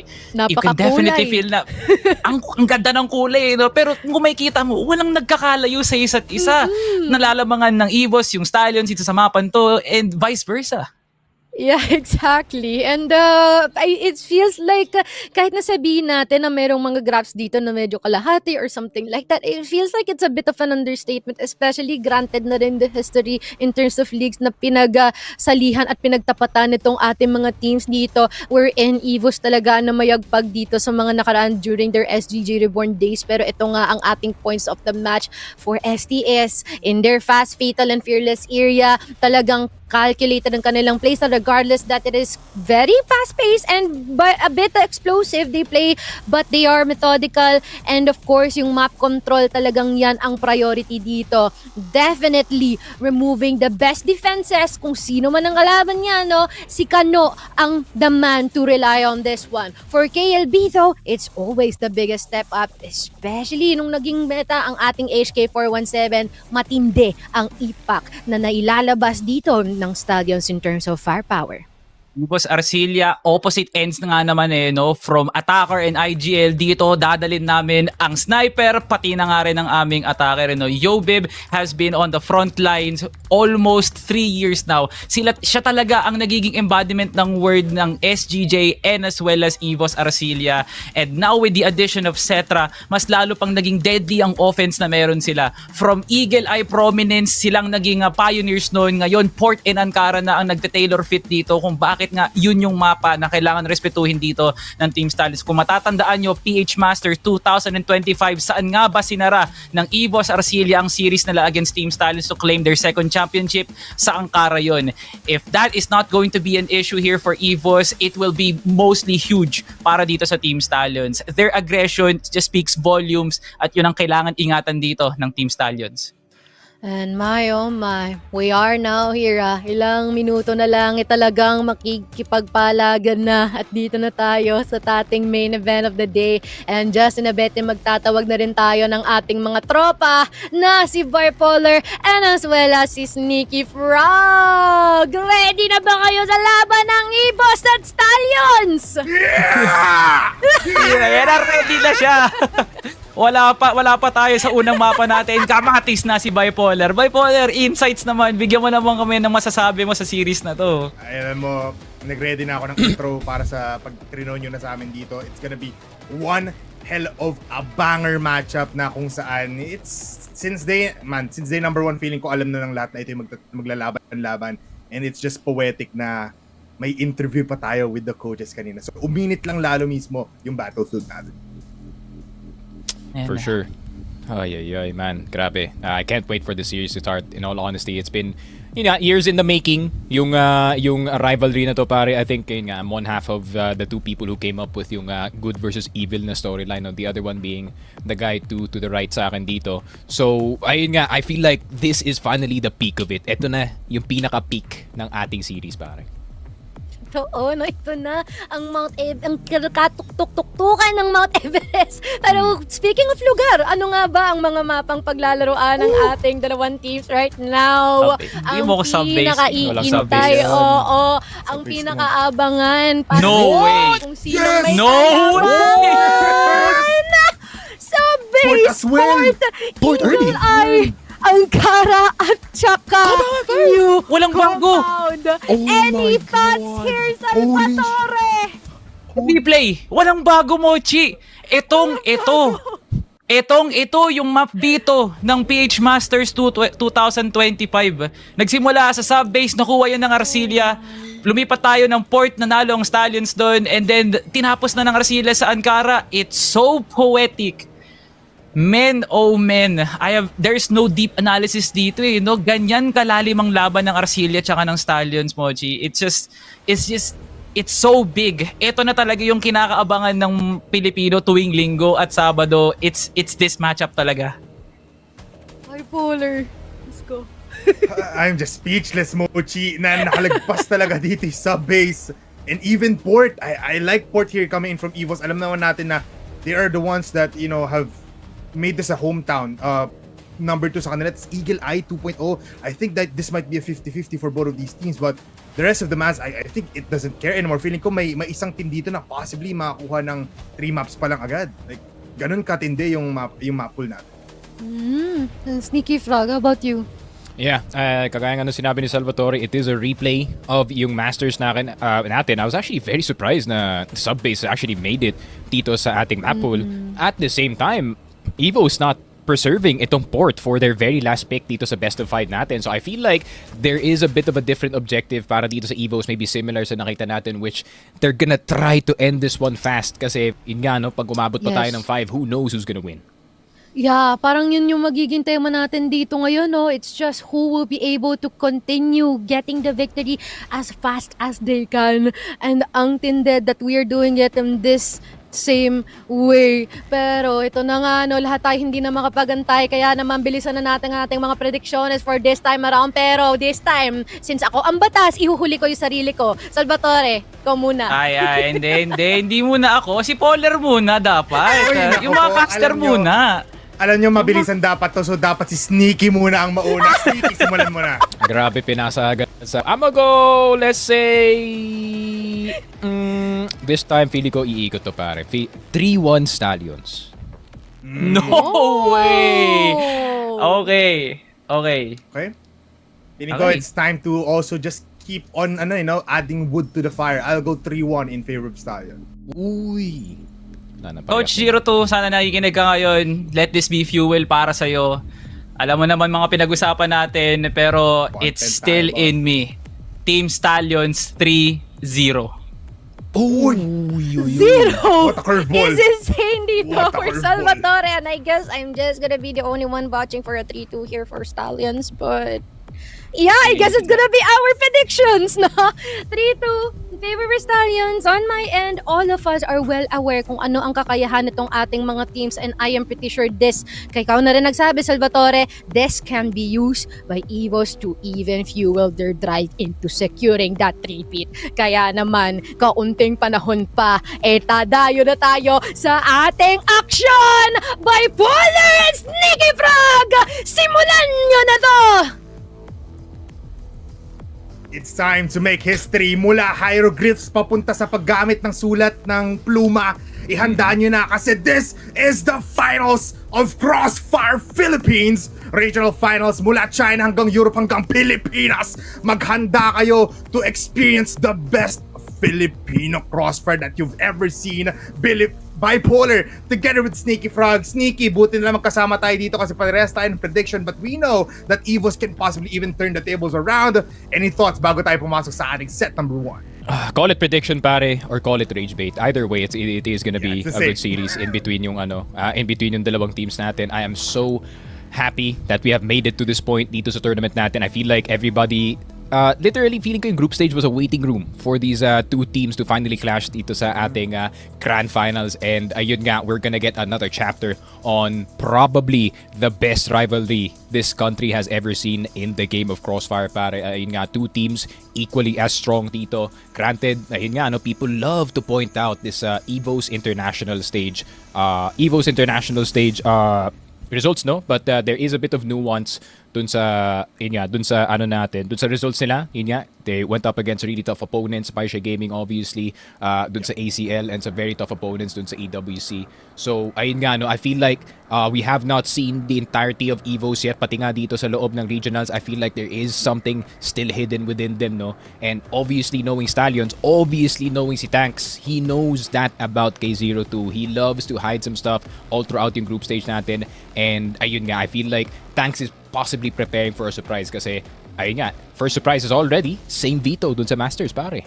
Yeah, I mean, it's not just the deja vu of of matchup number 1 natin in the regional finals. It's also what happened in Masters. Ngayon, the caliber of these two teams is about to be tested. Ladies and gentlemen, start your engines. Welcome to EVOS Arc versus Team Stallions, and surprise, surprise, we're starting on sub-base. Sa base home court dito ng ating Stallions na squad. BL side start para dito sa EVOS GR for Stallions. Last time that they had a fight dito sa ating sub-base, it is Stallions doing somewhat better pagdating nga dito sa kanilang GR side, but their BL is also quite the threat. Pero knowing kasi EVOS, they probably well-researched yung mga defaults dito na Stallions. Stallions, of course, with a more, pwede nga natin sabihin, more flowy na default. No? You can see itong si JJ going in between yung mga sides natin, making sure every side has a backup here.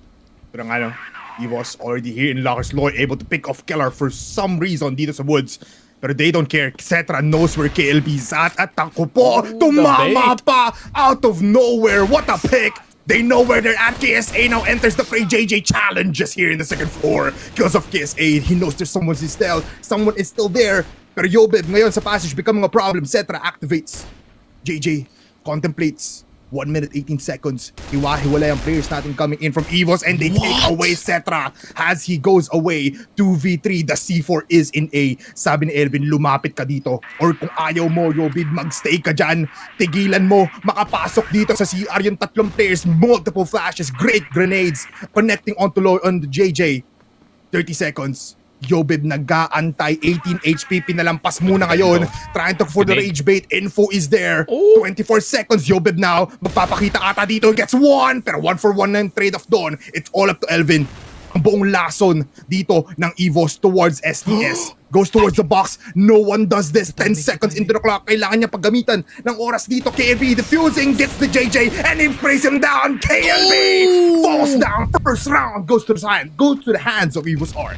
Grabe, that's such a classic Elvin move as well. Dito, Bipolar, getting that very, very thin millisecond timing para makatago dito on that A-box position. Stallions obviously none the wiser pagdating dito sa luwag, no? They knew the information that Elvin was playing itong metal box but looking the wrong direction entirely. Grabe. Down to the 1v2. First round pa lang tayo dito sa sub-base, pare. EVOS get their first round on the board. We're also seeing some incredible shots already for Cetra, no? That was, if you realize how insane that was on a pick on KLP of all people also. These Sniper v Snipers are also a head-to-head na kailangan natin tignan and panoorin pa. Ito yung signature actually for 1-2-2 setup ng STS. Just put KLB, the IGL on A as a bait, as a solo defense. Tapos kayo nalang maglaro dito on B passage and as well as second mid. But EVOS trying to wait the long game. 130 seconds, 1 minute already out of the game. Yun nga. EVOS taking their sweet time para kunin yung second mid control. And they're just making sure na if any Stallions players does decide to go forward, they would go for the full punish. But Stallions with a more, international stage kind of defense na nakikita natin. It's a very, very peeled back KLP in a very good angle. Kaso baka maunahan sa dito ni Zetra, who is gonna get hit first with the sniper. Reaction time better, Zetra around the corner, but the control is way better para dito kay KLP. 55 seconds na lang natitira. Gusto sumunod ni Yobib. Yobib picking up the TRG.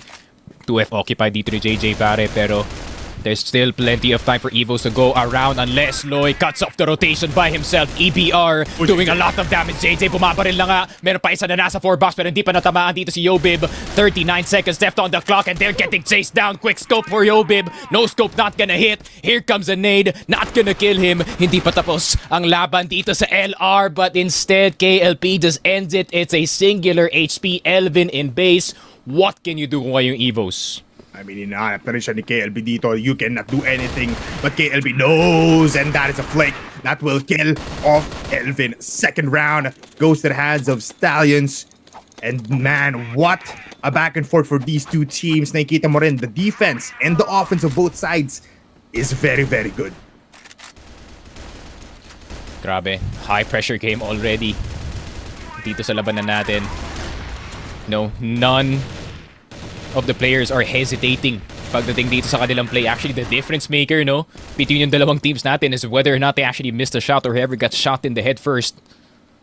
So this is that type of game, no? I mean, may point naman talaga si sinabi ni 0-2 kanina. You know, Stallions, they do have the firepower, but the tactics of EVOS really is what makes them dangerous. So let's see if the tactic of the A side take works para sa kanila dito. Oh, I've seen this before. And it's KSA going up with against KLB and big shot, second headshot onto KLP. Trickles now for KSA. They find out Elvin pero nandun pa rin naman. May insurance policy si KLR and EVOS cleans up house. What a fast round here in round number 3. Grabe, and this is now the dangerous part para dito sa Stallions. So I mean, their second mid is now starting to be busted open dito. So I feel like they're probably gonna put an additional player to try and see if they can reinforce itong second mid position natin in order to avoid maybe an A split or a B split dito, pare. But at the same time, that is gonna leave another spot open dito sa mapa, which is possibly itong MR. Pero to be fair, no, kanina pa namang hindi tinatake itong Stallions, itong LR natin. I feel like it's too risky of a buffer point na gustong i-take para makakuha ng B-side control. Pero, ay nga, feeling ko, I mean, Stallions, they can just stay in their places. But at the same time, pag nakakuha na ng map control, like LR pa lang dito para sa EVOS, I think that should be an immediate rotation. Pero knowing EVOS, Elvin could be lurking at any spot dito, pare. Yeah, he's already just planting himself, you know, going towards Luwag. Pero sabi ng EVOS dito, fortify natin MR ng unti-unti. Alam nila that lockers has not been occupied mula dito sa Stallions for a very long time. Pero Stallions hindi pa rin naman kumakagat, going for default plays. And now, we're seeing a lot of movements as well on the passage.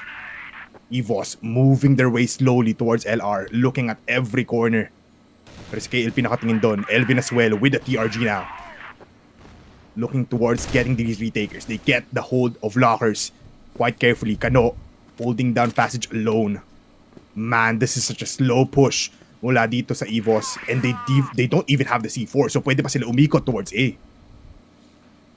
And for in the hands dito ni Yobib, no, Polar. So we know na he is gonna be more familiar with his weapon more than anything, pero tatlong tao na nasa loob ng B-side. KSA in a prime position to try and punish itong si KLB. Pero KLP will get Zetra. Not the sniper fight we wanted, but he gets it to the EBR anyways, pare. Kano trying to contain this second mid position. Keller gonna get sprayed down, pero alam niya ba na may tao dito sa loob ng vents? Kano still gets a damage dito kay KSA. There's pressure from CR. At dito sa luwag, Elvin will end the lives of two players on the site.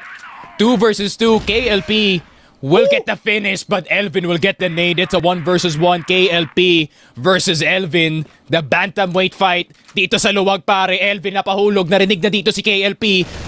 It's about that headshot, and he gets the better of him. Another clutch para kay Elvin, his second in the game. Elvin is nasty, man. Able to get 6 kills now.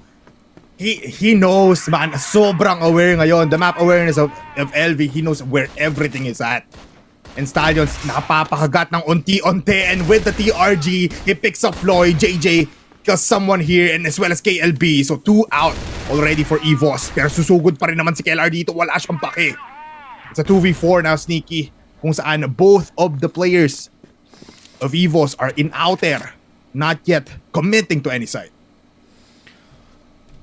Elvin, KSA, has to left alive para dito sa EVOS, no? Stallions, obviously, the type of team to not look for that kind of, or not actively look for these two players, no? Fully knowing itong si Elvin, he can slip by at any moment in any position. JJ, starting to belt down yung kanyang HP bar dito, 22 HP, and you know damn well the EBR is so annoying pagdating dito sa mga wallbangs in this second mid position. Elvin, stuck in his place. Woods gonna be occupied dito ni Kano. Naku po, malapit na siya matamaan dun.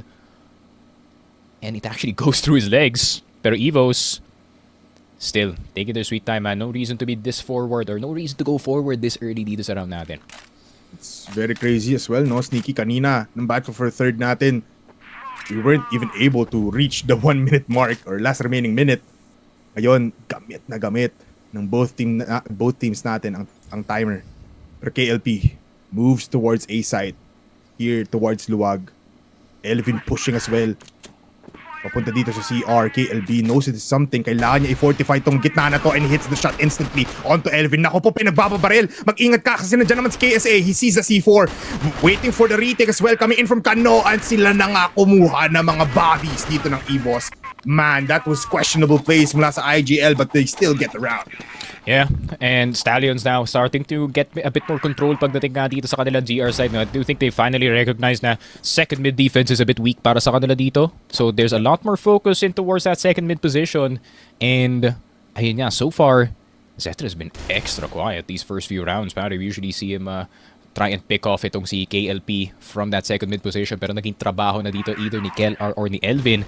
I feel like they really want to preserve si Zetra, especially for the later parts ng round natin, knowing how good he is at around the 50 to 40 second mark, pare, pag mataas na yung pressure.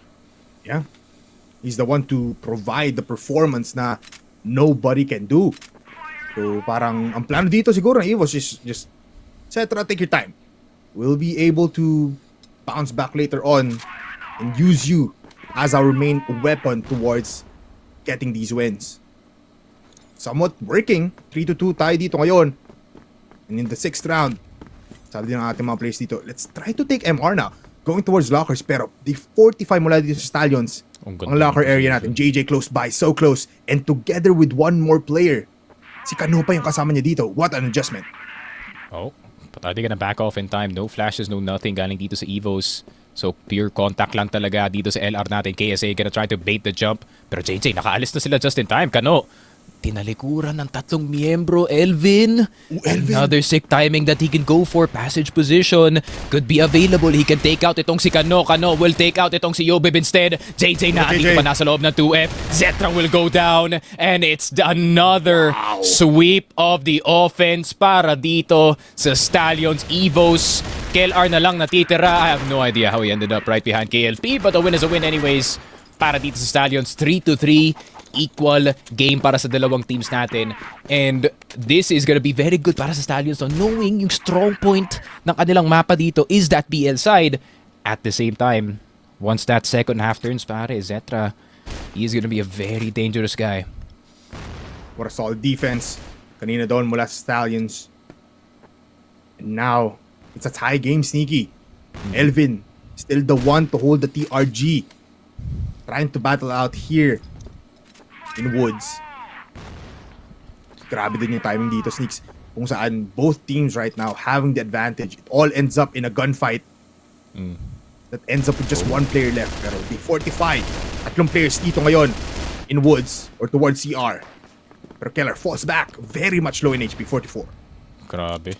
Keller playing a messed up version dito ng dodgeball, pare. Trying to dodge 3 EBRs. Firing at him at the same time, pare. I mean, good thing he got out just in time with a bit of sick parkour, pero any other player that would have been a done deal, pare. But with that being said, B-side lack of presence para nga dito sa EVO. So feeling ko Stallions, they're gonna start to feel that A-side might be the way to go. Pero KSA, another classic Vents position para sa kanya dito. He needs to open up itong CR natin or second mid. Kasi pag pure take lang talaga from Luwag, itong EVOs, I don't think it's gonna work. Yeah.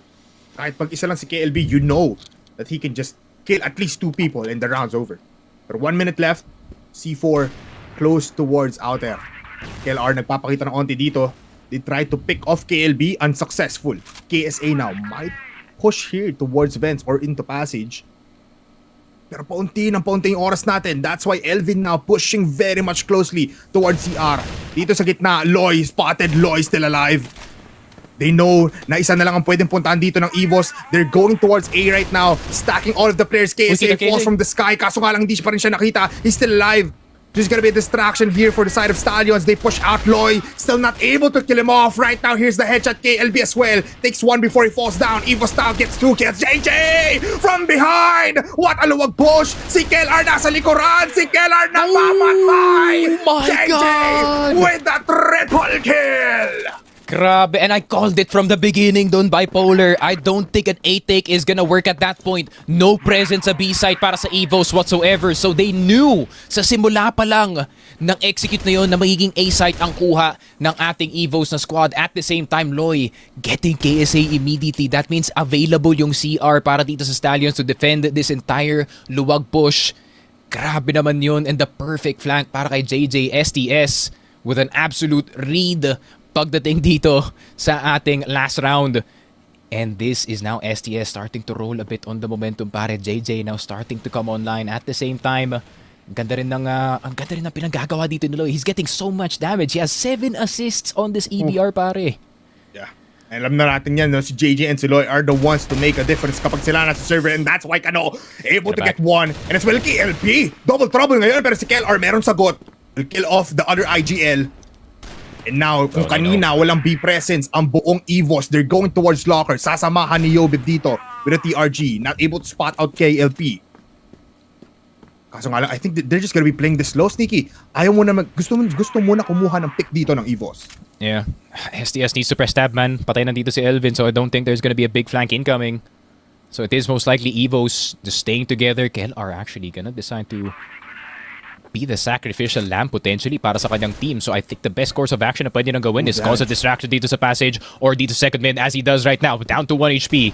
KSA and Yobib. Let's see what the attacker duo can do. 2F position taken. KSA with the HK does get the one tap dito kay KLP, pero nandito na si Kano at si Loy. The flank is so fast para dito sa Stallions. Wow. And just like that, it's a 5-3. And Stallions, grabe yung pagkarga activity nila, pare. Parang unang barrel pa lang dito ng EVOS, there's already a rotation incoming.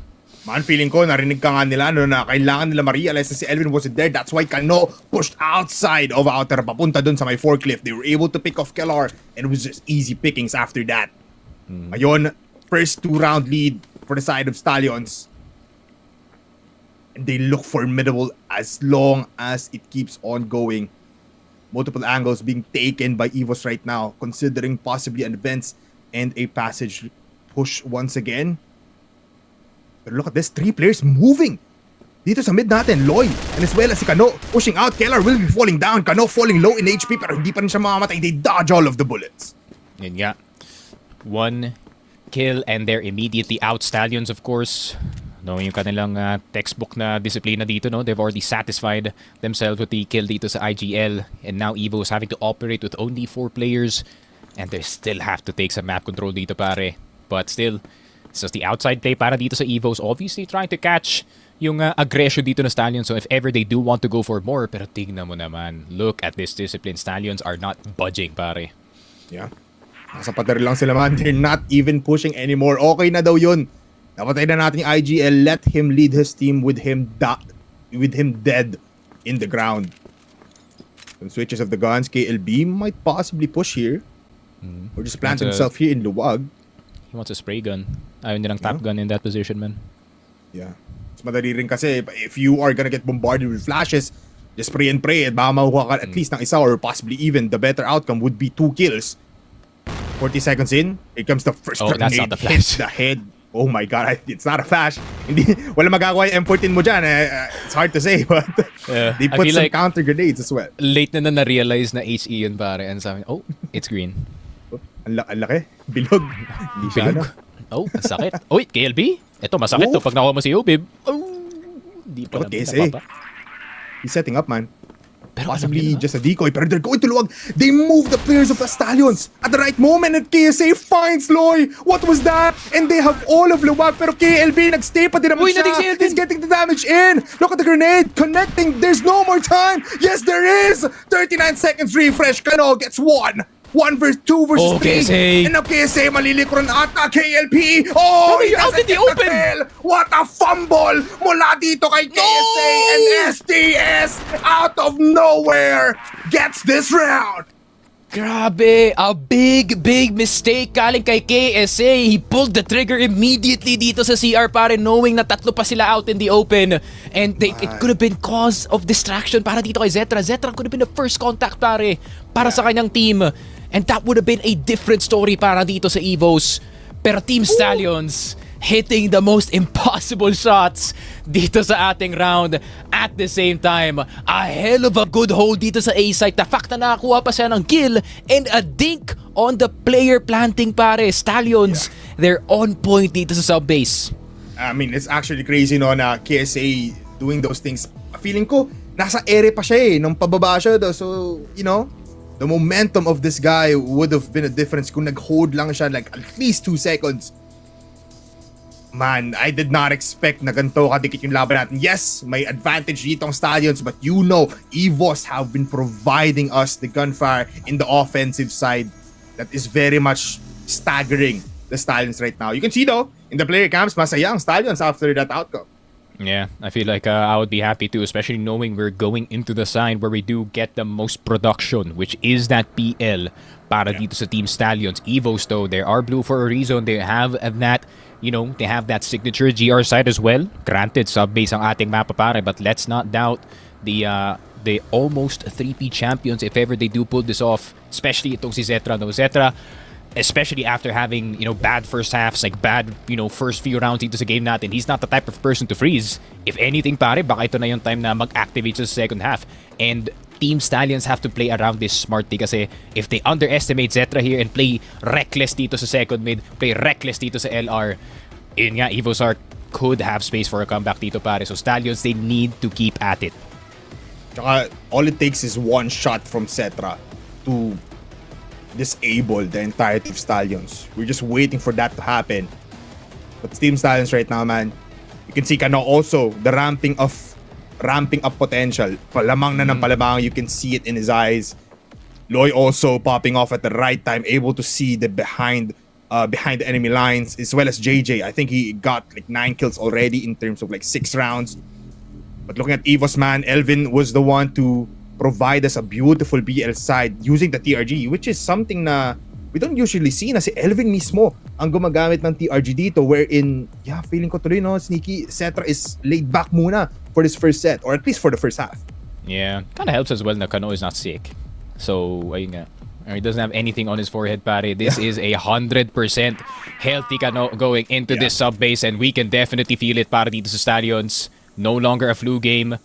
And let's see, second half, Stallions ngayon nandito na sa BL EVOS on the GR side. Let's see what's about to happen, pare. Pushed up already here in Woods, Yobib, together with KSA close by dito sa may stairs ng luwag. Prioritization on vents as well. Palagi natin nakikita dyan sa CR position. Si KLR, just an insurance policy. One of the safest places, you can say, in this map. Able to go to A and as well as B. KLB starts off with a grenade close by. Not connect onto anyone. 3-2 defense, by the way. This is actually pretty nice. They hold out all of this area. Hindi man lang pinapapasok sa Woods ang buong SDS. Yeah, Woods denial at the start of yung round natin. This is classic EVOS. This is what they did up against itong Rock Esports. And it has worked very well para sa kanila dito, especially knowing yung similarities, ironically, ng sub-base ng Stallions and itong Rock. So they're trying to see if they can apply that exact same strat book no up against this Cebuano squad. Pero dahil nga napakalalim dito ng EVOS dito sa Woods position, this does leave this LR passage push wide open for the taking para nga sa kanila. But this is a risk for a reason. This is a risk that they have to take for the comeback. Pero si Yobib madi-discover dito sa Woods, and that is a 4 versus 5 immediately, pare. Yeah, and they instantly back off for the side of EVOS. They put Zetra now here in shutter. Can he spot out one? Ooh, the first shot does not connect. 1 minute left for Stallions, and they move towards MR. Mukhang sasamahan nila si JJ dito, possibly even. But the C4 not moving, actually. It's in the hands of Kano. Kano. Are they gonna push? Yes, they're gonna be pushing in mid. Pupunta sila dito sa Dark Room. And Zetra gets out 1 kill. JJ falling down. Oh, Zetra 2K. Kano with a pistol though gets 1 kill. Can they kill off Elvin before they get killed? Yes, that's 2 for 2. Or 3v2 right now. As KLR and KSA try to go for the retake. Still a lot of flashes and smokes for the side of STS. Kano puts himself in MR or close to MR. At naglalayag ngayon si KLR, man. Kano spotted here in MR. KLR wants to finish this kid down, and yes, he does. 2v2. 20 seconds. KSA is now activating here in shutters, pero nasa taas si Loy. Loy, can you get the kills first? Here comes the switch of the guns. Kaso nga lang, Keller spotted KSA with 1v1 situation, both low in HP. KSA with No time. HK and hits the shot. 5 seconds is enough. And Is it time? EVOS gets this round. Ayun na nga. Whew, sigh of relief para dito sa EVOS, no? That could have went easily back in the way ng Stallions as they do take that round number 1 of the second half. Granted yung Woods control nila, hindi masyado nag-work out, but they retake towards that B side was definitely key. Pero din nga, no, dahil na-pick off si Kano dito sa MR, that kind of opened up the opportunity para sa passage. Made it a chaotic 1v1 para sa kanila dito, pero KSA very aggressive pagdating dito sa luwag. Nakita na dito si Kael.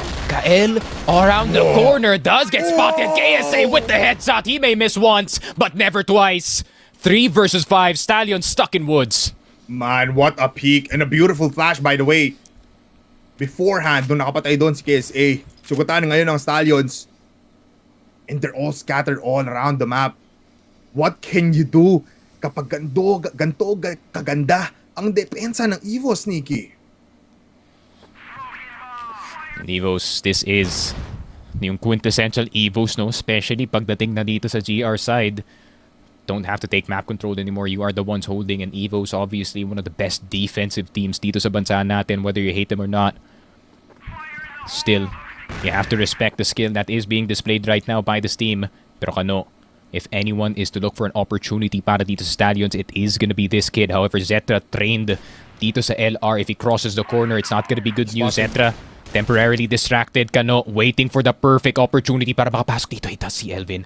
Elvin spotted, but I think Elvin spotted him as well. 59 seconds left on the clock. Not much time, not much nades, not much onus here. Pero yun na nga, Elvin sprayed down dito ni Kano. Kano going forward, KLB targeting ito si Keller. What a push on the B side! They somehow turn it around. 2 versus 2. Yo Bib, nakapasok na dito sa shutter. Kano low on HP pero nasa loob siya dito ng ating DR. KSA distracted temporarily, but Yo Bib knows na naandun si Kano. JJ on the 1 versus 2.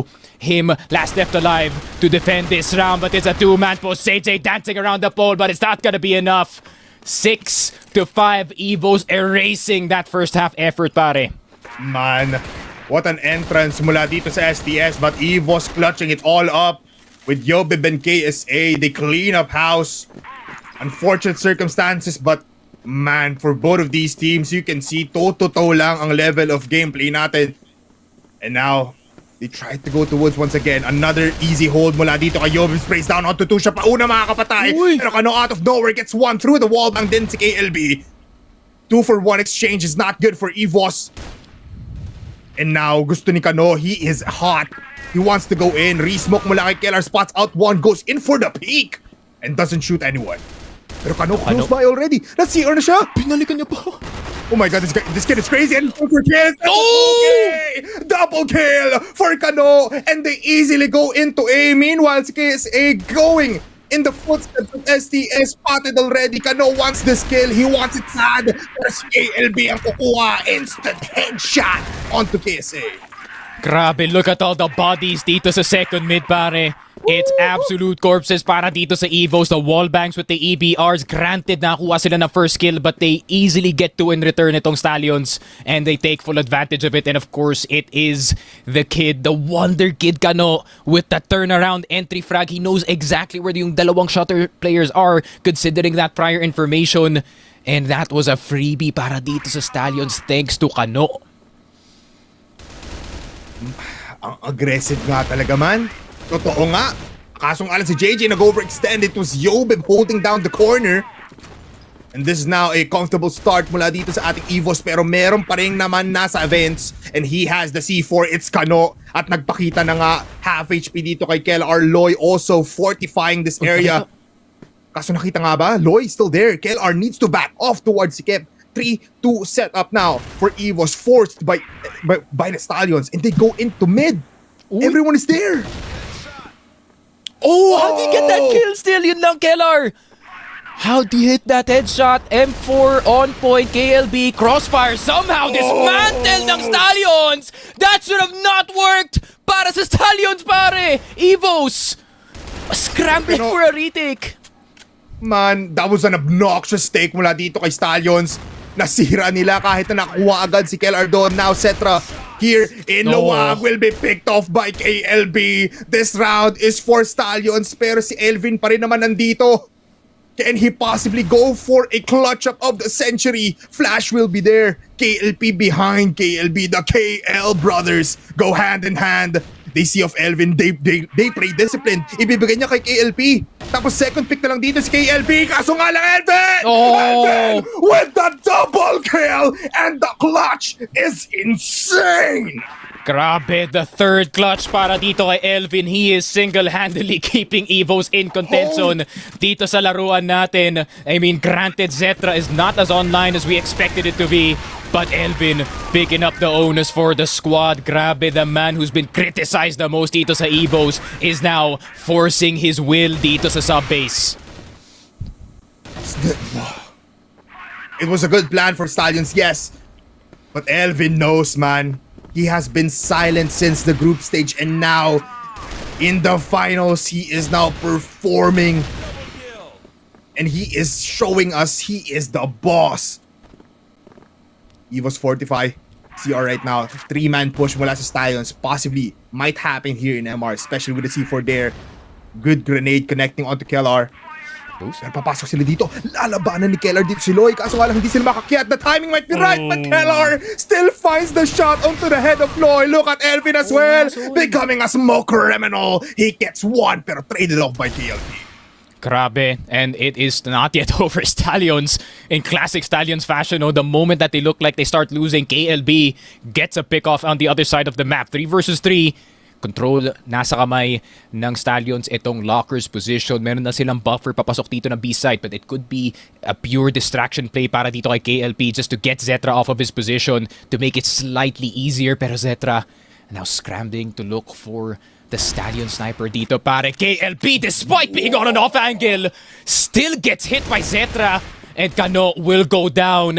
And oh no, doom and gloom para dito sa Stallions. 2 low HP players, but KLB, El Capitan can still make this work. Yobib KSA on life support. Gusby, he knows it. Both players are low actually. And KLB still has a smoke, still has a flash. 35 seconds, he plants the bomb in the open. And he pushes. He goes close towards Shutter. Gusto niyang labanan, gusto niya mapitas yung isang player dito while Yobib goes for the big flank. KLB now might possibly go for the headshot close by. Kaso nga lang, two-prong approach, both on Shutter and as well as on passage. KLB needs to decipher, needs to surgically remove one of these players, and nakuha niya na ngayon isa, and he gets the double. One headshot and a dream. KLB finds the round for Stallions. Grabe, ayan na. Nagsasalita na si KLB. Sinasabi niya kung kaya nyo mag-clutch, kaya ko rin yan. And I'm El Capitan and you better know that name. Stallions, 2 points away from closing out home court advantage para sa kanila dito. Sub-base, almost theirs, pero EVOS, knowing them, they're gonna fight tooth and nail despite the scoreline dito. Stallions looking for an A-hit. KSA down immediately up against 3. Yobib in a bait position. Are they gonna check it? Are they gonna check it? Hindi. Iiwan nila to actually. What a turnaround. Hindi na kailangan i-check kasi hindi naman sila pupunta doon. EVOS now are scrambling all around the places. Saan nga ba sila pupunta? They cannot hear anything anymore. It's dead silent here in A. And Loy pa nga ang gagawa ng distraction, trying to put these players still on A. The smoke mist and it went into the waters.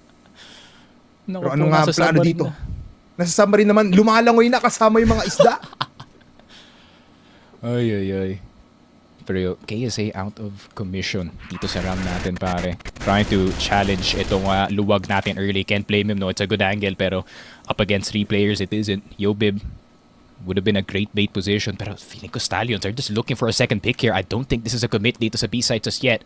Iwan lang nila dito si KLP. He's gonna be looking at Shutter DR this entire time. But as soon as bumaril siya dito sa LR, the entire attention ng EVOS mapupunta dito sa B-side pare. And it is gonna be a re-hit on the A-side. If they can take out Yobib ASAP, this could be good. But instead, they just take out both second mid players. Keller, Zetra down. JJ spraying down itong si Yobib and KLP.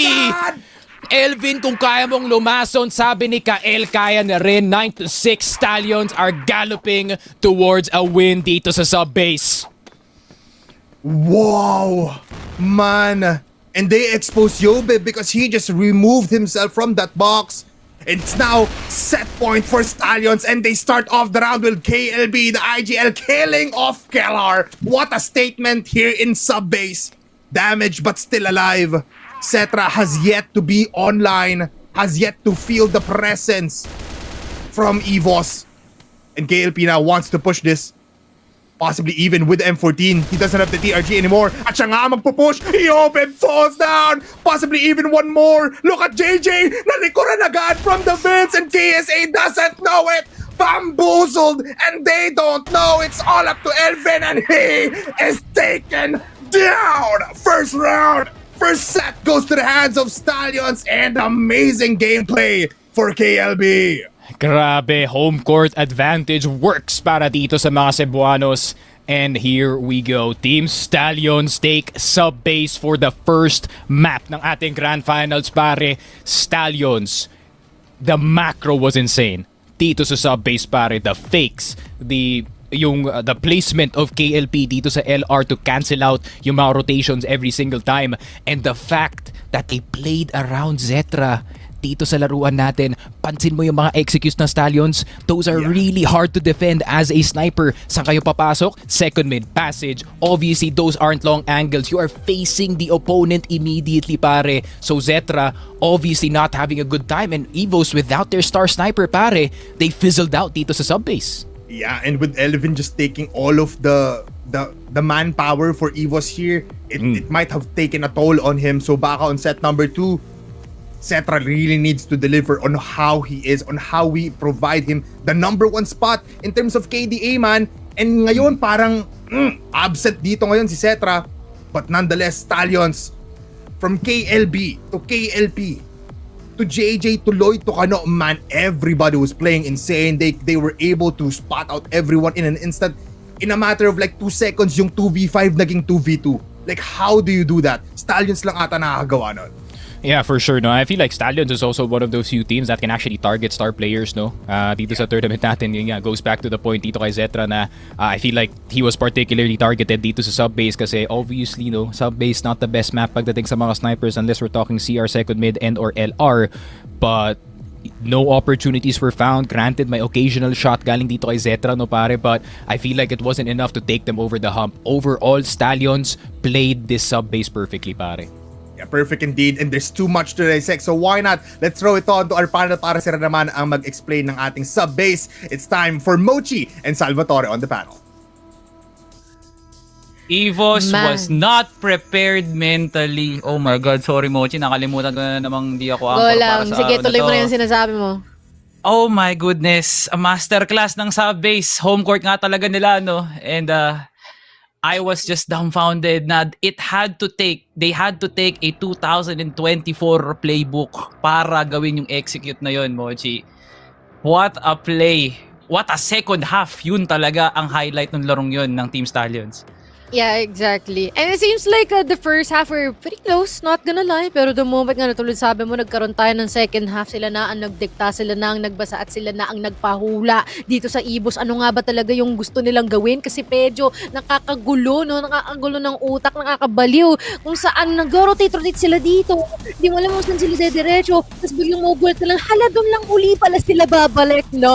Definitely, na nakihirapan itong si EVOS na makapagbasa ng bahagyan. Tulad nga na sinabi mo, it is reminiscent with the stuff that they're doing a year ago. Kaya balikan naman natin ang ating mga highlights dito ngayon kasi balita natin ang matitindi yung mga pop-up natin dito and kitang-kita din naman yung mga pinagsisigaw ng ni KSA and as well as ni KLB. Pagka nakikita natin yung mga povcam nila na talagang palong-palo sila lumaro. Emotions running wild already in game number 1. That's how intense this series is. Ganun kataas ang taya para dito sa laban na to. You know, it's regional dominance. No? Manila has been overtaking Cebu for quite a year now.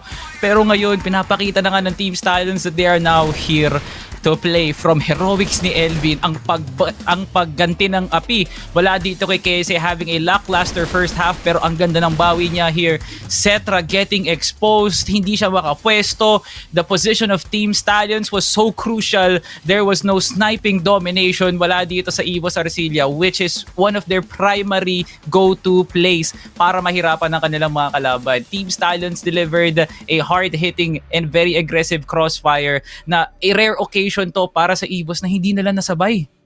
No, it seems like yan din yung beauty of having the sub-base, no? Kung gusto mo mang malaan na mahal, but at the same time be calculated at that, then definitely pwede mo piliin itong mapa nga to. And once again, it's pretty much already a given na fact, no? Sub-base is definitely Team Stallions map, and 10-6 has been like pretty much a big lead, to be honest, dito kontra sa EVOS Arcilla, no? Talagang nahirapan si Zeta dun, pero let us check out sino nga ba ang ating set MVP.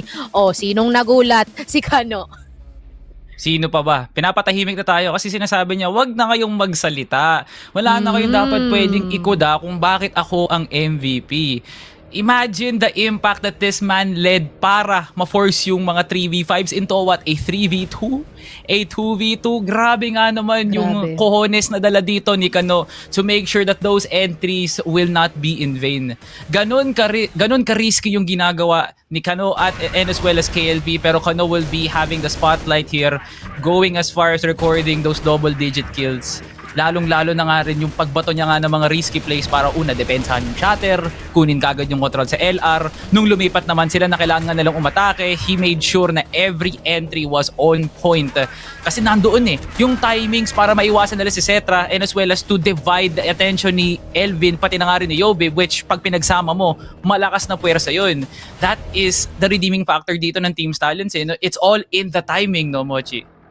Yeah, and map design is gonna be a bit different, no? So, sa susunod nating mapa, it is going to be port. And the issue here is the moment that you give Cetra a space that he can definitely make the most out of, this might be quite of a headache to be dealt with dito ng Team Stallions, no? Lalong-lalo na during yung first half natin, nung sub-base, nakita din natin kung gaano medyo naging buffed etong si Elvin with taking multi-kills after multi-kills. So the moment that they get their C4 planted in a specific site, at idagdag na rin natin siguro yung prowess na i-offer dito ni KSA is definitely still worthy of acknowledgement din dito, no, for EVOS Arcilla. So what is going to be the game plan here for Team Stallions to do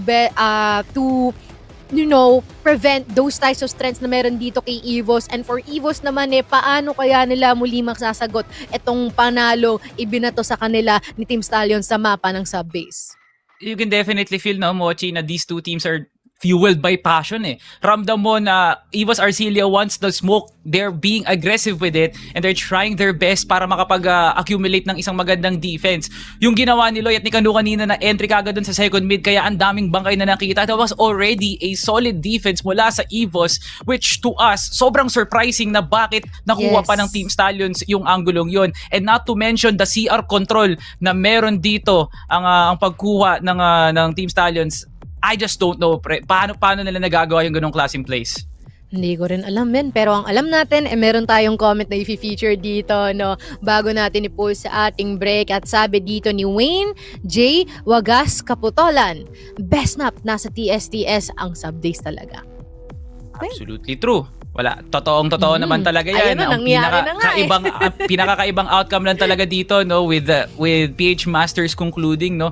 Nakita naman natin na EVOS really delivered that hard hitting of a map, pero ngayon iba na ang ihip ng hangin ngayon. Stallions taking their very own map pick. We now head into port for our second map. Kita mo nga naman, no, Mochi, kinuha kagad ng dalawang higanting teams na to yung kanilang map pick early into the series. Yes, indeed. Let's see what's gonna happen here dito sa party ka na nagsabi. This is EVOS Speak, so we will be knowing more later on. Mochen Salvatore dito sa panel. Mag-abang kayo dahil hindi pa natatapos ang laban.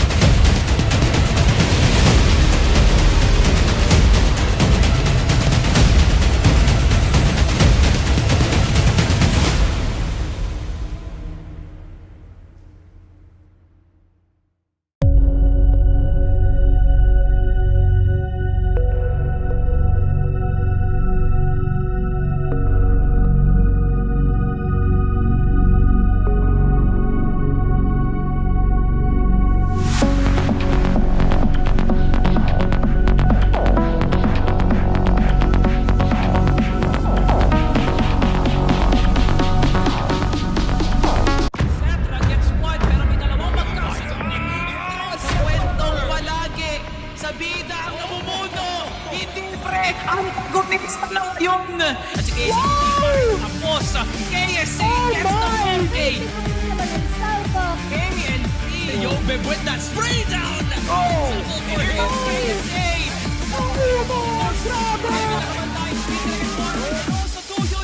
Will be the peak of Crossfire Philippines, pare.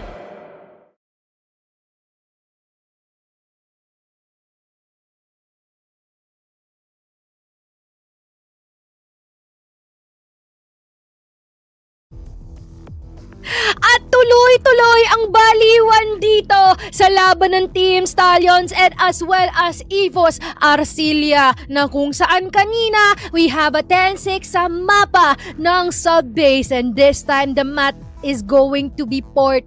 What do you think is going to be the difference in this one, Salvatore? This was the map that really showcased why EVOS is a respectable team sa mapa na to, no? If not Eagle Eye, Port talaga yung go-to nga nila. And time again, it has been a 50-50, but when it comes to playoff conversations, no, EVOS always comes out on top talaga. With the amount of set plays that they can throw, pwedeng mawindang ang Stallions dito.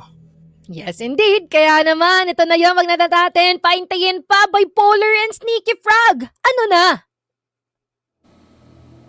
Ito na nga, abot na tayo sa set number 2, Mochi and Salvatore, kung saan it's time to welcome everybody to the jungle because the horses and the tigers are inbound. Sneaky Frog, any thoughts pagdating dito sa port? A very interesting map, that's for sure. Opportunity, no, para dito sa EVOS to actually get the spotlight back in their way. Kasi, ayun nga, it is an EVOS pick. It's an EVOS mainstay ever since that they were SGJ Reborn, pare. Na, ayun nga, Port is the map that you don't play against or ito yung preferred map nila to play up against yung mga stronger teams natin, just like itong Stallion. So, it's an opportunity for them to show what they can do dito sa GR side. And what I noticed as well, dito sa mga ibang laruan dito ng EVOS is they improved their BL side a lot dito sa mapa na to. They have a lot more setups, especially when it comes to that mid play. So it is gonna be difficult despite na ayun nga if it is gonna be BL side para dito sa EVOS, but at the same time you can't really count out itong Stallions, no? I mean, Port is a really straightforward map and ayun nga, Stallions are pretty straightforward, pare. And with you talking about BL side, I just want to dabble in mula dito sa ating GR side na for both teams. Kasi feeling ko, this is one of the maps na pwede mo talaga maisip agad kung ano ang ginagawa ng GR side. For EVOS, all they do is a 2-2-1 setup, Cetra here on Bodega, tapos Yobib and KSA dun sa B side, tapos dalawa dito sa gitna. And for STS, they also kind of do the same. Pero 1-3-1 setup naman kung saan they put KLP on the top A position. And right now, you are clearly seeing that EVOS in the BL side is starting off with a lot of possible long A approach. Yeah, I mean, one of the more interesting duels na makita natin dito, no, is actually the fight for that CA control, especially knowing how important CA is, no, pagdating dito sa pag-execute ng A side. That's the only place where you can throw nades and realistically blind the top A sniper. Pero EVOS gonna take that one early. Good flash. JJ gonna get it, and that's gonna waste a nade para sa EVOS. Oh, look at this. JJ knows Skellar is there already, and he gets the shot in. First blood goes to the hands of JJ, and they take away the IGL once again. Palagi na lang si Kellar ang kumukuha ng first blood dito. And now this provides a breathing space for STS. EVOS now. Cetra needs to activate. Again, nung first set natin, EVOS, hindi na siya nararamdaman. Can he do it this time? Oh, pero JJ has to be careful. Cetra, round the corner, pero Yobib will get him eventually. But JJ, his job is done dito sa round natin. CA control, no longer in the way dito ng EVOS. Zina ang kailangan isipin dito ng ating Stallions na squad.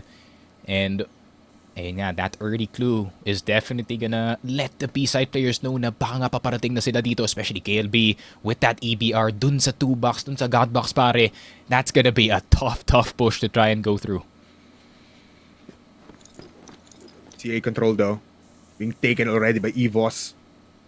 And mag-isa lang naman dito si KLP. Haven't seen KSA yet, so nandun pa din siya towards the metal doors nakatingin. He moves towards CA now. 40 seconds. Double peek. C4 in the hands of Yobib. Here comes the peek, here comes the push, and KLP falls down. Kano nandito sa may exit. Grenades will be taken and will be eaten by Kano. Another flash, and KSA already in sight. Getting some damage in, pero 4v3. Cetra nasa gitna na ko po. Hindi tatama yung shots mo dyan. Masyadong malapit. And Kano gets 2 kills against Yobib. 2v2, KLB solo in HP, has the TRG though, and he gets taken away. Naubos agad dito ang buhay ng STS. It's all up to KLB. Yeah, KLB El Capitan has already pulled a clutch for his team, but can he do it again on such low HP? Mukhang yan ang sagot sa tanong na yan, pare. 1-0 EVOS. Grabe, that was the longest round possibly in this entire series. EVOS really taking their sweet time. No? Despite that counterplay na ginawa dito ng Stallions to get CA control back in their way, ang ganda ng reroute nila papunta dito sa mid and getting itong si JJ. And with the 4 versus 4, I mean, EVOS with all the control dito sa mid, and yeah, catching itong si KLP off guard. And obviously, pag mag-isa ka lang dito sa A side, and if you're KLP, you're forced to play that left side ng top A, which leaves you exposed and very pre-fireable para sa mga attackers, pare. Yeah. And, you know, EVOS already knows this is up. With JJ getting the first contact, parang naubos lang din talaga yung advantage doon ng EVOS with Stallions. We're just ultimately taking a storm with the last two players of EVOS. 1-2 setup though. For the side of Stallions, di pa rin gumagalaw actually itong Stallions. Ang EVOS, they want an initial pick muna, sneaky. No one's budging though. From both sides, I think alam nila na how dangerous these early peaks can get. Especially dito sa B side, para if you really do attempt any peaks at House B, meron pwedeng nakatutok sa'yo na sniper dito from that EVOS position. HB is the goal, pero EVOS, I think they're gonna try to get that Z control temporarily, pare. And magre-reconnect yata dito si Keller at si KSA in order to get that mid. Kasi pag dumaan ka dito na House B with this kind of defense, man, this is not gonna work. Pero, ay nga. Oh, wait, never mind. 4-man ninja? Possible. I mean, papunta na sila doon. Here comes the grenades just to divide the attention. 3 players now moving from B side going towards mid. KLP, medyo wary ngayon. Here comes the flash. First contact. Naku po, malayo. Si JJ nandun na sa pinakadulo ng long A. And KLP repositions, tries to peek out if someone is in mid and they know something is up. Kaso nga lang, Kellar, unang lalabas. He gets flash. KLP, what a shot! And good na nga para kay Kano. That's 2 down and that's 3. May palit naman dito si Yobib onto KLP. JJ also falls down. It's a bloodbath for both teams. Pero si Yobib na gets a double kill. 2v2.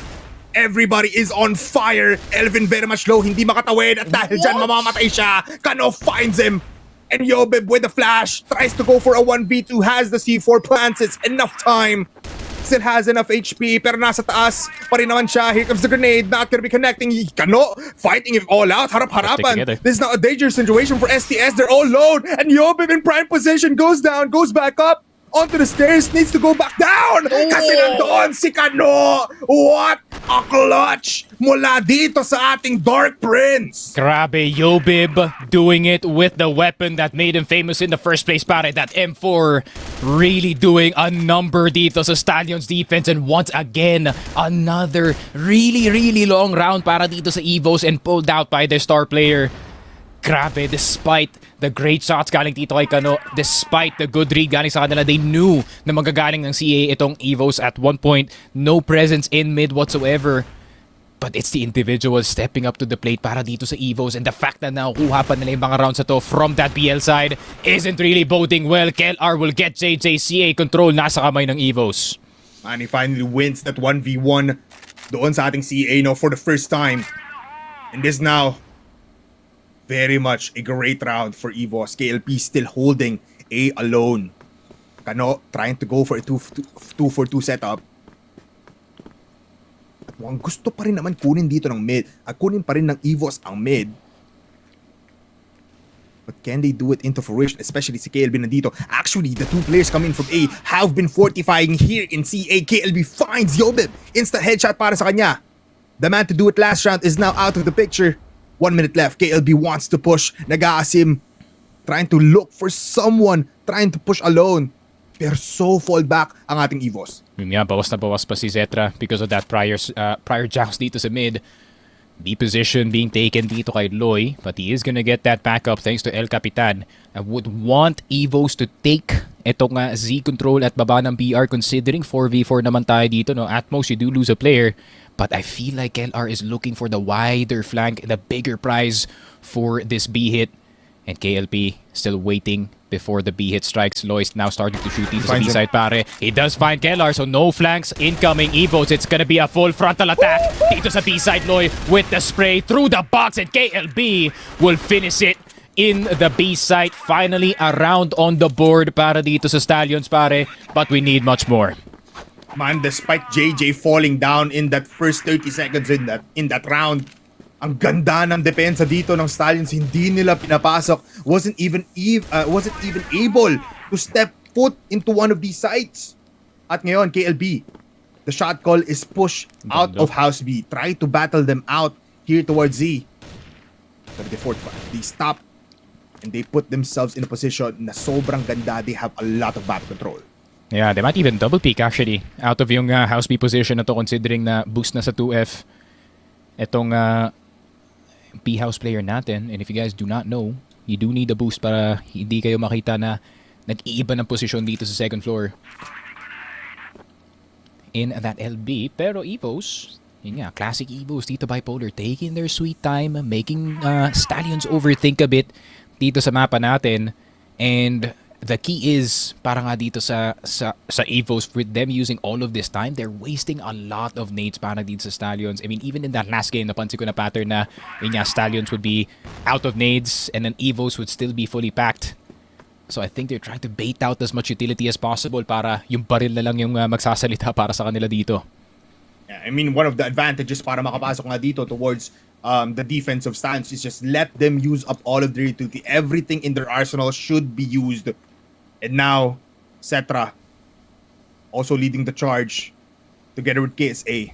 Headshot machine will start here in House B, pero tatlo tong nakaharap and two players are in the top floor. JJ close by, KLR spotted at namatay na naman siya. 3-4-1 now for JJ, pero Loy activates, get one. Look at Cetra with a pistol, pero Elvin gets the betterment of that trade-off. 2-4-2. Medyo late si JJ with the retake, but now the C4 is going towards CA, running towards A. KLP is moving away of this side. This is a bad sign for STS. Kaso nga lang KLP finds him, and what a shot! As he crossed by, the timing is insane. And the C4 planted here in the middle. Needs to get it. Elvin retrieves it. And he pushes towards the bridge. Elvin spots out 1v1, 14 seconds. Is it enough para makapunta pa siya ng B? Yes, I think it is. Just needs to commit right now. Pero papatay niya ata the dito si U-turn! KLP. Pero they're making their time! They're buying time! What a play coming in from KLP! May oras. Is there time? Yes, there is. Resets 40 seconds. KLP uses the M14. Narinig yung pag-drop dito ng gun. Pero si Elvin now using the back as cover, and he gets the wall bang. 2 points up for EVOS. Grabe si Elvin. I mean, to be fair, it was a good move para kay KLP to reroute at the last second dito sa curve. Pero Elvin, the margins are thin. On the dot ng 2 seconds pa siya nakaplant dito na C4. And with that free information na binigay dito ni KLP, the pressure of that 1v1, thinking that he would catch him planting itong C4, Elvin, isa na namang laso na nakuha ni dito. This is his 4th clutch in this entire series, pare. Amazing. He has been... I mean, I'm just speechless sa ginagawa niya, man. It was a good sign. It was a good play for STS, pero just at the right time, man. He had enough time to do everything that he wanted, which EVOS is able to do at these low amounts of time. And once again, slow round. Very, very slow rounds for these two teams. Yun nga, a bit of solace after quite a lot of chaos dito sa last round natin. EVOS doing a bit of a reset here para sa kanila dito. I think they realized that they might be playing a bit too fast for their own good, so they go back to their good old reliable execute potentially dito sa B site. Obviously, meron silang mid control, so Z is also an available option para sa kanila dito. But then with Kano yung nagbabantay dito sa curve, pare. It's not KLP, so they cannot just one and done itong si Kano, pare. You're gonna have to take some EBR bullets. Moving slowly towards House B. Medyo naging antsy na rin ng ating STS. They move in. They can possibly just set up right now for possible flashes, pero Loy, medyo gusto tumikim. Already near the doorway, close towards the wall bangable windows. Even KLB trying to fish someone out. Here comes the flash. Elvin trying to bait it out. Naku po, good shots coming in. KSA medyo dodging the bullets, pero here comes another flash. KLB dodges it. Yeah, that's freebie. Dodge another one. It's a freebie. KSA just falls down, man. And as well as Kano able to kill off Cetra. At si KLR mamamatay din. Kano with a double kill. Yun lang, KLP will send Yobib's head back in EVOS' way. Elvin, 5th attempt maybe at a clutch. Pero 14 seconds up against this much opposition, pare. I don't think it's winnable. STS get the second round on the board. Grabe, 3-2 pa lang tayo dito, pare. But I feel like we've been here for so long. I really do feel that as well, Sneaky. Parang 8-8 ni scoreline natin pero ganito palang kababa yung scores ng ating two teams. 3-man push, possibly in long A, possible. Alam din ni KSA. He's playing back very cautiously. HK though uses the other teammate as bait and it's a 1-for-1 trade. Kano with a wallbang killer from behind. Can he get 2? That is 1 with the grenade. It doesn't connect. Oop, wait lang, habulin. Readjust, top A. Whoa! Hindi tama. Good awareness though. Sumigaw si Ken dun. Kita niya yung nade. Sabi niya, okay, I'm good. Oh, speaking of nades, pare. Holy! Jeez. KL Curry? What? Possible GOAT? The K in KLP the K in KLP stands for Curry, pare. Si Curry. Si Curry pala yan, pare. Ayun lang, from downtown. Pero tignan natin if KLP can get the trifecta dito. Pero tignan mo naman yung STS. They're still playing a bit far back dito sa laruan natin. JJ making sure that mid is safe. Alam yata yung Stallions. Sometimes EVOS, when they get a bit desperate, they just start pushing itong middle area natin. So a lot of responsibility para dito kay JJ to keep this held. Out. Very much still in favor of no one here. Both players, Yobib and KLB, very much low. Elvin, JJ, KLP, etc. high in HP. At ito nga sinasabi natin kanina, no? Sinabi mo, Sneaky, na utilities from STS, very much low already. Elvin trying to peek out. JJ with the wall bang. Not gonna be finishing off Elvin. 40 seconds though. Still a lot of time. Especially in the hands of EVOS. Cetra gusto tumikim ngayon and he gets the shot in. That's a 2 for 3 now. C4 in the hands of Yobib has been the one carrying it and leading the charge every time. Another grenade not gonna be connecting onto KLB.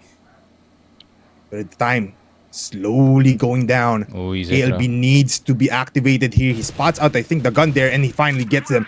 Here comes the flash.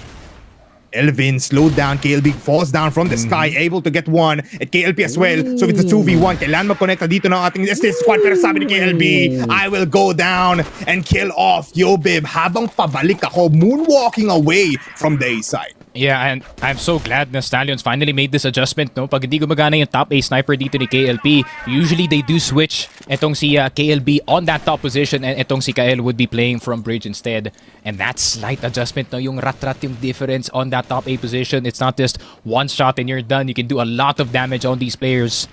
And grabe, Stallions, teamwork working out para sa kanilang GR side pero hindi talaga nila afford na mag-back and forth dito sa first half. Pare, they need these next 3 rounds in order to get back control dito sa laruan natin.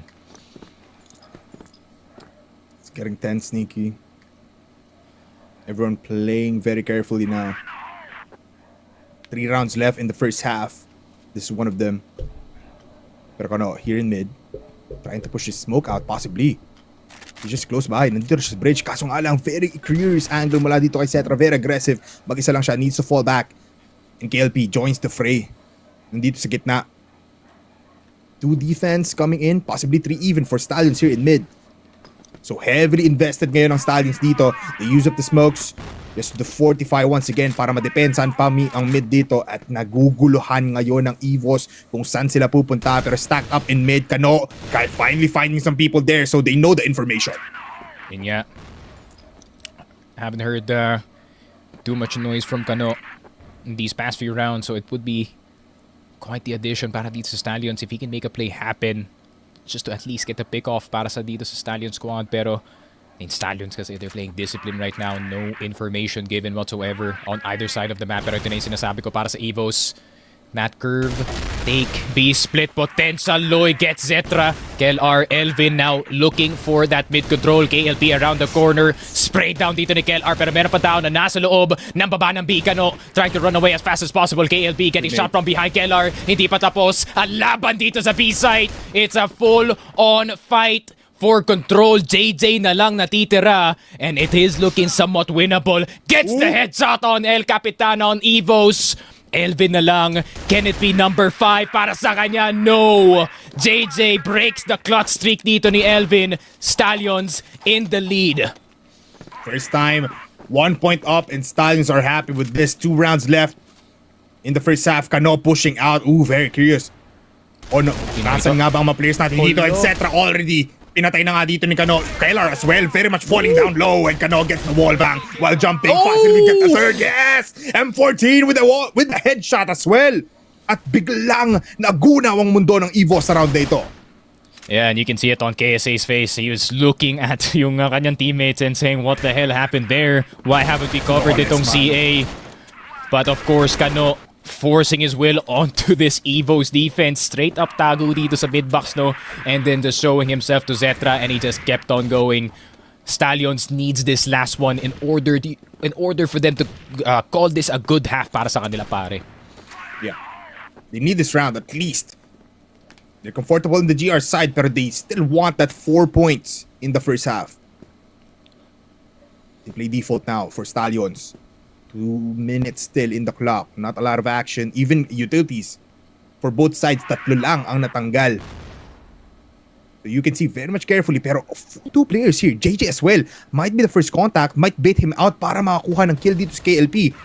Here comes the grenade. Barrages will be there, and KLP connects onto Yobib. Second doesn't connect, pero JJ nandito naman sa ladder. Able to get 1. There's a second. There's the possible third onto Kellar. That's triple kill for JJ. At nauubos na naman Elvin with a clutch of a lifetime. Can he do it? That's 1, and he cannot get anything more as KLP uses the pistol. 6-3 Sneaky ang ating first half in favor pa ng Stallions. What a recovery from Stallions, no? Mukhang hindi mali dito si Tanks in that face-to-face interview, pare. That mental resilience, Stallions, despite being down in terms of momentum, having a back and forth to start ng ating first half, still found a way to get 6. And Stallions, BL na. It's the hard side of this map. At the same time, EVOS more comfortable pagdating dito sa GR as the map is also playing for them. Pero Stallions, 4 rounds, 4 mistakes galing dito sa EVOS, and we could potentially be up 2-0 para sa kanila. But knowing EVOS, they are not gonna make this easy, pare. Yeah, especially with this kind of defense. This is a staple of them. You put up Yobib, KSA here in this B site. As the rest of the squad just play around mid and A. Alam naman to ng Stallions, but it's still very much impenetrable na isang depensa. Loy going for the wall banks, not gonna be finding Kel R. Right over the jump peak. CA has been controlled by Elvin though, so they need to be careful, especially na si Loy pa nga ang unang titikim dito, but they go towards mid, going for the ninja play. They go back. Uy, Loy with a bit of ninja action. Yun lang, Yobib caught off guard, sprayed and prayed with the EBR. Tignan mo nasan si Kano. Kano already looking for an exit position. Elvin exited dito sa CA. KSA wanted to get the trade, pero wala na dun yung Stallions, men. Pa-B-site na sila. Man, ibang pupuntaan nila dito, pero si KLR with the TRG very much close by dito sa doorway ng House B. Is it their time to go into the site? Pwede nga sila lumabas dito nang wala pang flash kasi isa lang naman nakalabas dito. But do they know that? KLB slowly inching his way across the windows. And you can see, nagre-ready na ang 5-man squad natin dito. And EVOS knows, here comes the flash coming from Kano. Here comes the go signal. KSA, kailangan niya tulungan dito si KLR with a first shot connecting. Onto KLP, JJ as well. KSA with a double kill. And now, STS scrambling kasi nandito na rin si Cetra. 2v1 situation and Kano! Double kill! And he cleans up. What a round for the Wonder Kid. Grabe, just at the moment na niisip ko, okay, magdi-discipline dito si Kano, he just straight up sends it dito sa last player ng EVOS, and this is the bite that we're looking for para sa Stallions on this PL side. KLP in the corner, he can punish itong si KSA for this LB push, but he's not gonna hit the shot, unfortunately. Stallions first round on the board for their second half, and grabe, what a surprise. They threw EVOS out of their positions, pare, and Stallions taking full advantage. At the same time, ayun nga, the damage at the start of the round para dito sa EVOS was a bit too much. Yeah. Man, may angas na dito yung Stallions, that. And Kano is the one That is number one in that department. Pare, bipolar, they just sent it dun sa lower B. Man, giniglaze ko pa kanina yung B-side hold dito ng EVOS. Pero they didn't even care. Pumasok na sila ng todo-todo. And beautiful flashes as well. Good combinations of utilities mula dito sa Stallions. KLR now, medyo kailangan pumunta dito sa mid. But 4 players left for Stallions. That's gonna be rough. For sure. Stallions, Kano, always the opportunity getter para sa kanyang team. Wallbangs are gonna start in this mid position. KSA coming out of Z. Doesn't kill etong si Kano. Bit of a miracle in this mid position that Kano is actually still alive. Pero EVOS, they're just gonna back off. They already got what they wanted, which is that pick dito kay KLP. Pero Kano is gonna look for KSA. JJ looking for the trade. Pero si Loy makakakuha dito kay KLR. 2 players in-house B. Loy almost getting Yobib! That's a second kill! B-side wide open para sa Stallions! What is happening with Loy, man? Multi-kills every time that he is in the player cam. At si Elvin ngayon doesn't even know where STS wants to go. It's a 1-for-1 defense. Sobrang bukas ng B. Si Cetra 1 HP pa. The smoke not gonna be doing anything and they're going to A for some reason. EVOS have been decoyed towards A. STS, free reign. The territory is theirs. B side is for the taking. JJ pushing Cetra down. Elvin mag-isa na lang ngayon. He has been able to perform in a clutch potential. Pero that's 1 pa lang naman. He still has 2 people left. Possible pa rin naman. With a flash, a smoke, and a grenade.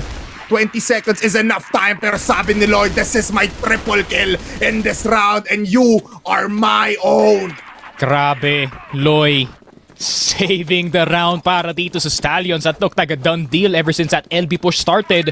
Pero nakalagpas pa nga siya dito in that Z position. KLR was down. I think there was a bit of muddy communication between dito sa EVOS, no? Kasi walang nakatingin dito sa Z. Walang nakatingin dito kay Lloyd. The reaction was so late from the EVOS players. And by the time na namatay na silang dalawa pare, EVOS were still defending this A site. They were confused in that round. Stallions, 2 rounds in a row. Pero Yobib, granted, they get the opening picks, pare, but Stallions, their mid-rounding is out of their minds right now, pare. Yeah, they can't close this out. But it's much more possible, Sneaky. Ay. Double kill now for EVOS at mukhang magiging 3 pa. What a beautiful defense. Wala din si EVOS at titikim pa rin si KSA. Some shots in. Needs to go for the disciplined play. Nakagawa ng damage. That's enough for this round. Grabe.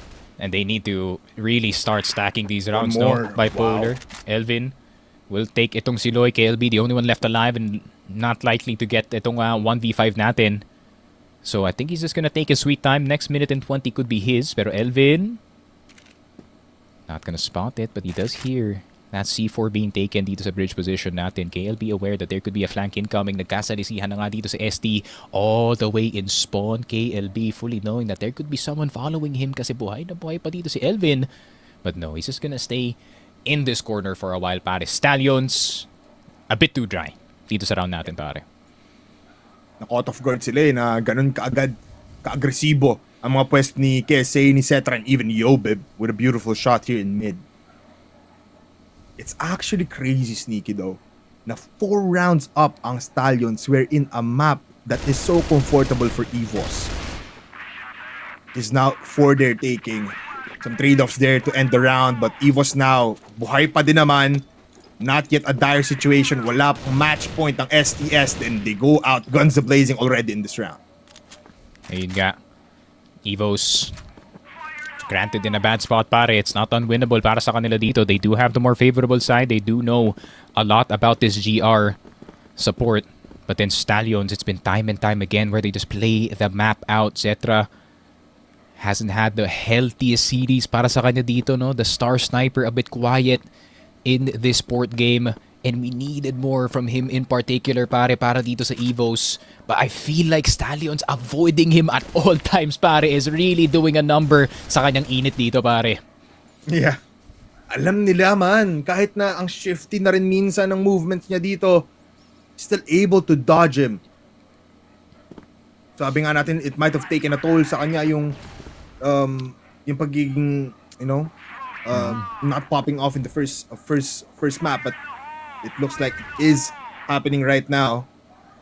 It's the expenditure macro, ng grenades, sneaky here in mid.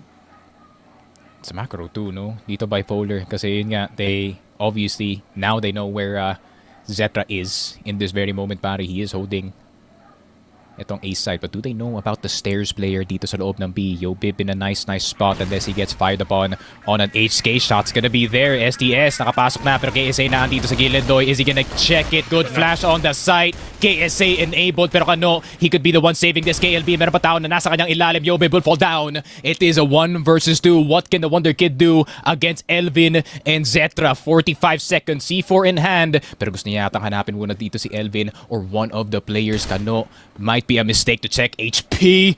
And he lives to tell another tale. No way Zetra misses that easy shot. Pero Kano, still very wary. Zetra around the corner. USP pulled out in time. Godbox play. Zetra. Elvin right behind him. Kano, what can you do to win this one? It seems like not much. 8-5. EVOS. The slow comeback para sa kanila dito is starting to begin, pare. Stallions, they need to stop this now. I mean, the tides are turning, the tides are shifting towards EVOS, and they're taking every round carefully and decisively. Would have been a great clutch up mula kay Kano, but the rotations coming in from Cetra and the rest of the squad was enough for them to get this round. 3 points up pa din naman ng STS. Still dodging this long a position. Lalo na't kasama doon ni Elvin si Cetra. But Loy, now the one starting off. He might go for another ninja play here. It's been working for the past 2 rounds. Pero medyo laid back na rin dito si Kellar. He doesn't want any beef against Loy. Yeah, I think Kellar fully recognizing na this is gonna be a bit hard to hold. He's just gonna back off all the way to spawn. Problema nga lang, pag all the way ka na spawn, you can't really see curves, so you're gonna have to assign an additional player dito, which removes another piece out of the map, which is Z para dito sa EVOS. So opportunity para sa Stallions to kinda, assign a player or two para possibly gumawa ng B-split. That could split this B-side wide open, especially if you can catch 2 of the players in mid early. Pero, that's a low Kellar holding B-side na mag-isa, pare. EVOS have to bank on a retake. Oh, here comes the shots in. Hindi pa kailangan ng flash, pero ngayon lalabas na. Kellar below B. Yobe peeking out. Loy spots him, pero the flash counter. Look at the wall back coming from Loy. What a start for STS here. Yobib still alive. Cetra unang mamamatay. JJ cleans up. And as well as Loy, mag-isa na naman si Elvin. Naku po. He has been carrying this team since set number 1. And can he deliver? 1 down. KLB and Loy very much low. 30 seconds. Still plenty amount of time for Elvin, pero magsistay na lang siya. Ibibigay niya mismo yung match point for STS. Grabe. 9-5 potentially para sa Stallions. They have been in this position before where they were up 2 maps up against itong EVOS. And Stallions better pray that that Eagle Eye will go their way, pare. Because potentially, this could be them going up 2-0 dito sa series na to. The question is na lang talaga, Bipolar, can they close this out? If they can, tulad nga na sinabi natin nung intro, history in the making. And what a way to write your own team's history. Some godlike plays mula sa ating dalawang teams, pero STS has been providing us most of it. Multiple players going into CA. First time na walang contestion mula dito sa EVOS. They go back. Multiple grenades being taken away. KLB and Loy, very much low HP already. Pero this might be the first time actually na lalabanan nila si Cetra. And match point pa. Yeah, Zetra. I think he already knows na napakadami ng players na nasa loob dito ng CA, so he doesn't want to stay in that top A position. Instead, we'll get itong si KLP. Kano will get Elvin in return. KLR around the corner will get Loy, and here comes Kano looking for more. KLR, sasabayan niya yung pag-akyat dito ni Kano, pero si Kano ang lalabas sa taas dito na top A. 4K para kay Kano, and can he get the 5th? Can he make it an ace to end it? Stallions, last one left alive for EVOS is Yobib, the Dark Prince. Can he will his way back into this game? Kano looking for this last one, and that's an ace to stampede EVOS. 2-0 up para sa Stallions. Holy mother of God, the Stallions are rampaging through the Tigers, and EVOS now at their will's end. 2-0 in a best of 5. Kung sinabi ni Coach Shane na papatalinuhin daw nila si Dedo, mukhang may isang caster dito. Our panelists might be one of the top brains right now kasi 2-0 and Stallions, man, have been unstoppable. And in a map pick kung saan komportable ang buong squad ng EVOS, tinalo nila effortlessly. Yeah, for sure. No? And this goes back to yung mental fortitude dito ng ating Stallions sa squad. I mean, especially in that first half, it looks super grim para sa kanila in those first 4 rounds. But as soon as Stallions got some momentum dito sa first half natin, obviously getting the rounds back, obviously getting the 6 and 3. But the biggest surprise para sa akin was, you know, the breakdown of defense para dito sa ating EVOS na squad. No, they felt disconnected in this game, especially itong si Zetra, man, not finding the same opportunities as he did going into group stage, going into semifinals. A lot of pressures on this kid, and that's on purpose para dito sa Stallions. So Stallions are avoiding him like the plague, and he doesn't get to play the game of Crossfire, pare. That is the key that is winning Stallions this game. They are keeping Zetra in the freezer, and he is shivering, pare. Man, it's tough not to be ignored by a team na in the finals pa of all things. This might be the plan of Coach Tanks in the entirety of Stallions, pero it's hitting EVOS hard, and it's even hitting harder on Cetra of all people. Man, it's crazy though. But I want to give credits to Loy and as well as dito kay Elvin. They've been the ones to just put the clutch up and able to get the defense sturdy and also get the kills when they were on the BL side, man. It's a crazy series nonetheless. Yeah, crazy series. You know, it's the gift that keeps on giving. But at the same time, don't celebrate too early just yet. We were already in this position before in Masters. 2 games up, 2 maps up, etong Stallions, and they still took the L. We will know in map number 3 kung ano yung making resulta, pare. And let's see. It's time to throw it muna for our panel desk. It's Salvatore and Mochi. Everybody, set number 3 is in the way.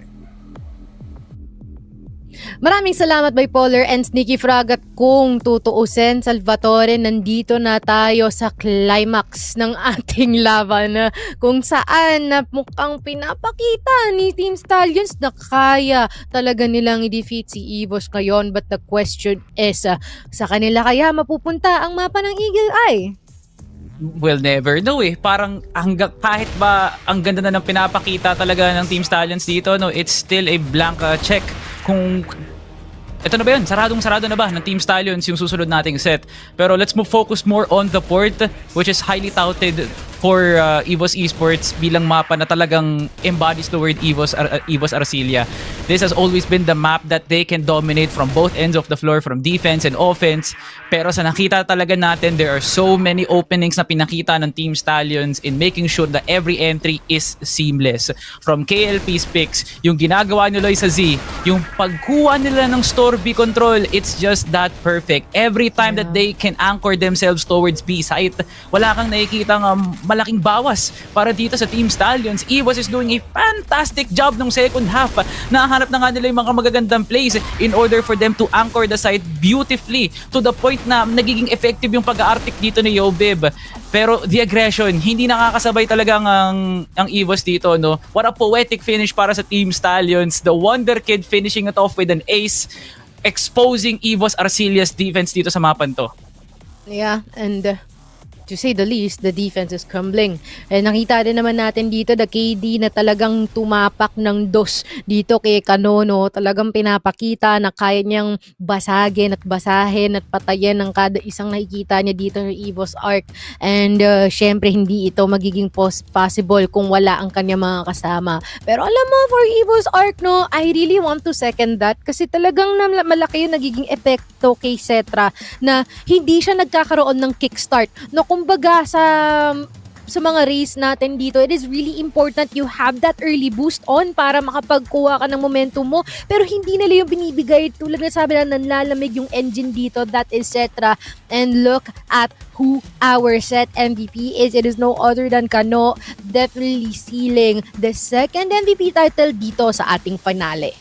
hindi mo siya pwede tanggalin dyan sa pwesto niya, no? Na para bang permanente nang naka-super glue yung titulong set MVP para kay Kado. And that first half, not desirable for Kado, no? Pero once the gasoline hits the system, that is Team Stallions. Yung second half na yun, mas naging maganda actually, no? It was a 6-3 first half, pero kita mo naman kung gaano nahirapan makuha ang Team Stallions yun. It was no easy feat that somehow KSAN as well as si Yobib gumagawa talaga ng paraan para mahirapan ng Team Stallions dito with their overall aggression. But no, that generational second half performance cemented himself as the best Crossfire player dito sa Philippines na to, you know? And it's still an argument made to be, you know, discussed. Kasi nandoon si Yobib, nandoon si Cetra.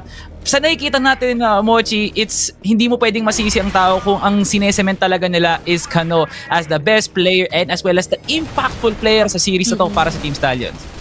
Yun nga yung nakakatakot din dito, no? Time and time again, talagang nakikita natin is yung pagmumukha dito ni Kano, and it seems like it is quite of a challenge dito para kay EVOS para matigil ito. Pero ito na nga ang ating ikatlong mapa, no? Sino naman kaya ang mananalo dito maya-maya sa lahat ng action na nangyayari? Kailangan natin ng quick short break. Mochi and Salvatore nga pala, no? In a bit.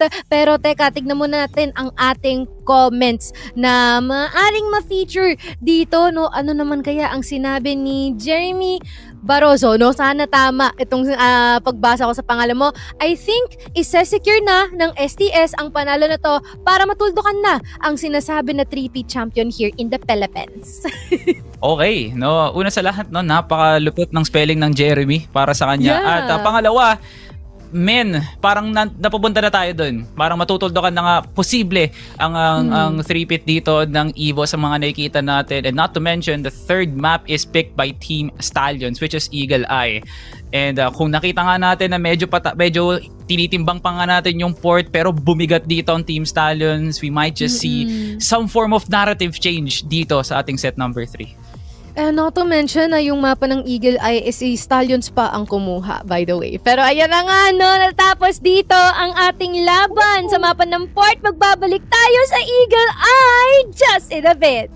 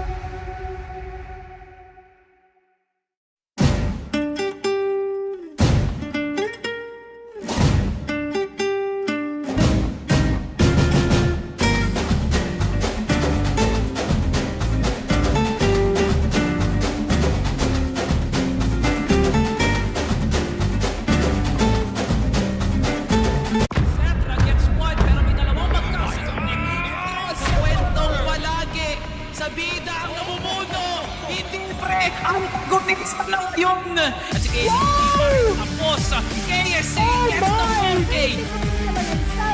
KNP! Yo, babe, with that spray down! Oh! And here comes KSA!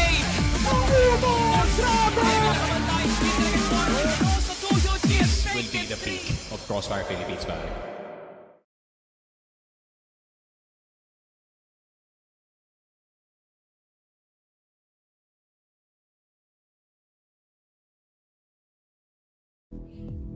This is cinema. Ito na tayo sa pinakakatuktok-tuktukang pressure sa mapa ng Eagle Eye Salvatore. It's already a 2-0 para dito sa Team Stallions ngayon at we are yet to seek an answer kay EVOS Arcilia. Wala pang rebat, wala pang absolute na sagot dito ang EVOS Esports sa ginagawa talagang mind games ng Team Stallions with their continuous innovative offense. Magandang pinapakita ng Team Stallions, the defense naman ng EVOS is somehow exposable pero masasabi ko na rin na enough para hindi maging madali ang series na to para sa Team Stallions. The question still remains, will the Pioneers continue their winning strides dito sa mapang binuungan nila from the ground up? Eagle Eye is an important map para dito sa EVOS Arcilia at eto na ang Team Stallions, bumabanat na ng championship point. And with that being said, ituloy natin ang banatan. Bipolar and Sneaky Frog, ayan na to. Salamat Mochi and salamat Salvatore. An interesting matchup of the ages. Sinabi nga natin kanina na it's a series point already for Stallions pero can a comeback happen again for EVOS Art dito sa Eagle Eye pa lang naman. I mean, Eagle Eye is not too far of a shot in all honesty, no? Para dito sa dalawang teams natin. Granted na I know EVOS are 2-0 down right now, pare. But still, ayun nga, judging from the patterns dito sa mga ibang years natin, we really cannot count out the other squad. So feeling ko EVOS, they're gonna have definitely a better time pagdating dito sa Eagle Eye. The long angles are gonna benefit Zeta for once. You know, he gets to play the game of Crossfire dito sa series natin. But really is dependent on him, no? Kasi yung form niya going into yung series na to was actually looking really good. But then his form in this series is, parang subpar nga, pwede natin sabihin from what we're used to. But at the same time, I can't really blame si Zetra, pare. Stallions either is avoiding him like the plague or lima silang papasok just to kill itong si Zetra, pare. This game is not easy for EVOS sniper, and the fact na alam ng Stallions that is the backbone ng kanilang depensa at opensa, they're taking them out. They're taking the spine out, pare, basically.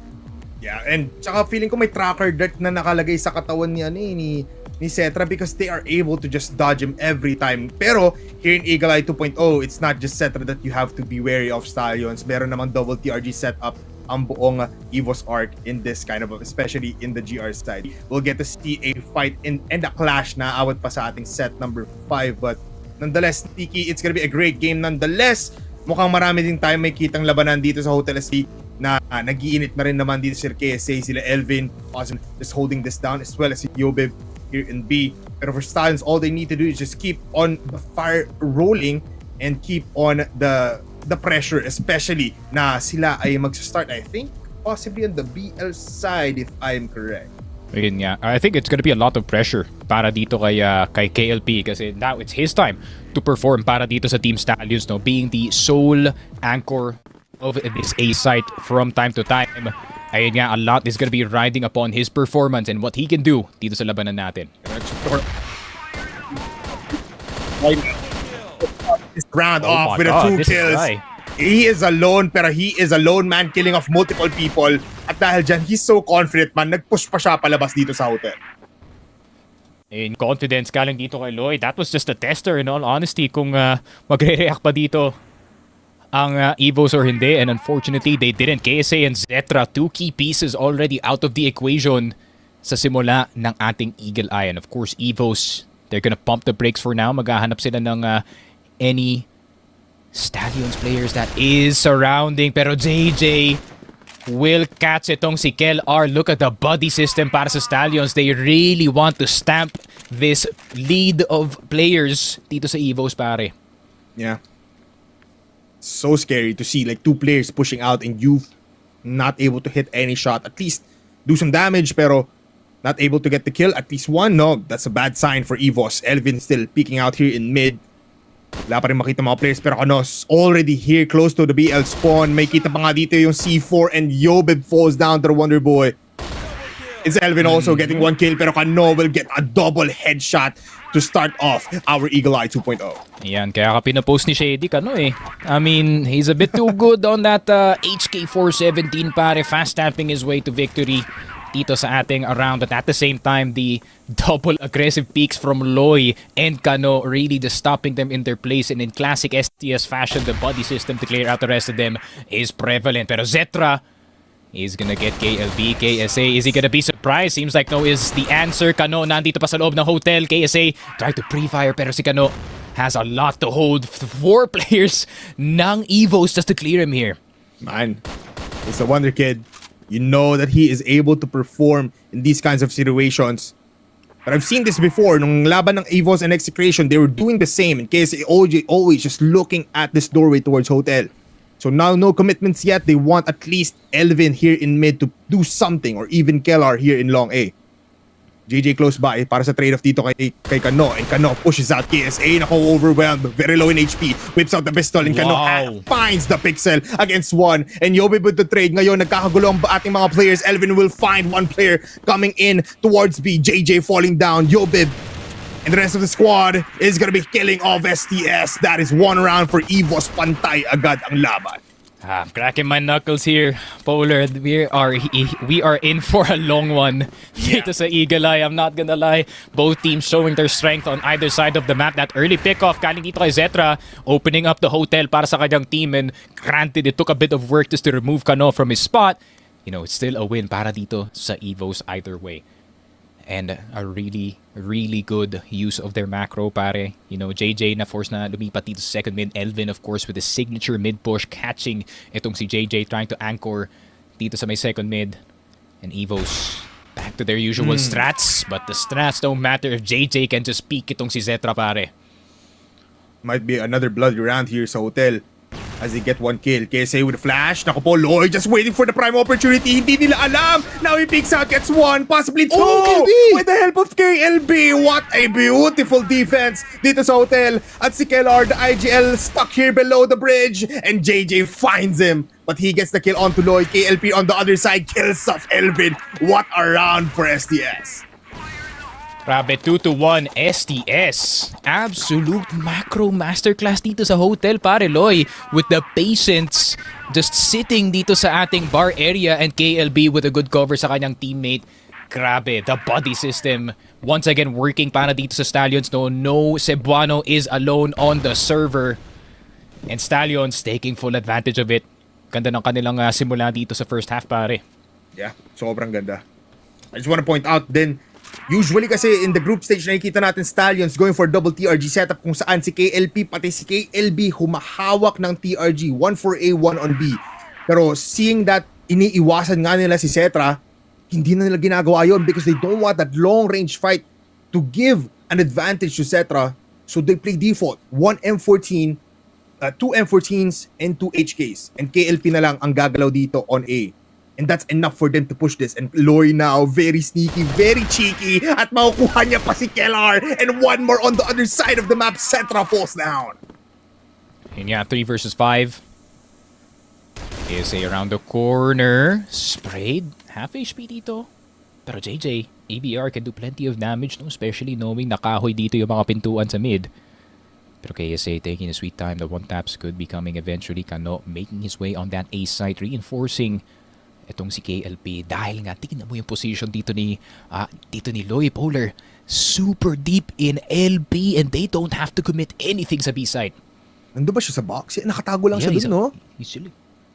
Look at this KSA picking out, and he gets the kill finally. He gets a double kill pa. And KLB, butas ngayon yung depensa ng STS. Pero syempre, alam mo na ang EVOS, they wanna play this slow. They wanna put a timer as a weapon against STS. KSA wants to peek out once again. Alam niya meron pang isa, pero si Kano ito, can he get the kill? Yes, that's triple kill. They make it a fourth as Yobib gets one. It's all up to KLP. The lone man in A goes for the retake, pushes in mid, needs to look at B right now as he whips out Yobib, and mapapatay niya nga.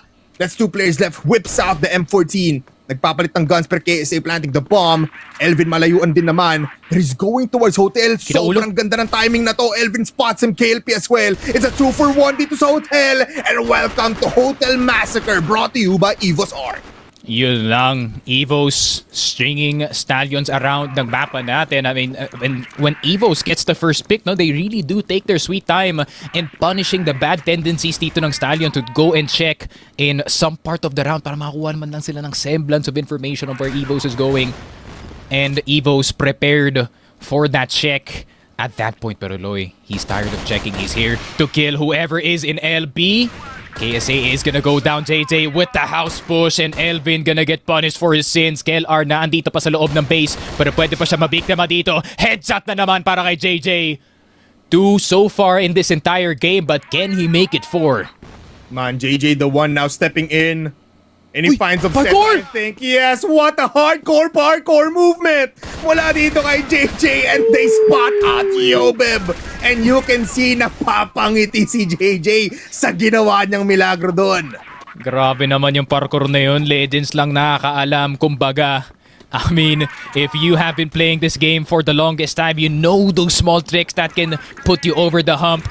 And especially that start galing kay Loy enabled yung STS push dito sa long considering na magbaback off dun yung EVOS. They're gonna play all the way to base considering sila yung na 4v5 dun. And STS has taken full advantage of it, pare. Yeah. Beautifully played mula sa individual players natin. Now, a very passive approach mula dito sa EVOS. And yet to see a pop-off mula dito kay Cetra. He has been nothing but a body that is being shot by Stallions. JJ so close. At may kita niya dito. He gets Yobe, of course. At makapatay niya pa ata dun si KSA. No! He gets the damage though. 1-for-1 trade. And the battle goes silent once again. Uy, pero ang ganda na spot ni KLP, ha? So close. I mean, if anyone is trying to go into that A site and crossing into it, there is gonna be a sight line going to you, pare. Pero grabe, EVOS go quiet again. They have to. I feel like they revealed too much of their hand too early dito sa game natin, men. Yeah. Too easy to read now for Stallions. Pero EVOS trying to go for mind games. Taking out every strategy in the books. KSA, nakita pa ata ni Kano. Nakita niya nga ba yung binti niya dito? But he pushes out. He finds him in KSA. Did not know. Now it's just 3 players left. All alive and healthy. Pero with 50 seconds left against 4 players, might be hard time. Going towards Hotel, moving, and leaded by Keller, the IGL. Ang kapitan might need to use a smoke or a flash here para ma-divide or at least ma-block off yung line of sight dito ni KLP and as well as ni KLB. Seconds left, Sneaky. Onti na lang at papasok sila so dry, so raw, and that is the wrong kind of decisions. Cetra also going down at mamamatay pa siya. This man has been struggling to find any opportunity against Stallions. Grabe, 4 and 2 Stallions on the GR side so far. Grabe, komportable dito sa depensa natin. Every single player is online, but especially Loy and itong si JJ making this offense suffer before they can even start and execute, pare. So EVOS are gonna need to be a lot more puwagnat, no, pagdating sa mapa natin, a lot more forward. And we're gonna wait and see what a more aggressive EVOS looks like dito sa A side. Aggressive dito sa gitna. Kano will get 1. KSA finally picking off 2 and 3 now as Keller gets 1. 2 players left, si Kano and si KLB dito sa pinakadulo ng mapa. Good grenade will kill off 1. KSA now finds 1. Pero 40 seconds. Can KLB go for the clutch? Has the M14 switches to the HK. Much easier for a clutch. Pero kailangan niya tumakbo. I think he's just gonna be using the time for his team. What was that? Reaction time check. Oh, napatakbo ba dito si KLB? Hey, I'ma use the C4 timeout, guys. Leave me alone. Ayun, okay na. Iniwan na siya dito sa Hotel. EVOS, I don't think they're gonna greet him anytime soon. He's already checked in. So, Stallions just gonna use the rest of the bomb timer para makipag-usap dito. EVOS obviously pumping the jets dito sa A side. And this is what we were looking for para sa EVOS, no? More fast, more, I wouldn't say methodical, just somewhat of a hard hit. Because right now, Stallions, ahead sila dito sa strikes. Pero EVOS, one punch and this could all be a different story, pare. Man, the story writes itself right now. As they get them cleans up, 2-4-2 dito sa ating LB. KLR pushing out the here. Dito sa my bridge area coming in from Hotel. Good grenades. And now STS again behind the walls. Up by 1 ang EVOS dito. They fortify B pero looking at the C4, mukhang gusto pa rin labanan dito ng EVOS, man. Yung B side. Yeah, pero I think usual Stallions reaction here just to try and push dito sa my Hotel. Body system na lang, lalabanan na lang natin to. KSA around the corner with the HK417 KLP. The EBR making noise. KSA spotted. JJ spray down. And that could be something. KLR spotted sa Hotel. And they don't know where the other player is. Nako po, nakaikot na dito si KLP. KLP now on the rifle. Elvin na lang natitira. He pressed tab. He knows exactly kung nasan dito si Elvin. It's the flank 1000% pero mapapawary pa rin siya dito sa may BP position. KLP with the swing wider para dito kay Elvin and that's the 5th clutch para dito kay Elvin. 5th clutch. And Elvin just keeps on giving us a show. Time to lock on. Looking at the kill sneaky. 10 kills on KSA, 4 on Elvin, and still 1 on Cetra. 4 both on Kellar and Yobib. For the side of Stallions, 8 on Loy, 9 on JJ. Not yet hitting the double digit for Stallions. And Elvin now smells people all around. He needs to back off. At nako po, binigay niya lahat ng map control. Tignan mo, si Kano mamamatay. Kaso nga lang si Loy, mamamatay din. Elvin is providing a show. Pero look at the plapla. Binatuhan ng fireworks and KLP activates. Gets one through the smoke. Grenades being traded off pero si KSA malapitan na lang dito. Gustong katukin yung pinto. Hello, nandito ako sa gilid mo. Pansinin mo yung EVOS. Nandito na. Going for their 5th round. C4 hindi pa nakaplanta. Yes, the turnaround is that mid-round power that EVOS is showing. They may take it slower than usual but they can also start climbing dito sa laruan natin. Zetra cold as ice dito sa laruan but one pick could make all the difference. Zetra around the corner missing the shot dito kay JJ and they are gonna start to move forward. Cable car in a bad position. Kellar dito sa second mid. KSA, it's a matter of Black Widow B practice. Sino ang mas sanay dito? JJ headshot Kellar. Defuse there. Kellar peak EBR better para dito kay JJ and the drop gun as well. 5-4 JJ. Remember the name. Man, 4 HP. Duguan pero lumalaban. I think after that sneaky, everybody will remember this silent man able to perform at the lowest of the low and getting at the peak of his form. Yobib now gusto tumikim and JJ already pinatay sa LB. Oy, oy, oy. Bit of funny karma there, pare, after that drop gun last round. Pero yun nga, 4 versus 5 immediately at the start of the round. What do you expect when Zetra switches on the other side? There is also Yobib who also has the presence on that sniper. Pero Zetra, grabe talaga, man. He has been missing so much in this series. Lloyd just gets a free kill. Dito sa A site, Elvin na lang natitira. It's gonna have to be Kellar making the adjustment. And this allows the map to be more open para sa Stallions, pare. It's so open, man. I think it's time to lock on for both teams because it's so close. Too close for comfort. KLB, Elvin in prime position. KLP nasa likuran din naman, trying to go for the push. Unang mamamatay si KLR and they find Elvin pa. And as well as si Yobib. KSA wondering anong nangyari. Anong kailangan kong gawin? Aakyat, can he find people? 2 heads and a dream. Pero isa, yung ulo niya. That is another round for Stallions. Stallions, 4 rounds away from being crowned the new #1 team in the Philippines, pare. They can smell it at this point. EVOS, the struggles continue para sa kanila dito sa second half.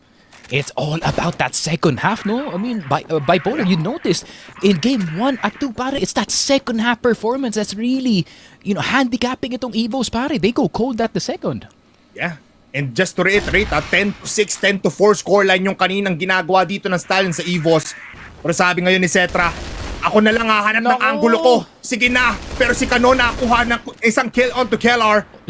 And Elvin now needs to run away like a cat because he is being hunted. Pero si Cetra is the hunter of the Stallions. Grenade will be there. Pero si KLP gustong lumaban, gusto puntiryahin ang EVOS dito. Oh! Bang! Headshot! Onto Elvin! And KLB pops off as well. 2 players left for EVOS. Isa si KSA pero burado agad. Wala na. Lagyan mo ng semento yung ulo niya. 1 player left. Yobi with a TRG able to get 1v2. B is for the taking. He's retaking A! EVOS Yobib, he doesn't know! He is so clueless! Yobib, hello! Nasa likuran mo yung STS! Grabe, Stallions. 3 away from that elusive trophy, pare. The Cebuanos are ramping up. Dito sa Eagle Eye, KLP getting itong si Zetra.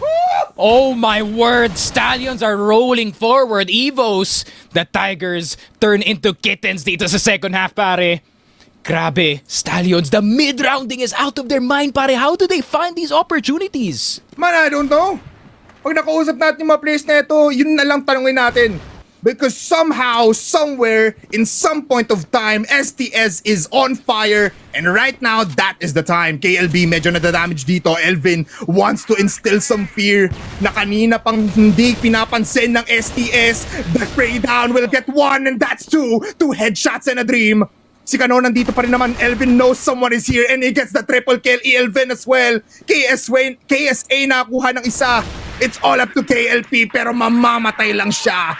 5-7 still in favor of STS. Grabe, it's Elvin once again really saving the backs dito ng EVOS, no? I mean, the solo hold in hotel, he is really doing everything that he can para magstay sa game itong EVOS, pare. His effort doesn't go unnoticed. KSA also starting to ramp up dito sa laruan natin. We just need that one player, that one guy to really come online, Zetra. Once he starts fragging again, once we see Zetra in his usual self, pare, this could be a game changer. Pero Stallions, tignan mo naman, iwas talaga. Zetra trying every single angle, but you are surrounded, my friend. Nako po, you can get one, but that's an easy trade, man. Hindi talaga komportable si Zetra. No matter where Stallions is, I mean, Lloyd goes down, but the sniper is down as well para sa EVOS. Man, 1 for 1. Alis na sila, oh. And aalis sila, man. Okay na daw yun.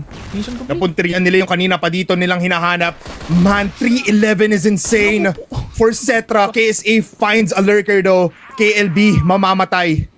Sugatan ng STS, EVOS trying to go for a 7-6 scoreline. A defense is needed. 2-man here on A. KLP finds one.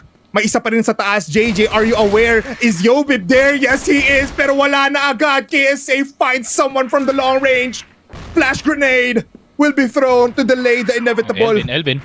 Si Elvin gumagawa na naman ng solo play, trying to go for a quick peek. Pero KLP switches to M4A1S. And Kano enables himself. The C4 is still in the hands of KLP. So pwede sila magplanta ng bomba. KSA, can he find them through the cracks? No. KLP siya pa nga nakita dito. 34 seconds, Kano looking at every angle. Angles, pare. Man, there's process of elimination. Saan na nga lang ba mangyayari ditong EVOS?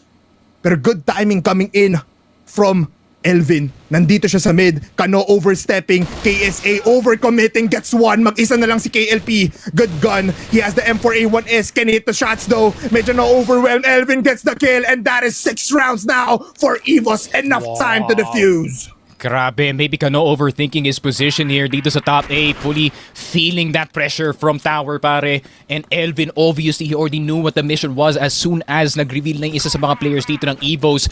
All the distractions was on him. Elvin with the flank, securing that long A control. Nako po, EVOS, you know, you might lose the initial site defense, pare, pero pagdating talaga sa retake, napakasakit ng mga Tigre. The Tigers finally seeing some light, man. Mukhang umaga na sa EVOS arc. Finally seeing everybody in their sightlines. Pero mahirap pa din. Ang point advantage is 1, pero it means a lot for these two teams. Elvin close by though. KLP. Can he find Zetra? Yes, he can! What a shot! Second peek goes good, pero Yobib finds Kano. Lurking in the shadows, Elvin as well. 2 down now for STS. Mas posible ngayon para sa EVOS to go for a tie game. Smokes to stop the push or a flash. Pero tuloy-tuloy pa rin man. STS going in, sending JJ here in a hotel, possibly a backstab towards EVOS. Oo nga, feeling ko si Loy at si KLB mag-iingay sila dito sa A-side to try and draw attention away from him. Pero knowing Elvin, he's gonna start investigating kung sino pa ang nasa loob ng hotel. And Yobib with a flash on LB. Recheck lang dito sa ating position. And they are gonna clear JJ methodically there, pare. Meron pa namang isang tao na nasa loob ng top A. And his name is KLR. KLR spotted immediately. But that's information. Loy spotted dito sa loob ng bahay. KSA, HK in his hands. KLB, last one left alive. Granted na napakasakit ng HK niya, pare, up against 3 players from 3 different angles. This is gonna be very difficult. KLB spotted, sprayed down, headshot is needed pero hindi niya makukuha. 7-7. EVOS are back and I have seen this before. Bipolar, the comeback on map 3. We could be seeing deja vu here, pare. Sabi mo nga, Sneaky, that it is not yet done. Lalo na't ganito ang ginagawa ng EVOS finally online. 17 kills, 9 headshots on KSA, by the way. The top fragger sa Eagle Eye right now. Some skirmishes here in Hotel, as you can see in the minimap, but they will be falling back and looking at JJ using the TRG like it's his own weapon. KSA with the HK connects onto 2 while falling back. Pero si Loy makakapatay pa rin naman. 2v2 now, Sneaky. Magkahiwalay si Loy pati si JJ, Yobib and Elvin holding hands. Kailangan mag-retake with each other alive. Pero Yobib, they need to run now. They need to go. The information overload, wala sa lahat. Uy, grabe. Pero look at this. Yobib, fully knowing na aalis na dito si JJ from his position, knowing na B-site na ang gusto nilang kunin, he is following suit, at least trying to. Pero two-man retake na lang siguro. Elvin gonna come from that mid position. Yobib gonna try and top walk his way into that hotel. But Stallions plant 2v2. Loy, JJ versus Yobib and Elvin. The Lurk with his support. And the Lurk with his support, ironically, pare, on the other side as well. 28 seconds, not much time. Elvin taking yung M4 with him. 24 seconds left. Takes 2 seconds to defuse, unfortunately. Para dito sa EVOS. Look at this angle para kay Loy. Round the corner. Headshot immediately on Yobib. The Dark Prince goes down. Elvin na lang natitira. The Human Lason cannot do it. 8-7. Stallions closer than ever. Pero EVOS, feeling ko hindi pa tapos to, pare. Hindi pa tapos. That feeling in my stomach, it's not yet over, I feel like. Man, I share the same sentiments, man. Nakabuntot lang dito ang EVOS and they can smell their prey. Still far from being over, but closer towards a victory ang ating Stallions. Almost going towards a championship title. 3-man push in long A. KSA getting found out pero shots will not connect. STS ngayon, good flashes in down. KSA overwhelmed. Yobib gusto mag-push dito sa gitna pero si KLB ready para sa push. That's 1 down. Yobib with the first blood. Second blood goes towards KSA. Killing spree na nga ba to para sa STS. They stabilize. They slow down. Making EVOS think so hard. Pero si Cetra finds one through the cracks. KLB, good shot. Elvin though, sprays them down. Kano will get the wall bang onto Elvin. Keller atop. Nakita yung ulo, yung tuntungan mo. Itago mo kasi si Kano nandito na. Kano wants to fight. Oh my god. Cetra! How has he missed that, Bipolar? Keller na lang. The sniper, can he do it? 1 HP dito kay Keller and he gets tapped out. 9-7. The Cebuanos are 1 round away from being crowned the new kings of Filipino Crossfire, pare. EVOS, they're gonna need to do something drastic, pare. Sneaky, yung 3-peat na pinagyayabang ng EVOS gagawing 3-0 nga ba to ng STS sa regional finals? Just 1 point away. Sino nga ba ang first blood natin? All eyes on Kano. Finding Keller. Shots will be there. 1 more. Only 1 more but Kano needs to fall back. Disiplinado. Yan ang sinabi ni Coach Tanks. Grabe, the discipline is there para dito sa Stallions. KSA, big box, Elvin as well occupying it. Elvin with the cross, KSA is gonna go down. And ayan na nga. 3 versus 5, Yobib trying to get it back, pero KLP, Kano will get it! Zetra na lang natitira, and that is gonna be it! Stallions with a clean sweep, and that is Cebu on top of the Philippines! Cebu on top! pinalindol ang mundong Crossfire at sabi nila kami ang hari ng Regional Finals. Welcome your champions, Stallions Tinuro. Time to shut up and welcome this squad, man. Crazy 3-0. Holy! Pwede ba magmura? Joke. Holy indeed, man. Ayun nga, I don't think we can. But fortunately, para dito sa Stallions, they can. And FYE, para sa kanila pare, after getting that win, it was such a great map number 3, no? Both teams actually showing yung kanilang strength. EVOS, their mid-rounding, their 2v2s, their 3v3s really working out in their favor, pare. But at the same time, Stallions, the iron will and the sheer talent ng kanilang mga star players, JJ, Kano, KLP in that last round. My God, the Cebuanos are here to stay, pare. Naku po, hindi lang maghanda na kayo, international teams. Stallions put a 3-0 up against the prior kings of Filipino Crossfire. Oh my goodness, Sneaky. Wag na mag-panel, tayo na lang, Sneaky. Marami tayong pag-uusapan dito. But man, who would have known? Meron si Salvatore. Sabi nga 3-0 at siya ang brains. Siya ang brains, man. Siya ang brains, man. Akala nyo bias si Salvatore, but no. He is seeing something that you do not see, Nasa pare, stats and yan, he man. can see the future. Nasa stats yan, pare. Kaya, all I'm saying is, Salvatore, he has the last laugh kumpara sa lahat ng tao dyan sa chat, pare. And let us see what is gonna be the stats potentially dito sa laruan natin. My God, I am, my lungs are spent dito.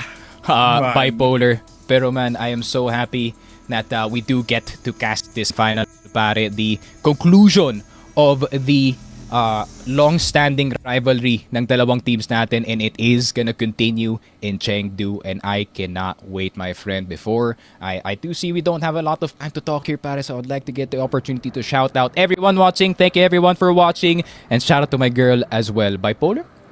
Man, I mean, feeling ko there's still enough time later on, no? Since it is the last day, but later on, may kita nyo po ulit ang ating mga players and with the interview. But for now, it's time to throw it to the panel. Bipolar and Sneaker Frog going out from the panel, from the Cashier's deck. It's time for Mochi and Salvatore. It didn't have to be personal, pero grabe ang atake ng Stallions para patumbahin ang imperyo ng EVOS Arcilia. But at the end of the day, ano ba tayo, Mochi, para i-predict ang 3-0? We're just fans at the end of the day, no? Ladies and gentlemen, the new kings of Filipino Crossfire, none other than Team Stallions. Wow. Good riddance. Third time's the charm. Sa wakas, hindi na inaalikabok ang trophy case ng Team Stallions, and they did it with an exclamation point. Grabe, no? Napaka-poetic at inulan ng tatlo yung araw na to. For the third time, they finally got that 3-0 series here dito sa ating finals, and not to mention that we are 3K strong and counting sa mga sumasaksi dito sa broadcast na ito. And man, oh man, EVOS came with an ambition to get that 3-peat, but they will be leaving with a heartbreak. And on the contrary, para dito sa Team Stallions, they are more than pumped, more than ever. Look at how they finished the story, Mochi, no? From being Grabe. titled as chokers, the Kryptonite, that is the Kryptonite, that is EVOS Arcilia. Take a look at who has the last laugh now. Ngayon, nahanap na nga ni Superman na wala-wala yung Kryptonite na yan. It is now finally done as Team Stallions can now sleep peacefully at night, whereas EVOS Arcilia goes back to the drawing board asking the questions, where did it all go wrong? This was the most anticlimactic series ender na nakita nga natin, eh. The last of few sweeps na nakita natin dito sa loob ng finals ng regionals. The last time na nakita akong na-sweep ang isang grand finals, I don't even want to go back to that history because someone will get hurt. Actually, panoorin nyo na lang Impact, not Impact, panoorin nyo na nga lang Fall Finals 2023. You know what I mean. Pero ito, from Team Stallions, this is ill-expected. Hindi biro ang ginawa ng Team Stallions dito, no. EVOS tried. Pero dun kasi tayo nagkulang, Mochi. EVOS just tried. Where was the sheer power? Where was the willpower? Nasaan? It felt like Team Stallions, tinanggalan talaga nila lahat ng odds sa mundo para tumapat man lang ang EVOS Arcilia. Pero grabe din, no? Sobrang tindi ng pag-disable nila kay Cetra. Tinanggalan nila ng pakpak tong batang to. The hope and dreams na kung saan so much responsibility ang binibuhat ni Cetra. And to the point that everything crumbled down because of it is just definitely something na talagang hindi inaakala ng EVOS Arcilia and of course sa lahat ng mga sumusuporta sa kanila. But look at Team Stallions, how they appeared prominent, strong, all of the good things na meron tayo dito ngayon na more than 1 ang KD nila. Lahat sila dito may banat, may bira at ang merong pinakamagandang performance dito sa mapa ay wala nang iba kundi si JJ with a 1.50 KD and 1.06 kill per round. And Salvatore, nakita naman natin kung gaano katindi yung mga clutches, yung mga flicks, kung gaano nakakabali ng wrist itong kanyang mga nagiging kills, man. Pinakita ni JJ that he also deserves a bit of spotlight dito sa ating finale vital. Huwag niya na nga yung braso niya sa dami ng hospital flicks, nasa ER na, pinapagaling na yung braso dito ni JJ just to secure those multi-frags. Every time that EVOS wants to go for a spread play 3-2 or even 4-1 para lang mastakan yung site, and then Elvin with the lurk. The Stallions' readability of 2025 needs to be studied, pre, kasi every time that Elvin goes in sa LA, apparently tumataas yung spider senses ni JJ and he just gets the kill. So it was not Kano, it was not KLP, it was JJ cementing himself as an underrated player na kailangan din talaga bigyan ng bulaklak, because Team Stallions is a working machine when everyone is in full effect. Pero paano mo pagaganahin ng isang makina kung walang gasolina? And that is JJ for Eagle Eye. Alam mo, Salvatore, I was mistaken so badly, no? Sabi ko dito, we are finally at the climax. Pero look at what just happened. It seems like it's already the ending para dito sa ating serye, which is something, no, na I believe is nakangiti ka? Kasi hero mo, you predicted. You're the only person who predicted a 3-0 dito sa ating seryeng ito. And man, oh man, Team Stallions said na, you know what? Tama yung isang taong nasa panel ngayon. Ay, sino ba? Banggitin mo na. Huwag ka na maya. Sino ba yung tumama ng prediction? Ano ba? Eh di kilig na naman eto. Ay naku ka. Ay, yung kilig na yan, wala yan. We are still professionals at the end of the day.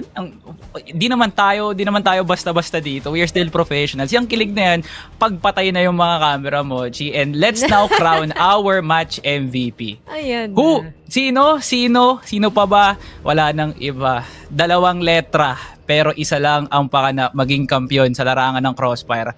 1.76 KD for Mr. MVP, Christopher Robinson. Kano. My God. Sementado na ba, Mochi? Sementado na? Naku po, well, hindi pa ba sapat lahat ng mga binibigay dito ni Kano, no? Sementado na ata nga to. Salvatore, the Mr. Consistent himself.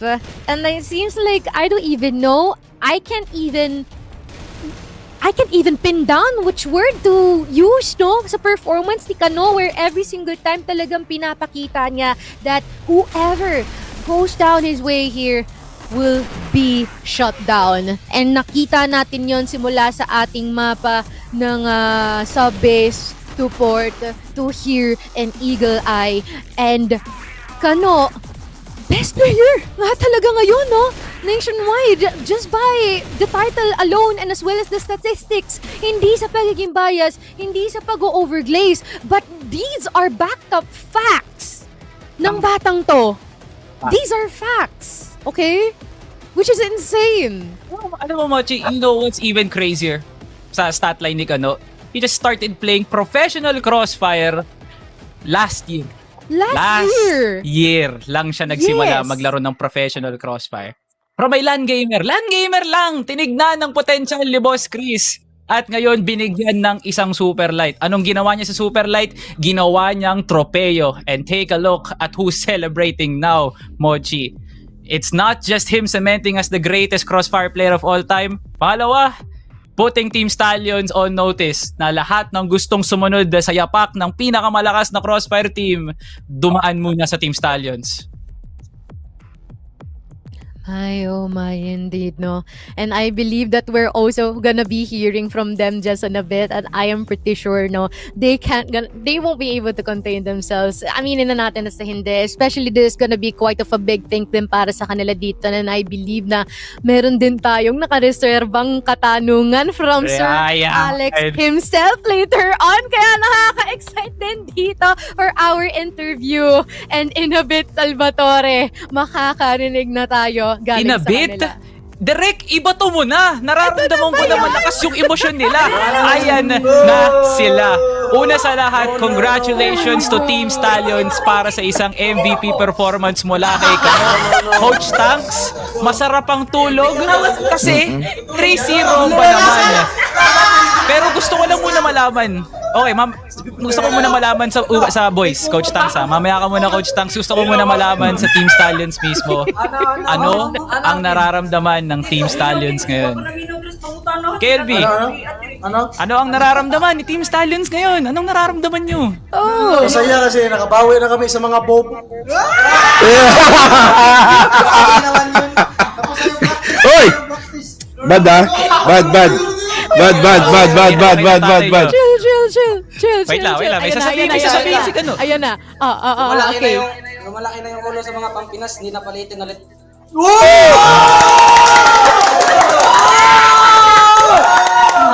Hindi kaya maging humble kasi nalaki na ulo, wala kami ginagawa sa kanila.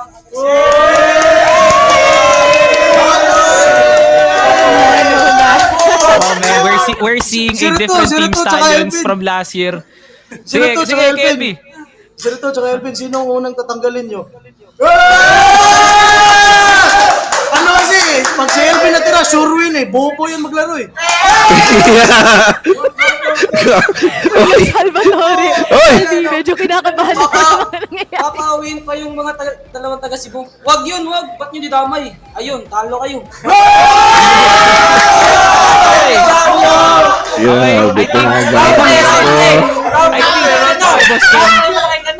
Oh man. Enough is said. Mamayang bibigyan namin kayo ng oras para makapagsalita. Pero may gusto kami itanong dito kay Coach Tang. Sige, Mochi, iba to mo yung tanong na yan. Ayan, Coach Tanks, no, we are very much curious. I'm pretty sure marami kayong mga ginawang mga preparasyon dito, pero at the same time, ito ang aming biggest and deepest question, which is, hindi ko sure kung masasagot nyo nga ba talaga, baka this is classified information. Sige lang. Pero, ano yung preparasyon? Ano ang inyong ginawa para hindi makagawa si Cetra ng mga milagro niya? Nagdasal kami together. Humingi kami ng guidance kay Lord. Sabihin nyo na OA, pero yun talaga. Nagdasal kami, naniwala kami sa isa't isa, naniwala kami na kaya namin silang talunin. Yes, they've been the 2-time champ, and they were assuming they will get the third one. Well, every competitor deserves to say that. And hindi ko masisisi yung coach nila and every one of them. Sobra respeto ko sa buong team nila because they are very, very confident, and yun nga, the way we prepared for them is also because of them. They were, honestly speaking, they were the gasoline, maybe perhaps the main gasoline of our whole team. Kung bakit yung doble, triple, 4 times, 5 times, 9 times, 9 times effort ang ginawa namin and sacrifices. Yun. That's how I will answer that. Pero siguro okay lang ba magtanong pa ako isang question sa Salvatore? Sure. Kasi Kasi I'm pretty sure sobrang lalim ng pinanguhugutan nyo, no? This is the first local trophy that we have here para dito kay Team Stallions, ex-Ubek Maniac, Coach Tanks.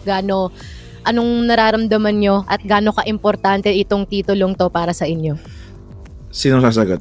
Yung mga boys na muna? Ikaw, Coach Tanks. Ikaw, Coach Tanks. Kahit lahat. Man. This is it's been a long time coming. We came from the grassroots. Nung kinuha ako as coach, then I was presented with these young boys. We witness ka rin din, Mochi, when we lost last year. And na-post mo pa kami, natutuwa ka, sabi mo, nagpe-pray kami kahit talo, and I was motivating the boys and all. And nakapag-China kami last year, kahit second place kami.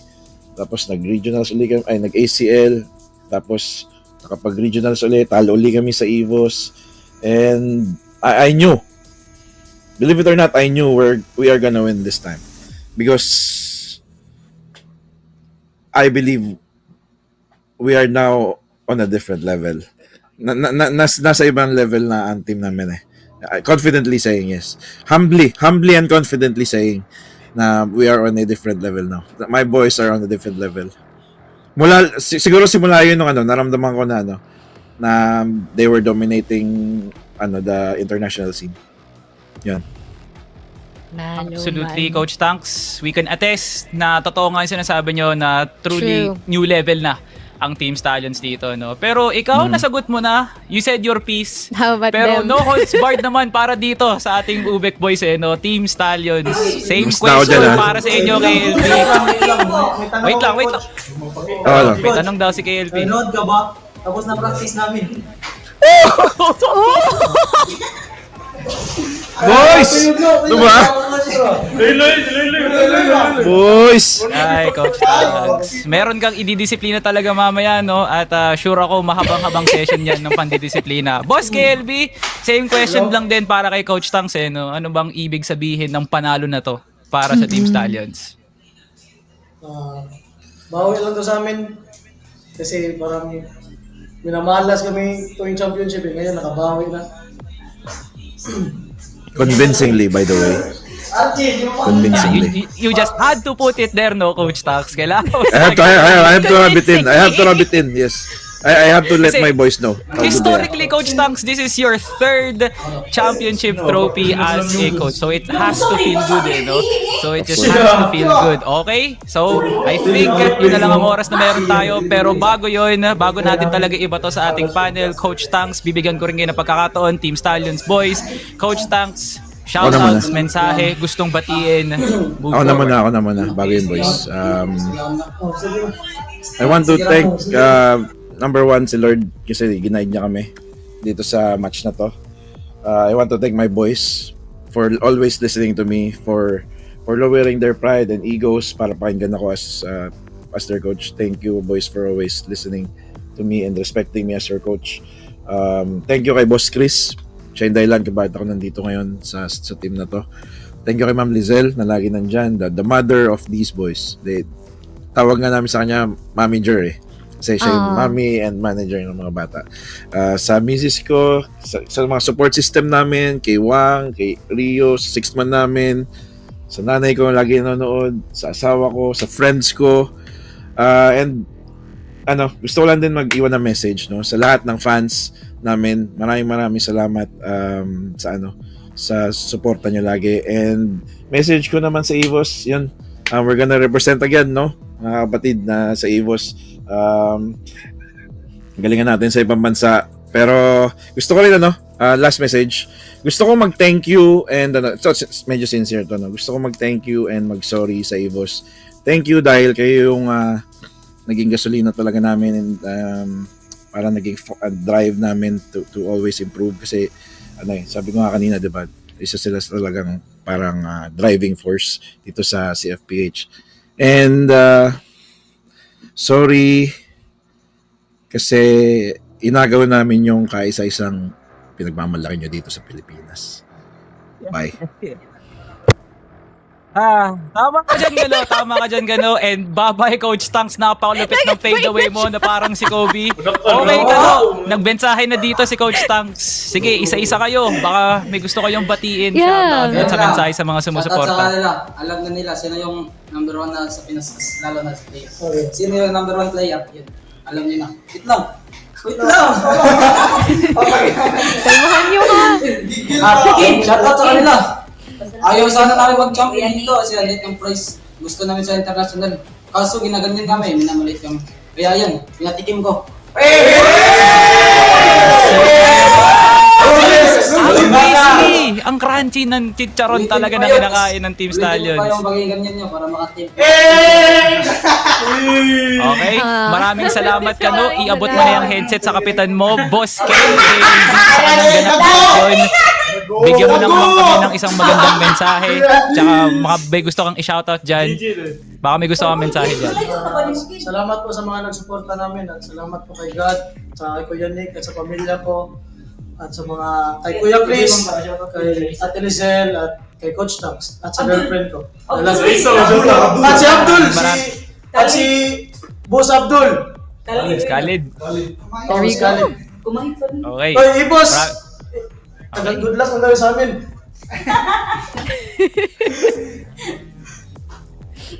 Ayan na, Mochi. Ayan. Goods na. Nakapag-ceremonious na ang ating Team Stallions, pati na nga rin si Coach Tanks. Para sa iyo yun, Boss Clydes. Maraming salamat sa paggabay sa mga batang to. Ang mga bata mo, isa ng ganap na kampiyon. Mochi, good riddance. I can't believe we are now putting the mic down kasi culmination na ng Regional Finals Philippines. Yeah, exactly. And seems like we are gonna be joined by our casters once again, no? Ng pansamansalit. And ating babalikan ng bahagya kung ano nga ba ang nangyari sa isang buong buwan at lagpas dito, no?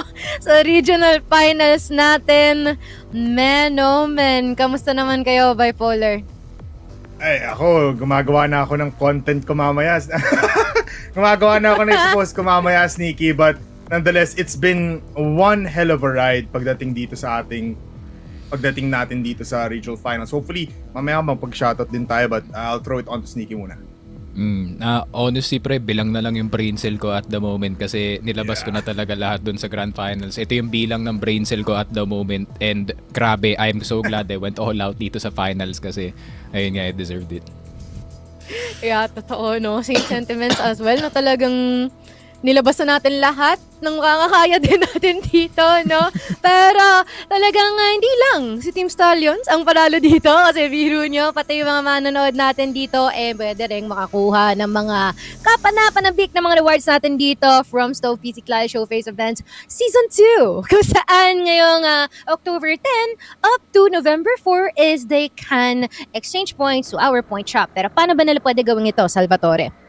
Ay, kailangan lang naman talaga nila mag-login gamit ang Stove client. At pag nag-login nga sila, gamitin lang nila yun para makapaglaro ng Crossfire na malupitan. Kahit ano pa yan, RM, FFA, Zombie Mode, basta naglalaro ka gamit ang Stove client. At para sa isang malupit na gantimpala, sa sapat na oras na naglalaro ka, makakaipon ka ng points. At sa sapat na points na yun, ma-unlock mo ang Barret Beast Champion 2. At isa na rin doon ang pinaka-rare na secondary, which is ang Colt Bumblebee. Kaya wala na kayong ibang gagawin pa, pumunta na sa cfph.onstove.com para ma-download ng Stove client, i-bind nyo na ang CF client dyan sa Stove at makukuha nyo na ang mga weapons na yun. Yun lamang ang Stove PC Client Showcase Season 2. Ayan, yun na nga, no? Balikan natin ang mga nangyari dito sa isang buong season na regional finals, no? Just in a bit, makikita natin ang updated bracket, no? Para ma-summarize how did the journey look so far. Kaya lang kasi parang no, kung merong mga nakalagpas dito na mga hindi masyado nakasubaybay dito sa regional finals, we would highly recommend na balikan nila ito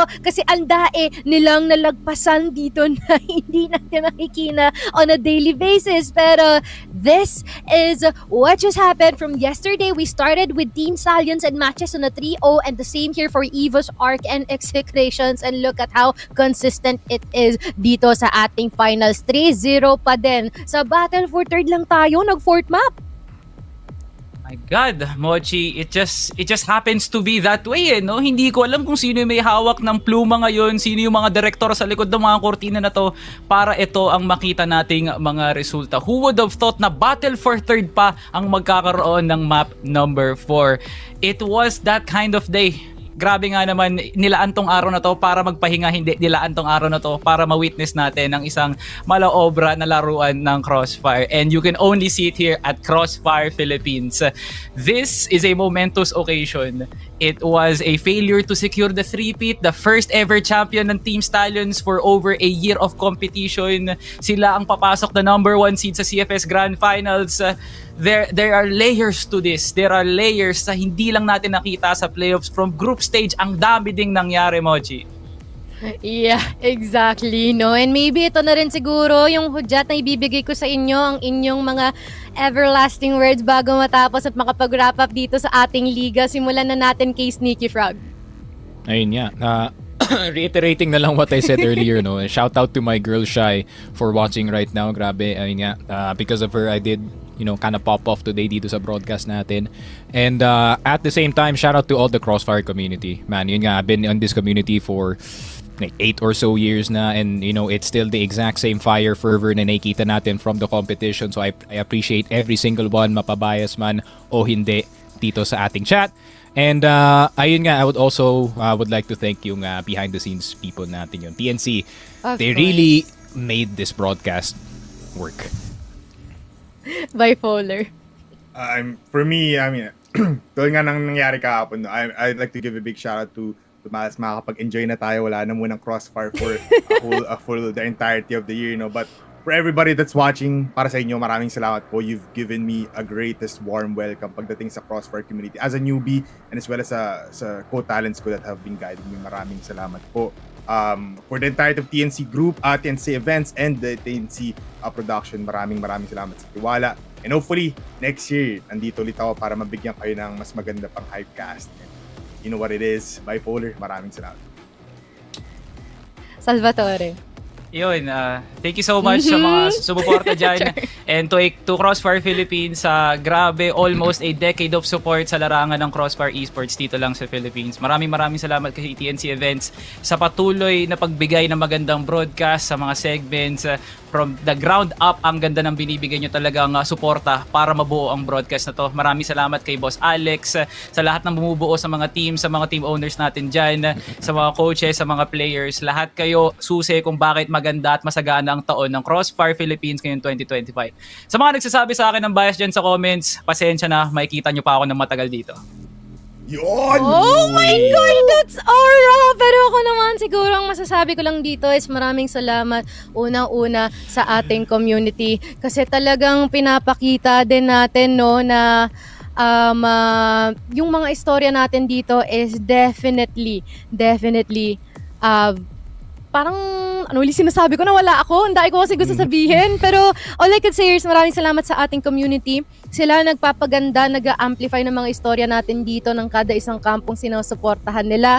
And seems like ganun din po, no, pagdating sa ating TNC prod. Sila yung reasons kung bakit lalong na-amplify yung mga emotions natin, bakit nagkakaroon ng magandang flow yung mga istorya din natin. And maraming salamat sa mga co-talents ko kasi guys, sobrang saya yung katrabaho. Dito ko na sinasabi kahit na dapat sa GC lang. Pero other than that, maraming salamat sa community kasi guys, wait lang, sobrang... Mochi. Ano yan? May nakakarinig ako, may mga gusto pa daw pa shoutout no? So, meron pa yan. Pwede ba? Sige, Pwede ba? Ako na lang go. babate. Okay, isa-isahin na natin na nga sila, no? Una sa lahat, shoutout nga pala sa director ko dyan, Boss SG. Maraming salamat sa pakulun mo. Shoutout kay Crossfire Philippines. Shoutout kay Smilegate Entertainment, kay TNC Group, kay TNC Production, kay TNC Events, kay Miss Ali. Maraming salamat.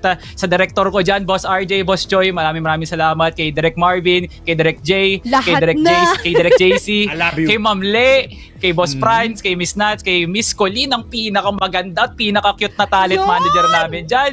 Kay Miss Jeroel, sa mga game ops namin dyan, si Boss Leb, si Boss Nos, si Boss Simon, at si Boss Marbong. Grabe, maraming salamat sa lahat ng mga binanggit ko. Ayan, Kay kung Miss meron Kay pa din. kami Sa mga talents din pala. Sa mga hindi natin kasama, si Dadum, Ayan. saka si Ramon. Maraming salamat sa inyo. Woo! Grabe, yun lang. Okay. Gusto ko yun talaga sinisigurado natin na kumpleto natin ito, no? Pero ito na nga ang katapusan para sa regional finals ng taon na ito. At we are going to see EVOS and as well as Team Stallions in Chengdu, China. Mochi, Salvatore, Bipolar, and Sneaky Bag nga pala for your finals for the last day. And once again, don't forget, this is the best of the Filipino Crossfire pare. And good night! Cetra gets one, pero may dalawang magkasunod. Kwentong palagi sa bida ang namumuno. Hindi pre, ang gutis na yun. At si KSC, tapos KSC gets the 4K. KNP, yo, babe, with that spray down. Oh, KSC.